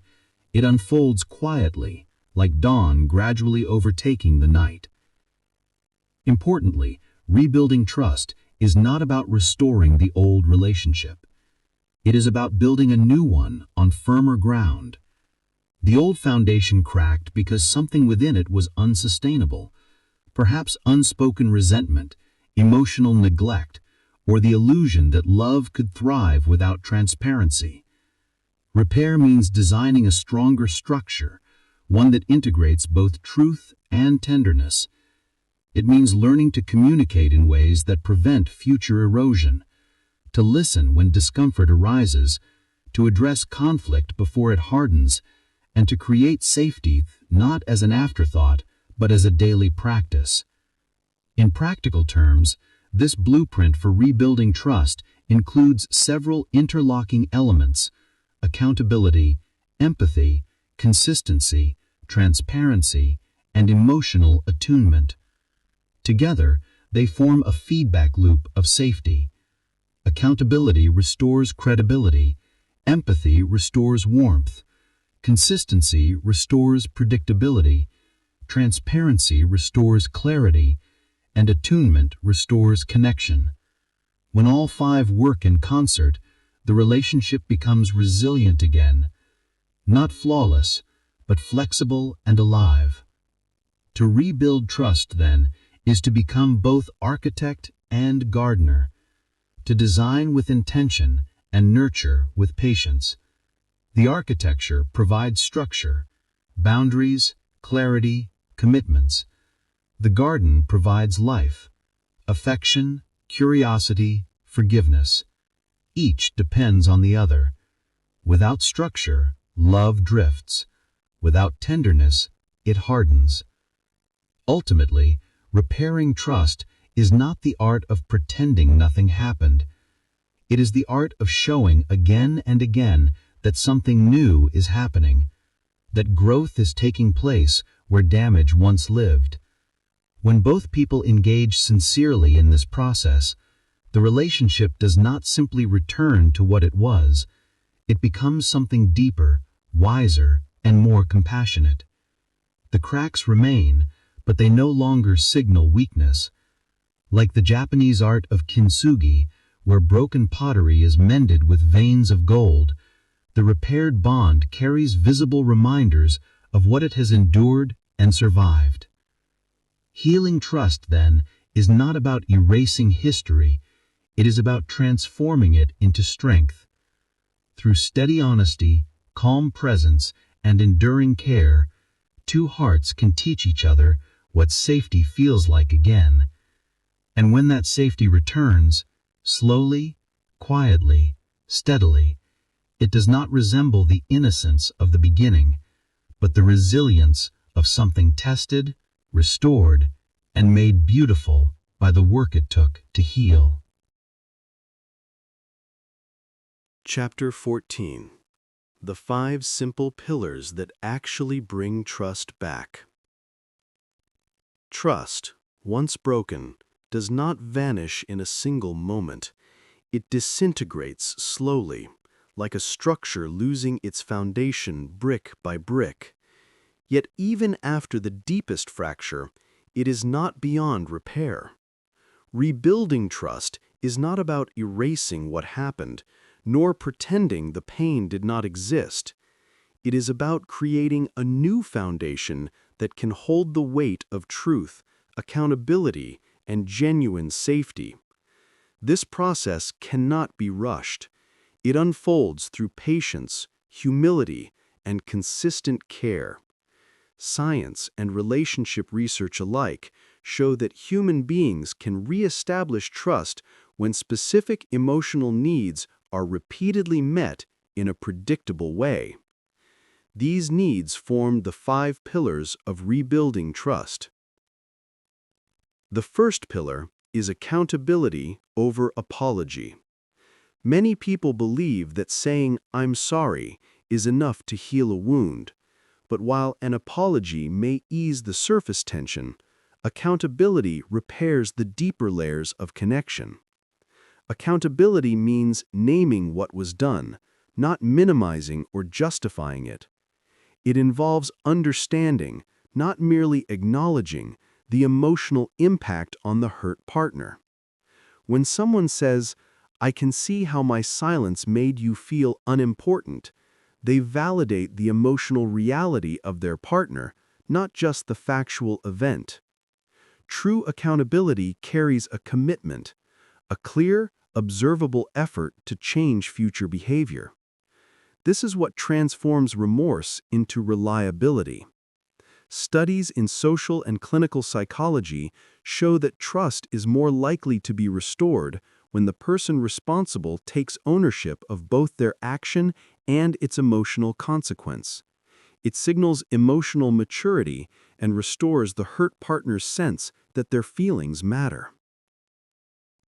The second pillar is prioritizing emotional safety. After a betrayal or breach, the hurt partner's nervous system remains on high alert. The body reacts as if danger is still present. Heart rate rises, the stomach tightens, sleep becomes restless. In such a state, logic and reasoning have little effect. The first goal is not to analyze or fix, but to help the body feel safe again. This requires presence without pressure. The accountable partner must approach with curiosity rather than defensiveness, with openness rather than arguments. Emotional safety grows when one can express pain without being told to move on or calm down. It is created when the other person stays steady and listens, allowing tears, silence, or even anger without retreat. Neuroscientists studying emotional co-regulation explain that our nervous systems communicate directly through tone, gaze, and body language. Calm presence can literally regulate another's stress response. When one person remains emotionally available and grounded, the other's system begins to feel safe enough to soften. That is where healing begins. The third pillar is radical transparency and predictability. When trust has been broken, uncertainty becomes unbearable. The mind of the hurt partner often spirals through what-ifs and "can I believe this?" Transparency offers the antidote. It is not about surveillance or control, but about rebuilding predictability through openness. For a period of time, this may mean sharing details of schedules, communication habits, or decisions that once seemed private. This phase is not permanent. It is a bridge from suspicion to security. Studies on betrayal recovery show that clear, consistent transparency reduces anxiety in the betrayed partner and allows their brain to slowly relax its vigilance. Predictability, too, matters. When routines become steady and actions align with promises, the body learns again that it can rest. Over time, the need for constant checking fades naturally, replaced by quiet confidence. The fifth pillar is small rituals of connection. Trust is not rebuilt through dramatic apologies or grand romantic gestures. It is rebuilt in the small, everyday moments that communicate, "I am here and I care." It might be a morning text that says, "thinking of you," or a nightly ritual of asking, "what was the best and hardest part of your day?" These moments may seem trivial, but they hold enormous psychological power. They create what relationship researcher Dr. John Gottman calls bids for connection, tiny invitations for closeness that, when met consistently, strengthen the emotional bond. Each fulfilled promise, each act of attentiveness adds a drop back into the reservoir of trust. Over weeks and months, these drops accumulate, turning scarcity into abundance. Couples who intentionally practice daily microconnections report higher relationship satisfaction and faster emotional recovery after conflict. Repetition, not intensity, is what heals the nervous system. It is through the steady rhythm of reliable presence that safety is restored. The sixth pillar is understanding the underlying pattern. A breach of trust rarely occurs in isolation. It usually reflects a deeper cycle, a repeated emotional dance where one person's reaction triggers the other's defense. For example, criticism might trigger withdrawal, or emotional pursuit might provoke avoidance. Without recognizing this pattern, even well-intentioned efforts at repair will fall back into the same trap. Identifying the cycle means seeing the problem as the pattern versus the partners. It transforms blame into collaboration. Both people standing side by side, looking at the dynamic that hurts them both. Therapists often describe this moment as a shift from you against me to us against the problem. Once couples understand the pattern, they can begin to choose differently.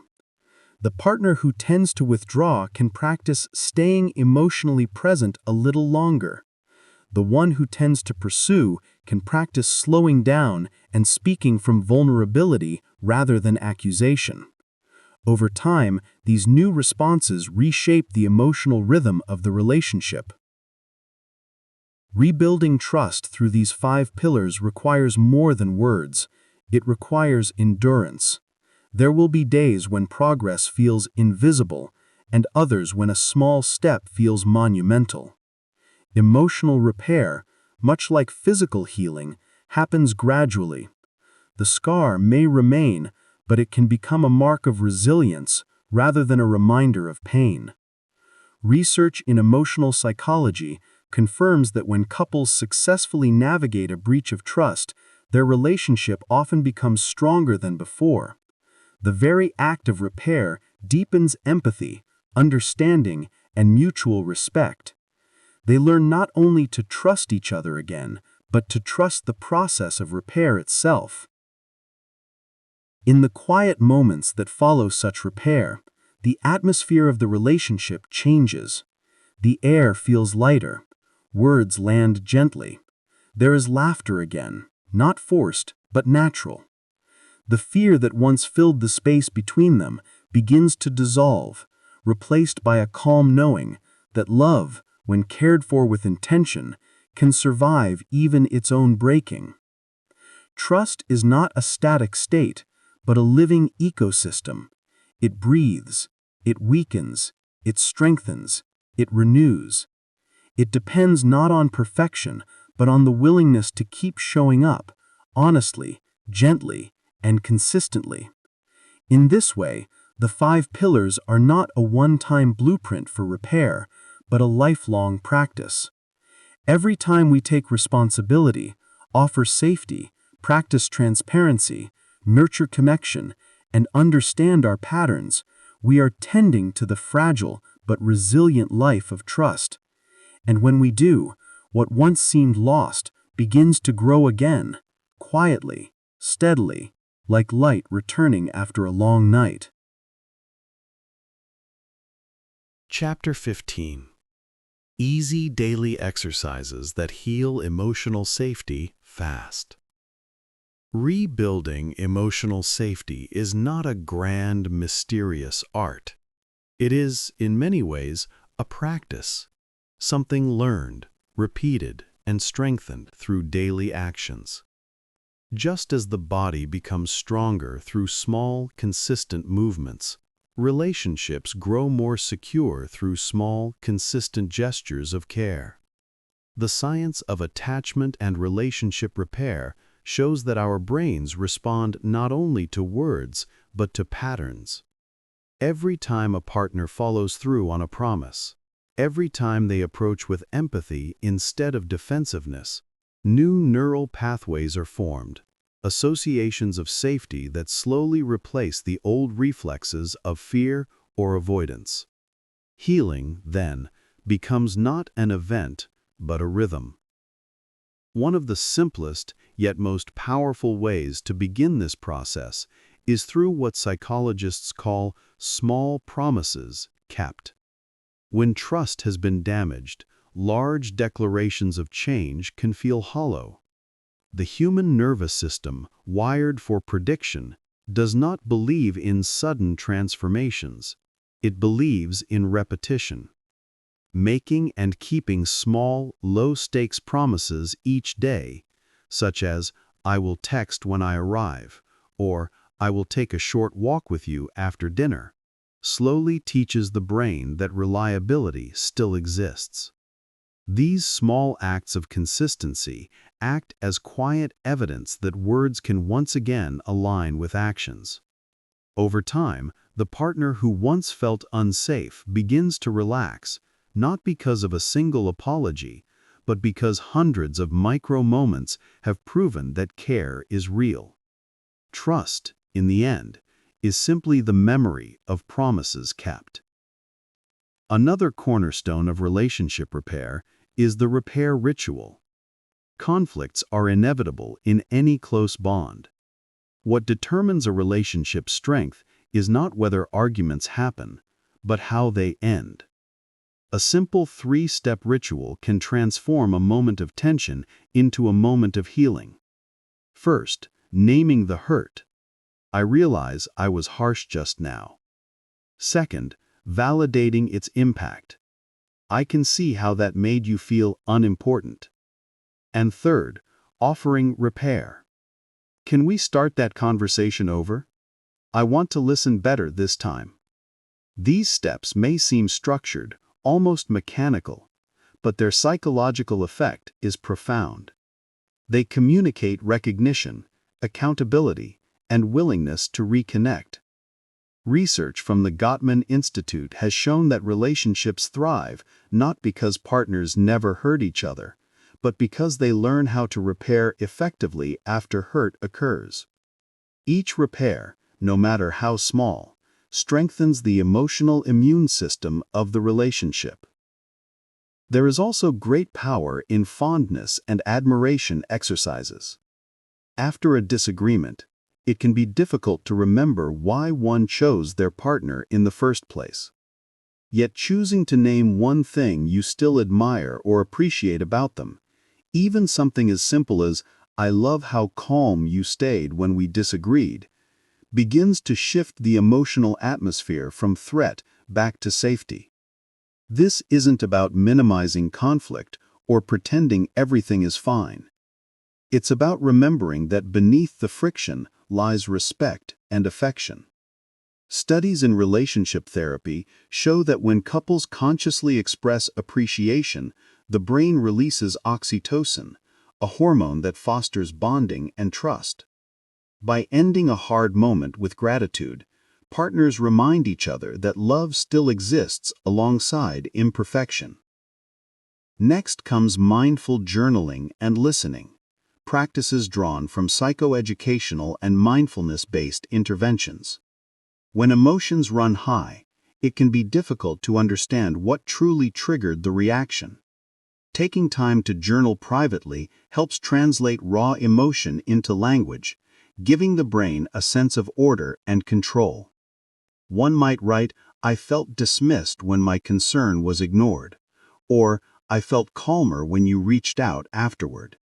Over time, journaling turns emotional chaos into clarity.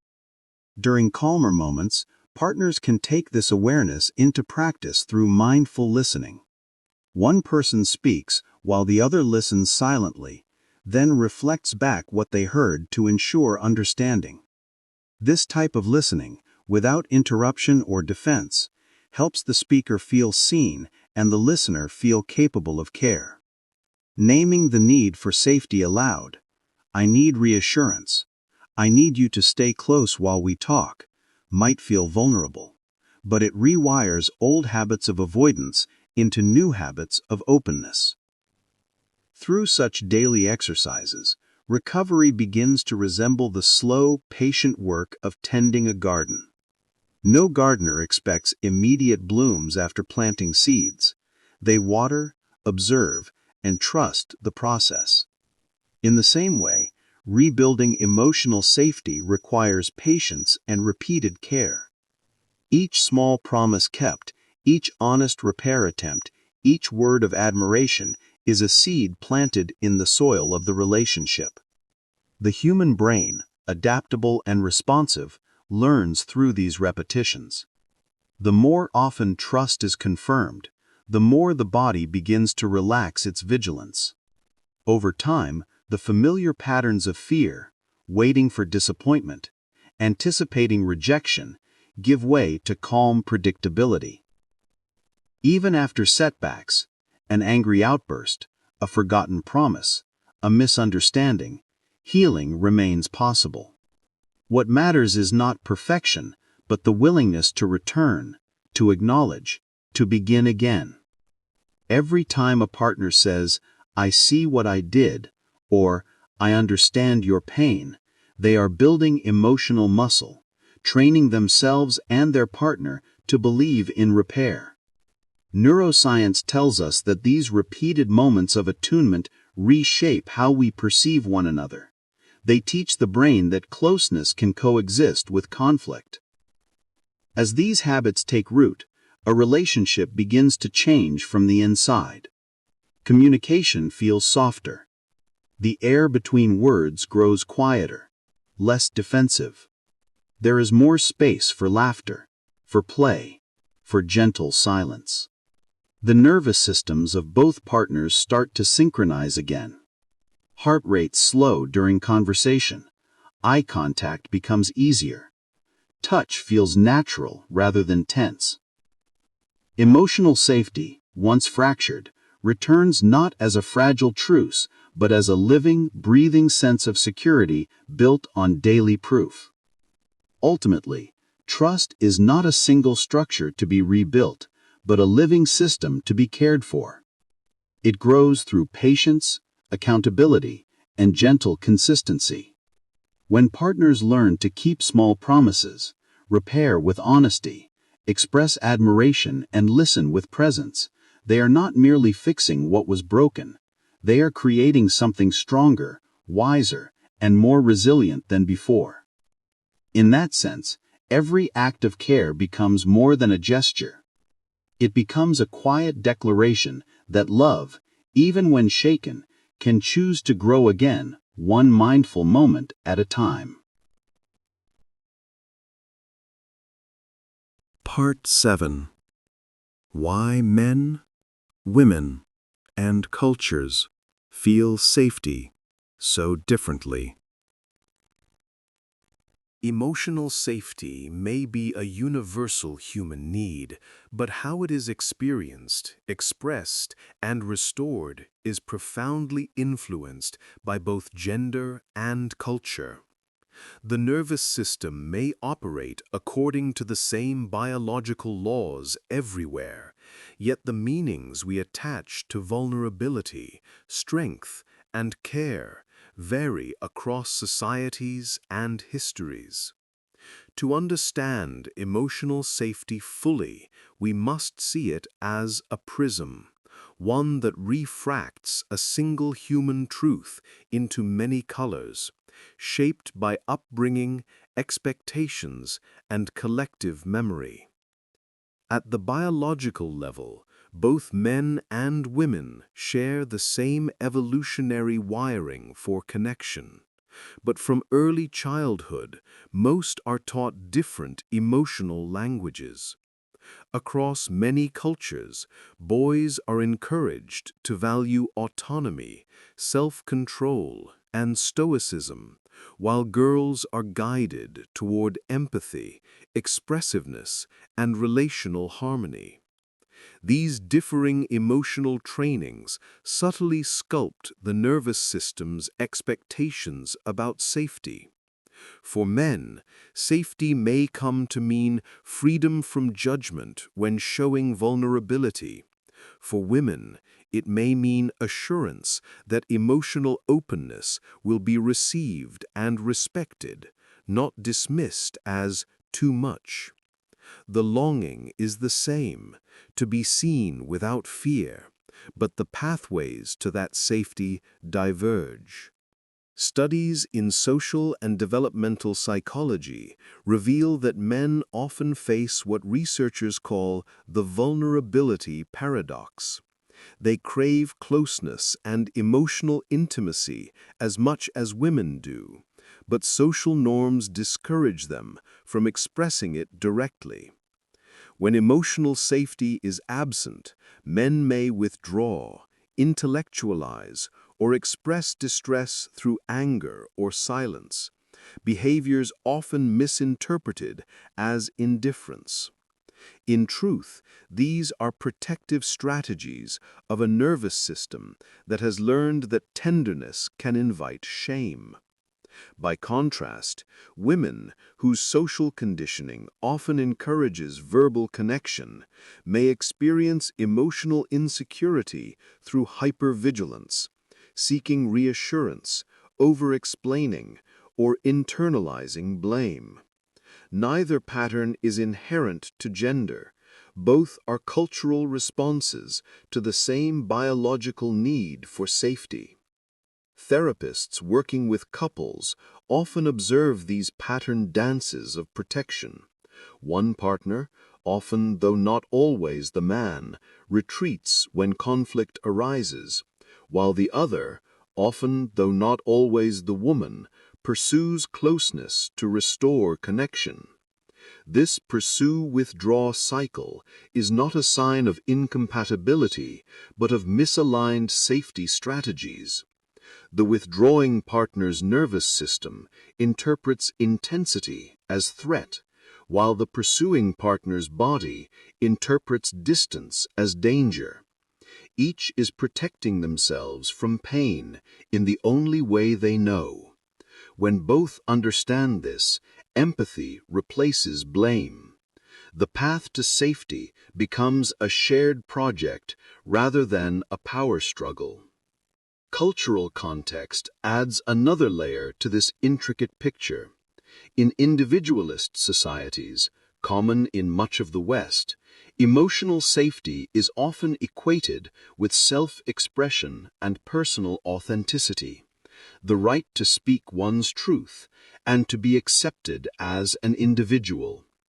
In collectivist cultures, by contrast, emotional safety is often tied to belonging and harmony, the sense that one's place in the group is secure and that conflict will not lead to exclusion or shame. These different emphases create different emotional climates. A Western therapist might encourage open confrontation as a route to trust, while an East Asian or Middle Eastern therapist might view restraint and respect for hierarchy as essential to preserving safety. Both approaches honor the same goal, stability and connection, but through culturally distinct routes. This is why cross-cultural relationships, whether romantic, familial, or professional, often encounter hidden friction. A gesture meant as care in one culture may be read as control in another. Direct communication, prized in some societies, may feel aggressive in others, where subtlety and tone carry deeper meaning.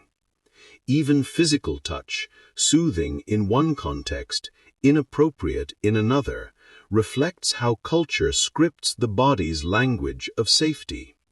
Recognizing these differences is not merely a matter of etiquette, it is an act of empathy. It acknowledges that the nervous system does not exist in a vacuum, but in a world of shared symbols and inherited expectations. Gender and cultural scripts also shape how safety is repaired after rupture. In cultures where emotional expression is discouraged, reconciliation may come through action rather than words. A gesture, a gift, a meal prepared as apology. In others, verbal acknowledgement is essential. Silence may be read as indifference.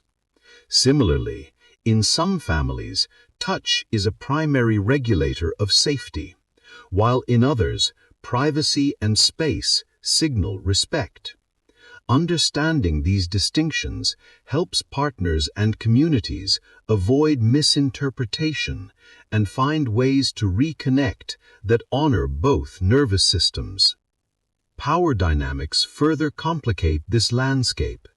In patriarchal cultures, women may learn to suppress distress to preserve peace, while men may be socialized to equate dominance with security.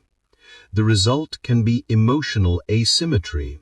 One partner bears the burden of maintaining harmony, while the other guards pride.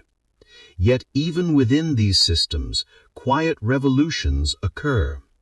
Around the world, more men are learning that tenderness does not weaken masculinity, and more women are recognizing that boundaries do not betray care.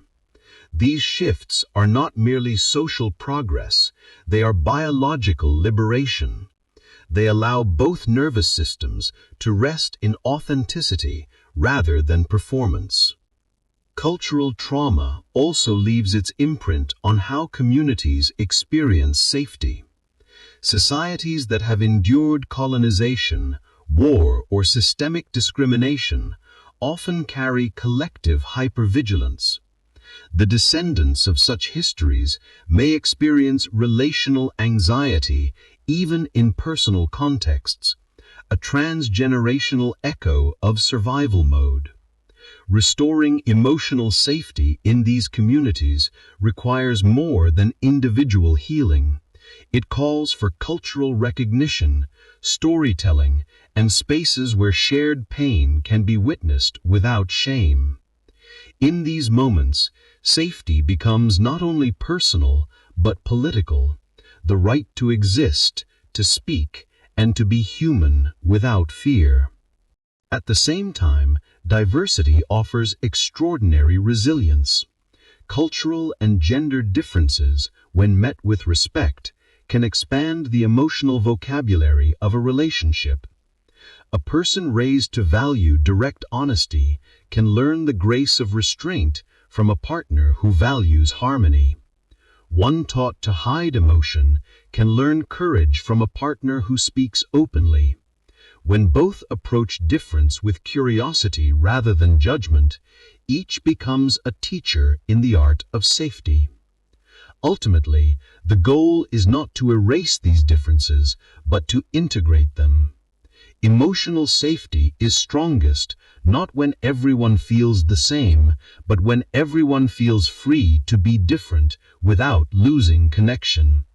It is built when a man learns that tears are not weakness, when a woman learns that saying no does not end love, when partners across cultures learn that neither directness nor quietness is superior, only different languages of care.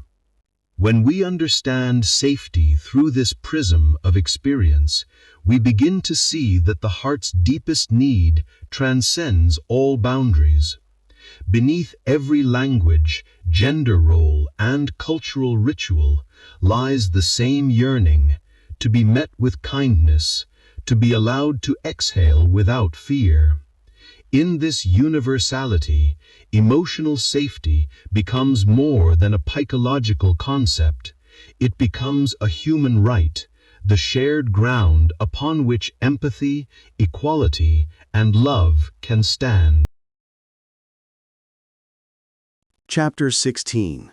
What safety really feels like for men versus women.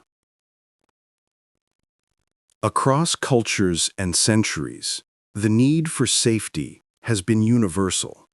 Yet how men and women experience and express this need is often shaped by forces larger than themselves, by the culture that raised them, the expectations that guide them, and the subtle, lifelong messages that teach them what it means to be secure.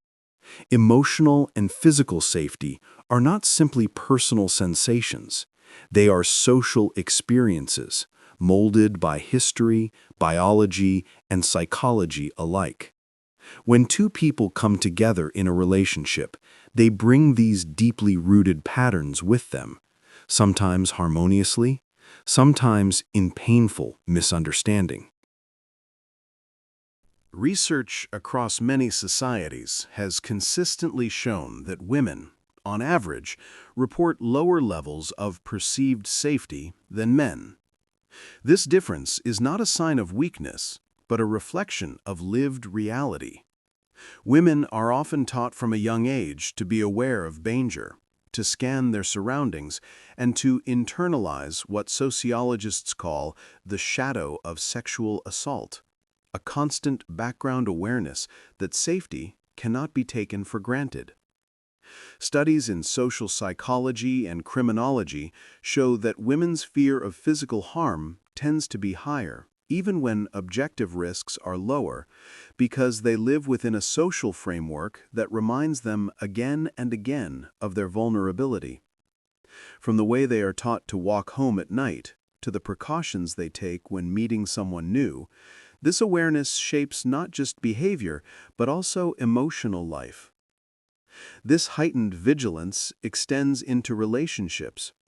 When conflict arises between partners, women are statistically more likely to report a sense of danger, not necessarily of physical harm, but of emotional threat, the fear of abandonment, invalidation, or rejection. Their nervous systems, more accustomed to scanning for cues of danger, may react more intensely to disconnection or silence. This is not exaggeration or oversensitivity. It is the mind's protective reflex, honed by generations of conditioning. When a partner withdraws or shuts down, it can trigger not only frustration, but a deep sense of unease, as though emotional ground has suddenly disappeared beneath them. Men, by contrast, often live within a very different psychological landscape. From childhood, many are taught that strength means independence, that vulnerability signals weakness, and that emotion, especially fear or sadness, must be hidden to maintain respect. Over time, this conditioning can create an internal split. Men feel pain and fear like anyone else, but have fewer socially accepted ways to express them. When emotional connection feels threatened, their distress may manifest not as tears or pleas for closeness, but as silence, withdrawal, or even anger. These responses, while often misunderstood as indifference, can actually be signs of inner alarm, the body's attempt to protect itself from perceived humiliation or loss of control. In interpersonal conflict, these gendered patterns can collide in heartbreaking ways. A woman, seeking reassurance and emotional openness, may reach out with questions, expressions of fear, or requests for closeness. The man, interpreting her intensity as criticism or threat, may retreat further, feeling cornered or inadequate. The more she reaches, the more he withdraws. The more he withdraws, the more she feels unsafe. What begins as a search for safety becomes a cycle of misunderstanding, each person reacting not to the other's intention, but to their own unhealed fear. It is important to remember that these are patterns, not prisons. Not every man or woman fits them perfectly, and cultural variations abound. Yet the themes are common enough that therapists and researchers around the world have observed them repeatedly. Emotional safety, then, cannot be rebuilt through a single strategy. It requires understanding the distinct vulnerabilities that each partner brings into the relationship. For many women, safety is rooted in connection, in knowing that their partner is emotionally present, listening, and responsive. It is the quiet reassurance that they will not be dismissed or abandoned when they express pain. Their nervous systems calm when they sense engagement, empathy, and consistency. Words like, "I'm here," or "I understand," carry enormous power, not because they solve the problem, but because they signal protection and care. For many men, safety is often tied to respect and competence, the feeling of being seen as capable, worthy, and trusted. When they sense that their efforts are appreciated rather than criticized, their own guard lowers. They feel freer to express uncertainty or vulnerability without fear of losing dignity. In the absence of this, their emotional alarm system activates, not as fear of danger, but as fear of failure or shame. For them, safety can mean space to think, to process, to act from autonomy rather than pressure. Both experiences are valid. The difficulty arises when each partner misunderstands the other way of protecting themselves. When a woman's plea for closeness is heard as control, or a man's silence is mistaken for apathy, emotional distance grows. Yet when both can begin to name these patterns, to say, I withdraw when I feel disrespected, or I become anxious when I feel unheard, something remarkable happens. The conflict shifts from blame to understanding. Each begins to see not an enemy, but another human being trying, in their own way, to feel safe. In therapy rooms, couples who learn this language often describe a sense of relief. What once felt like rejection begins to make sense. A husband who once seemed emotionally distant is recognized as someone overwhelmed by a lifetime of pressure to appear strong. A wife who once seemed overly emotional is seen as someone fighting against generations of silence and fear. The discovery that both are seeking safety, just in different forms, softens the edges of resentment.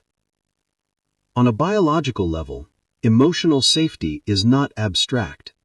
It is written in the body's chemistry, in the balance of stress hormones like cortisol, in the release of oxytocin during moments of trust and touch, in the synchronized rhythms of heart rate and breathing between partners who feel secure together. Neuroscientists have observed that when people feel emotionally safe, the brain's threat centers quiet down, and regions associated with empathy and reasoning become more active. In essence, the body learns that it can rest. The relationship becomes not a battleground, but a home. To build such a home, both partners must honor what safety means to the other. For one, it might mean more openness and emotional availability. For the other, it might mean more space and respect for autonomy. These are not opposing needs, but complementary ones. When a woman feels emotionally seen, she softens. When a man feels respected, he opens. When both feel safe, they begin to mirror each other's calm, creating a feedback loop of trust and compassion. In a world that often divides men and women through stereotypes, it is worth remembering that beneath the layers of socialization, the same longing exists in both. The longing to be known, to be accepted, to be safe. While the paths toward that feeling may differ, the destination is shared. Emotional safety, once cultivated with awareness and patience, dissolves the illusion of opposition and reveals something timeless. That strength and vulnerability are not opposites, but two parts of the same human truth. Chapter 17. How your culture changes what safe even means. Across the world, people love, trust, and seek safety in ways that reflect the invisible hand of culture. Culture, at its core, is a vast, living script, an unwritten guide that shapes how we relate to others, how we interpret gestures, how we express affection, and even how we experience comfort or threat. Though the biological roots of emotional safety are universal, our nervous systems calm when we feel seen, supported, and respected, the ways we signal and interpret safety are learned through the cultural environment in which we grow. What feels caring and reassuring in one society can feel intrusive or distant in another. The emotional worlds of human beings are not identical. They are culturally tuned variations of the same universal melody. In individualistic cultures, such as those common in North America and Western Europe, emotional safety is deeply intertwined with the concept of personal authenticity. From an early age, children are taught to express their thoughts and feelings directly, to speak their mind, and to value independence as a mark of maturity. In these societies, the individual is seen as a distinct entity whose needs and boundaries deserve open recognition. Emotional well-being is often linked to self-expression and personal choice. When people from these cultures enter relationships, safety is often communicated through transparency, honesty, and direct communication. A partner feels secure when they can say, "I need space," or "I felt hurt when you said that," and be heard without fear of rejection. Respecting another person's boundary is seen as an act of love, not distance. Emotional safety means having the freedom to be one's full, authentic self without needing to hide discomfort or suppress individuality. In such cultural contexts, even positive emotion carries social meaning. There is a subtle expectation to appear confident, optimistic, and emotionally stable. Smiling, expressing gratitude, or showing enthusiasm are not merely personal moods, but social signals that convey adjustment and worthiness. Psychological research has found that in highly individualistic societies, people often feel pressure to display happiness because it symbolizes success and good character. Sadness or hesitation, though natural, can sometimes be seen as weakness or failure to cope. Thus, emotional safety here involves both freedom and validation, the assurance that one's inner world can be shared and still accepted as worthy. In contrast, collectivist cultures, prevalent across much of Asia, Africa, Latin America, and parts of the Middle East, tend to define safety and emotional well-being through the strength of relationships and the harmony of the group. Here, the self is not seen as fully separate, but as interwoven with family, community, and social roles. From childhood, individuals are taught that their actions reflect on those around them, and that the maintenance of harmony is a moral duty. To preserve peace, communication often relies on subtlety, context, and nonverbal cues, rather than direct confrontation. In such societies, safety is not found in asserting personal boundaries, but in fulfilling social expectations with reliability and grace. Trust grows not through verbal affirmation, but through dependable action, doing what one promises, showing up when needed, and prioritizing the needs of the group. For example, a parent may feel safest when their adult child fulfills familial responsibilities without being asked. A friend may feel secure when loyalty is demonstrated through small, consistent gestures rather than spoken affection. In this relational worldview, emotional expression carries a different weight. Feelings are not only private experiences, they are social signals that influence collective harmony. Expressing anger or frustration openly might be seen as a breach of etiquette, a failure to consider how others might feel. Humility, patience, and self-restraint are often valued more highly than assertiveness or emotional display. In this context, setting a firm individual boundary, something celebrated in Western psychology as healthy self-care, may instead be interpreted as selfishness, a withdrawal from the mutual obligations that sustain belonging. Neither of these cultural patterns is superior. Each evolved to meet the needs of its environment. In societies where survival once depended on individual initiative and personal accountability, independence became a virtue. In communities where survival depended on cooperation and interdependence, harmony became the highest value. These orientations continue to shape not only social norms, but also emotional physiology. Studies in cultural psychology and neuroscience show that people's bodies respond differently to acts of connection depending on their cultural background. In individualistic societies, personal affirmation, such as receiving praise or being recognized, activates reward centers in the brain. In collectivist societies, acts of cooperation or loyalty have the same soothing, rewarding effect. Understanding these cultural codes can shed light on why misunderstandings arise in cross-cultural relationships, whether romantic, familial, or professional. Imagine a couple from different cultural backgrounds. One partner values openness and verbal reassurance, while the other feels safest when conflict is quietly managed and peace is preserved. The first may perceive silence as avoidance, while the second interprets direct confrontation as aggression.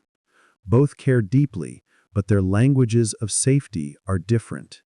Without awareness, such mismatches can create emotional distance, even when love is strong.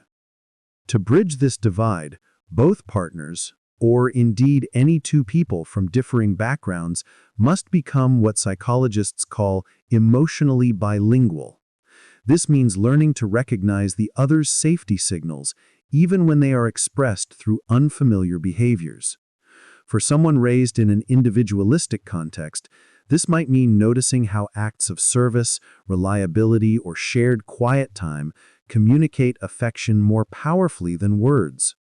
For someone raised in a collectivist culture, it might mean understanding that open communication and self-disclosure are not signs of disrespect, but an invitation to closeness.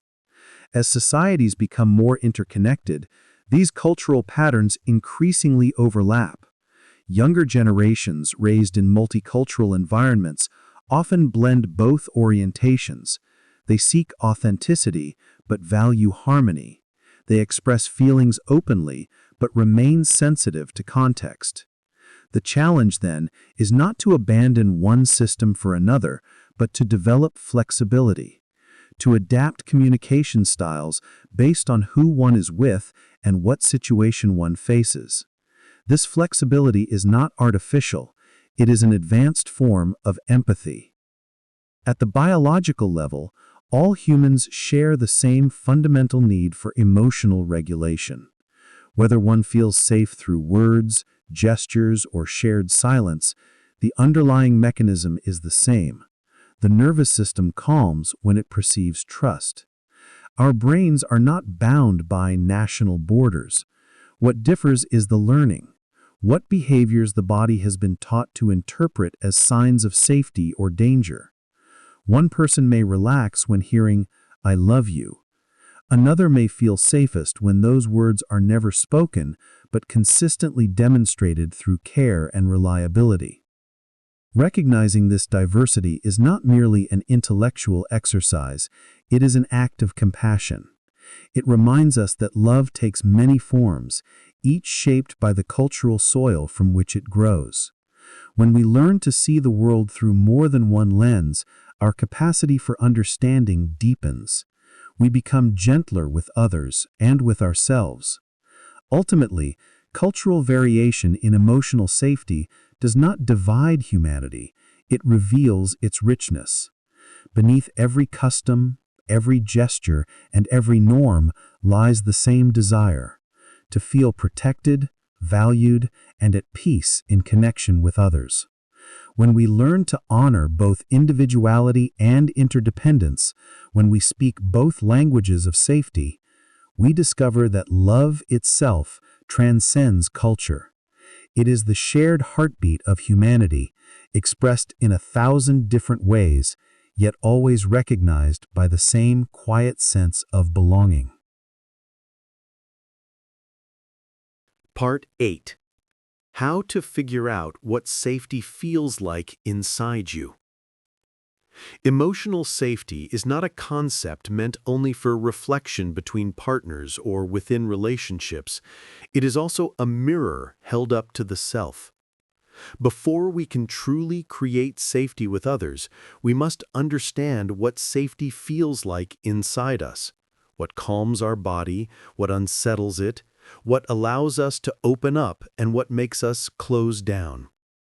This is the quiet, ongoing work of self-inquiry, and it begins not with analysis, but with gentle curiosity. Each person's sense of safety is built from countless experiences, stretching back to childhood. Our early caregivers taught us, often without words, how to interpret love and danger. If your needs were met with warmth and responsiveness, your body may now associate closeness with calm. If your vulnerability was met with neglect, criticism, or unpredictability, closeness might still feel like a risk. These emotional imprints do not define you permanently, but they do shape how your nervous system responds to intimacy and stress. By tracing them with compassion rather than judgment, you begin to see your emotional patterns not as flaws, but as learned forms of self-protection. The process of reflection starts with awareness of the body. Emotional safety lives in sensations before it ever reaches thought. When you feel at ease with someone, notice what happens physically. Perhaps your shoulders soften, your breath deepens, your tone becomes slower and warmer. When you feel unsafe or misunderstood, observe how your body reacts. Maybe your jaw tightens, your stomach knots, or your breath shortens. These cues are your nervous system's language. By learning to listen to it, you gain the power to regulate your own state and to communicate your needs with clarity rather than reactivity. Once bodily awareness grows, the next step is to explore your internal dialogue, the stories you tell yourself when things go wrong. Do you tend to assume that conflict means rejection? That asking for reassurance makes you weak? That keeping peace is safer than speaking your truth? Each of these beliefs carries an emotional history. Writing them down or saying them aloud can begin to loosen their hold. Reflection, in this sense, is not about assigning blame to the past, but about understanding the logic of your coping mechanisms. It is about saying to yourself, I see why I learned to protect myself this way, and I'm ready to learn new ways that no longer require fear. Culture also shapes your inner world. You may have been raised to value emotional restraint or to prioritize harmony over honesty. You may have been told that showing sadness is a sign of weakness or that anger is unacceptable. In some societies, vulnerability is celebrated. In others, it is silenced. None of these teachings are inherently wrong, but they can limit how you relate to yourself. By reflecting on your cultural inheritance, you can decide which values still serve your well-being and which you can gently release. The goal is not to erase your roots, but to grow beyond the parts that confine your emotional freedom. As you look inward, it helps to ask guiding questions, quiet invitations rather than demands. For example, when do I feel most relaxed and open around others? What kind of tone or gesture helps me feel understood? What situations make me retreat or become defensive?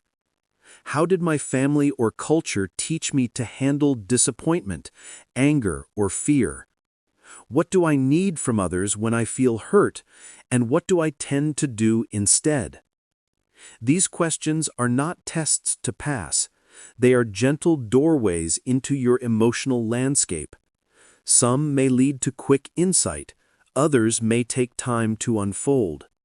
The goal is not to analyze endlessly, but to feel your way toward understanding. Another powerful practice is self-compassion. When you uncover old wounds or recognize patterns that no longer serve you, resist the urge to criticize yourself. Remember, these patterns once protected you. Instead of saying, "Why am I like this?" try saying, "This makes sense given what I've been through." This subtle shift transforms shame into understanding and understanding into growth. The more kindness you extend inward, the easier it becomes to create safety outward. In relationships, self-awareness becomes a form of generosity. When you know your own triggers and calming strategies, you can share them with your partner instead of expecting them to guess. For example, when I shut down, it's not that I don't care, it's that I feel overwhelmed. What helps me is a few minutes of quiet before we talk again. Such honesty transforms potential conflict into collaboration. It teaches both nervous systems that discomfort is manageable and repairable. Mindfulness and journaling can deepen this process. A simple daily reflection, writing 3 sentences about when you felt safe, unsafe, and connected, may reveal hidden patterns over time. You may discover that emotional safety comes less from perfection and more from predictability, less from agreement and more from kindness. The point is not to fix yourself, but to know yourself so you can move through life with greater ease and authenticity. It's also important to remember that safety is not a constant state. It fluctuates with mood, environment, and stress. You may feel grounded and open one day, guarded and distant the next. This variability is not failure, it's the rhythm of being human. What matters is your ability to notice when you drift away from safety and to gently guide yourself back. This could mean pausing to breathe, naming your feelings, reaching out to someone you trust, or simply reminding yourself, I'm allowed to feel what I feel. Ultimately, this inner inventory is not about perfection, but about presence.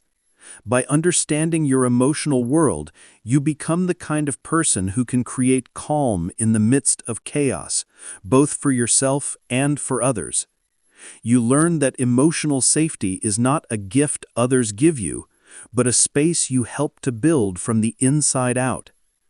Take this reflection slowly. Approach it the way one might walk through a quiet garden, curious, patient, unhurried. Every insight you gather, no matter how small, is a seed. Over time, these seeds grow into the trust, gentleness, and emotional clarity that form the bedrock of true safety, within you and in every connection you nurture. 5 questions to ask yourself to unlock your own emotional safety. There are moments in life when we pause, perhaps at the end of a long day, and turn inward to listen to the quiet stirrings beneath the noise of our routines. Self-inquiry is not about judgment or correction. It is about curiosity, a gentle exploration of the patterns that shape how we love, connect, and protect ourselves. When we reflect with honesty and tenderness, we begin to understand not only how we seek safety in others, but also how we can offer safety ourselves. These guiding questions are not tasks to complete, but doors to open, each leading to deeper awareness of the landscapes within us. The first question invites us to assess our baseline, to notice what safety feels like, not as an idea, but as a living sensation in the body. Emotional safety is not abstract. It manifests physically. For some, it feels like a softening in the chest, a slowing of breath, a gentle warmth spreading through the limbs. For others, it is the absence of tension, the release of a jaw that has been clenched too long, or the quiet rhythm of breathing that flows without effort. You might recall a time when you felt you could truly exhale and be yourself without needing to hide or perform. Perhaps you were sitting with a close friend who listened without interrupting. Perhaps you were in nature, surrounded by sounds that asked nothing of you. In that moment, your nervous system was calm, your guard was down, and your mind was not calculating what to say next. That is the embodied memory of safety. Recognizing it helps you understand what your system longs for when it feels threatened or uncertain. The next step is identifying your needs, a process that requires both clarity and compassion. Many people have spent years meeting the expectations of others while ignoring their own emotional signals. But safety begins with knowing what helps you feel at ease. Maybe you feel secure when someone listens patiently, or when they show affection through touch or words. Maybe reliability, the simple act of keeping promises, matters more to you than grand gestures. Equally important is recognizing what triggers unease: raised voices, sudden silence, avoidance, or criticism. These reactions are not signs of weakness. They are the body's way of signaling danger based on past experience. When you can name these patterns, you begin to articulate your needs with precision rather than frustration. You move from vague longing to grounded communication. I feel safe when you stay calm, or I need to know I can express myself without being dismissed. Such clarity becomes the foundation upon which healthy connection is built. Then comes evaluating your current relationships, a reflection that can be both illuminating and sobering. Ask yourself whether you feel truly free to express your full emotional range. Can you show sadness without being told to cheer up? Can you express anger without fearing rejection? Emotional safety thrives where authenticity is allowed. If you often find yourself censoring words, calculating reactions, or walking on eggshells, your nervous system is signaling that safety is uncertain. You may love deeply, yet feel perpetually tense, as though you must manage the emotional climate alone.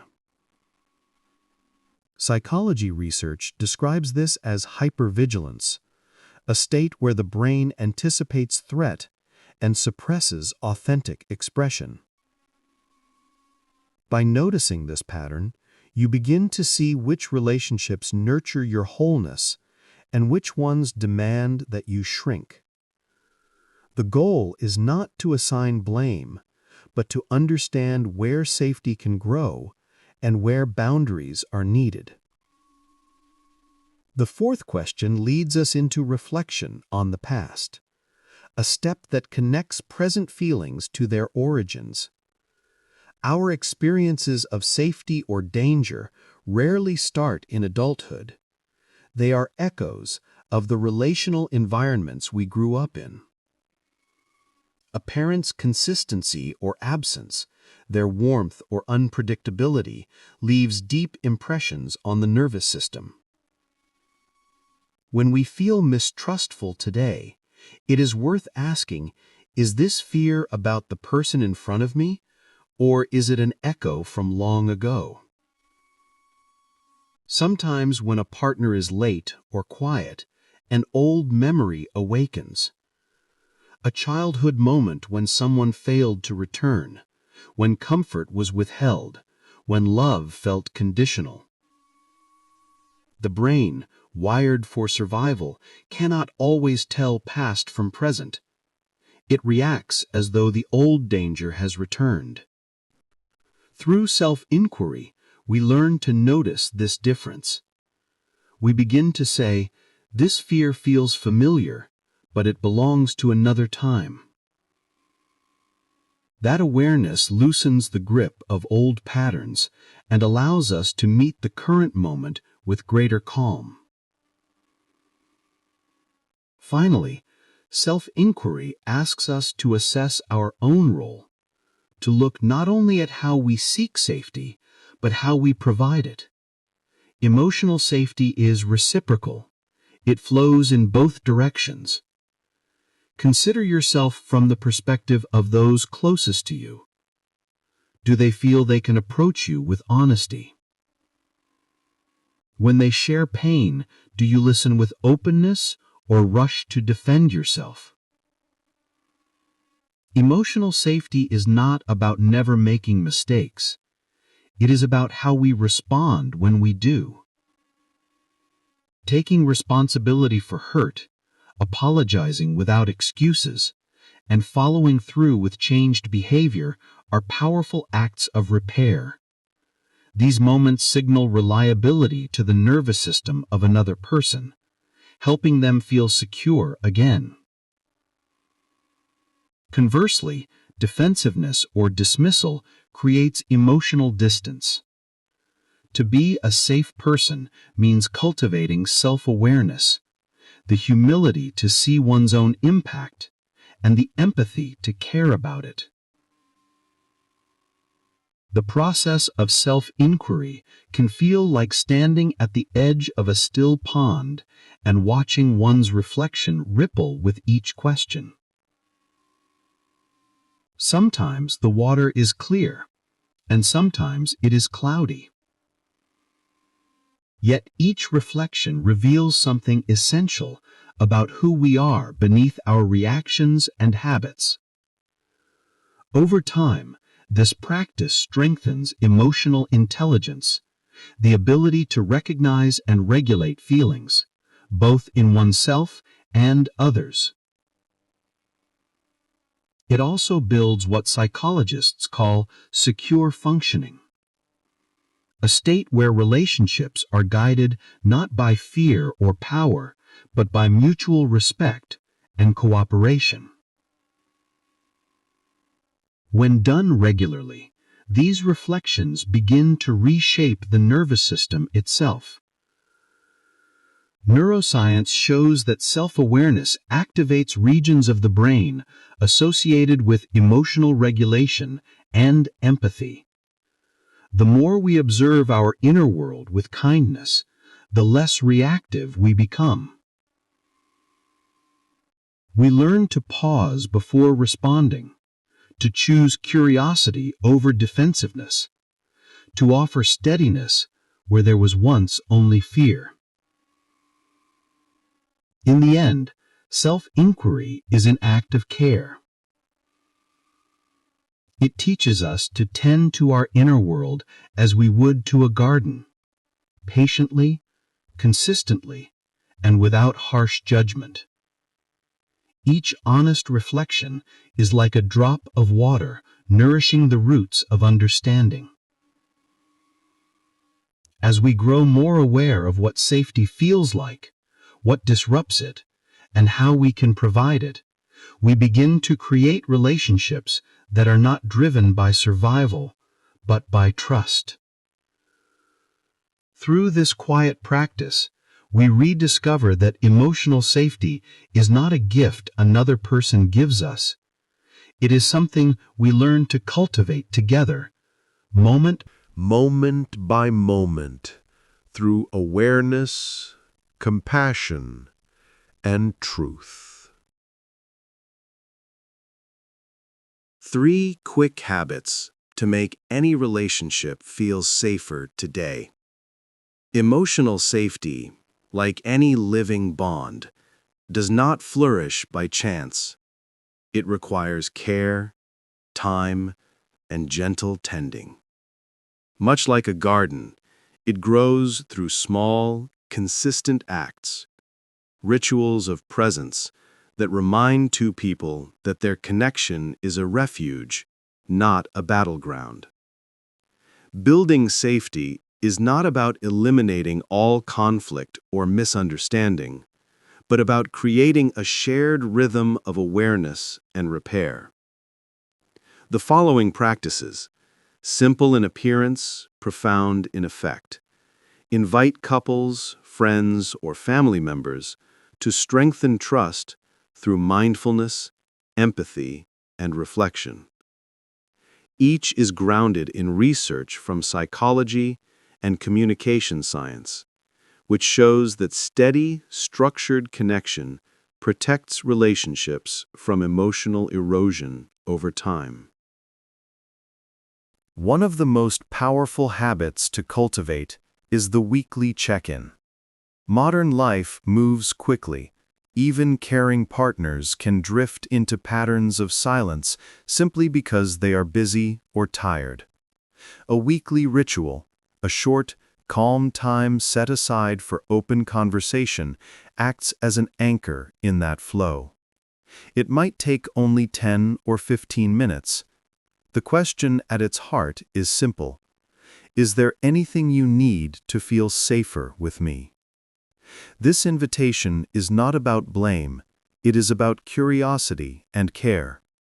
Sometimes the answer may be something small. I wish we could say goodnight without checking our phones, or I felt distant this week when we skipped dinner together. These are not criticisms, but gentle signals that guide both partners back to alignment. Neuroscientific studies on emotional attunement show that predictable check-ins reduce physiological stress. When people know there is a regular space to express concerns, their nervous systems remain calmer throughout the week because they trust that repair is possible. A check-in also becomes a place to express appreciation, to say, "I noticed how kind you were yesterday," or "I felt loved when you listened without judging." These acknowledgments strengthen the brain's reward pathways, releasing oxytocin, the hormone associated with bonding and emotional warmth. Over time, these small rituals of appreciation become emotional scaffolding. They remind both people that safety is not static, it is something continuously renewed. Another deeply effective exercise is mindful listening. In most conversations, we listen partly to respond, to defend, or to correct. True listening, the kind that creates safety, asks something rarer: silence and presence. This practice invites partners to take turns speaking for 5 uninterrupted minutes about how they felt during a recent interaction. The listener does not interject, explain, or justify. They simply listen. When the speaker finishes, the listener reflects back what they heard, often beginning with words like, "If I understand you correctly, you felt..." This act of reflection is not mechanical. It is an act of empathy. Research in interpersonal communication shows that reflective listening lowers cortisol levels in both speaker and listener, signaling to the body that the environment is safe. Misunderstandings that might once spiral into arguments often dissolve when one feels truly heard. The goal is not to reach agreement, but to restore emotional connection. Over time, mindful listening reshapes the neural patterns that govern relational behavior. It trains both people to pause before reacting, to notice the difference between hearing words and understanding meaning. A third, equally gentle practice is journaling for insight. Writing after a disagreement can transform reactive emotion into reflective understanding. When the mind feels overwhelmed, language helps organize experience. Neuroscientists call this process affect labeling. The act of putting feelings into words activates regions of the prefrontal cortex that regulate emotion. By writing about what triggered distress, what felt unsafe, what brought calm, each person begins to trace patterns that may remain otherwise invisible. One might notice, for example, "I shut down when my partner raises their voice," or "I felt soothed when they acknowledged my perspective." These insights become valuable maps for future communication. After both partners have reflected privately, they may choose to share parts of their journals, not to debate the past, but to deepen mutual understanding. The aim is discovery, not victory. In doing this, both people become students of their own emotions. They learn that behind every reaction lies a need, perhaps for respect, reassurance, or stability, and that these needs are not weaknesses, but universal human signals seeking care. All of these exercises rest on one essential truth. Self-awareness is the gateway to co-regulation. We cannot meet others in calmness if we do not know the contours of our own inner world. When we recognize our triggers, those moments when our breath quickens, our voice hardens, or our chest tightens, we begin to take responsibility for our internal state.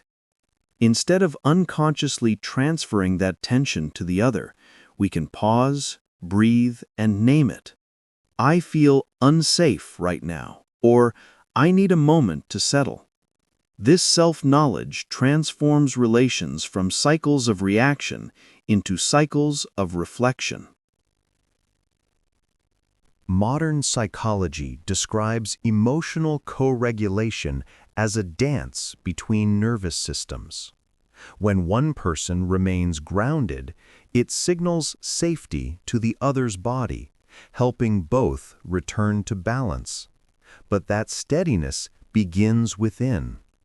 Through mindfulness, journaling, and honest communication, we learn to soothe our own system first, to slow our breathing, to stay present with discomfort, to replace defensiveness with curiosity. As this internal safety strengthens, it radiates outward. We become easier to trust, easier to approach, easier to love. Over time, these practices create a quiet transformation. Weekly check-ins become small sanctuaries where truth can be spoken kindly. Mindful listening turns everyday conversation into a space of empathy. Journaling transforms conflict into understanding. The relationship becomes less about managing crises and more about sustaining connection. Biologically, what is happening beneath the surface is profound. The body learns that closeness is not dangerous. The amygdala, the brain's alarm center, activates less frequently. The vagus nerve, which governs calm and connection, grows stronger. Heart rate synchrony emerges. Partners' heartbeats subtly align during moments of attunement, signaling a deep physiological harmony. In such an environment, emotional wounds heal more easily, and new trust takes root. Practicing these rituals does not guarantee a life without tension or misunderstanding, but it does create a foundation sturdy enough to withstand them. It teaches both people that safety is not a permanent state, but a relationship practice, an ongoing conversation between nervous systems, between hearts. To cultivate safety is to engage in the quiet art of presence, noticing, listening, repairing, and beginning again. Each exercise, repeated with sincerity, becomes a thread in the fabric of trust, and as these threads intertwine, they form something steady and enduring, a sense of peace that both people can rest within, knowing that even when storms arise, the bond they have built will hold. A concluding reflection. In the grand narrative of human connection, we are often drawn to the spectacular blossoms of passion and romance. Yet this exploration reveals the quiet, unseen foundation upon which all lasting love is built, the profound state of emotional safety. This is not merely a psychological preference, but a biological and evolutionary imperative, a deep-seated need for a secure base from which we can navigate the complexities of life.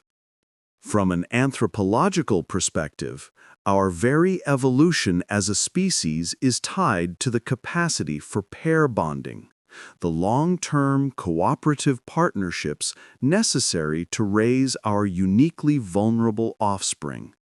The brain systems for deep attachment evolved to foster feelings of calm, security, and emotional union that make this sustained cooperation possible. Sociology further illuminates this truth, framing intimacy and trust as the essential components of stable social bonds.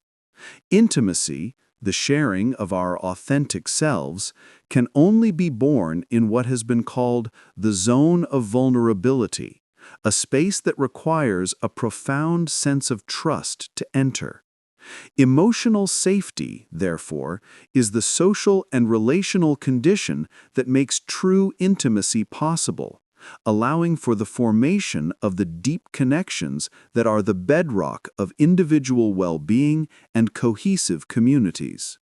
Synthesizing these perspectives, we arrive at a powerful conclusion. Emotional safety is the very infrastructure of a thriving relationship. It is not the thrilling destination, but the fertile soil in which love, intimacy, and trust can take root and grow.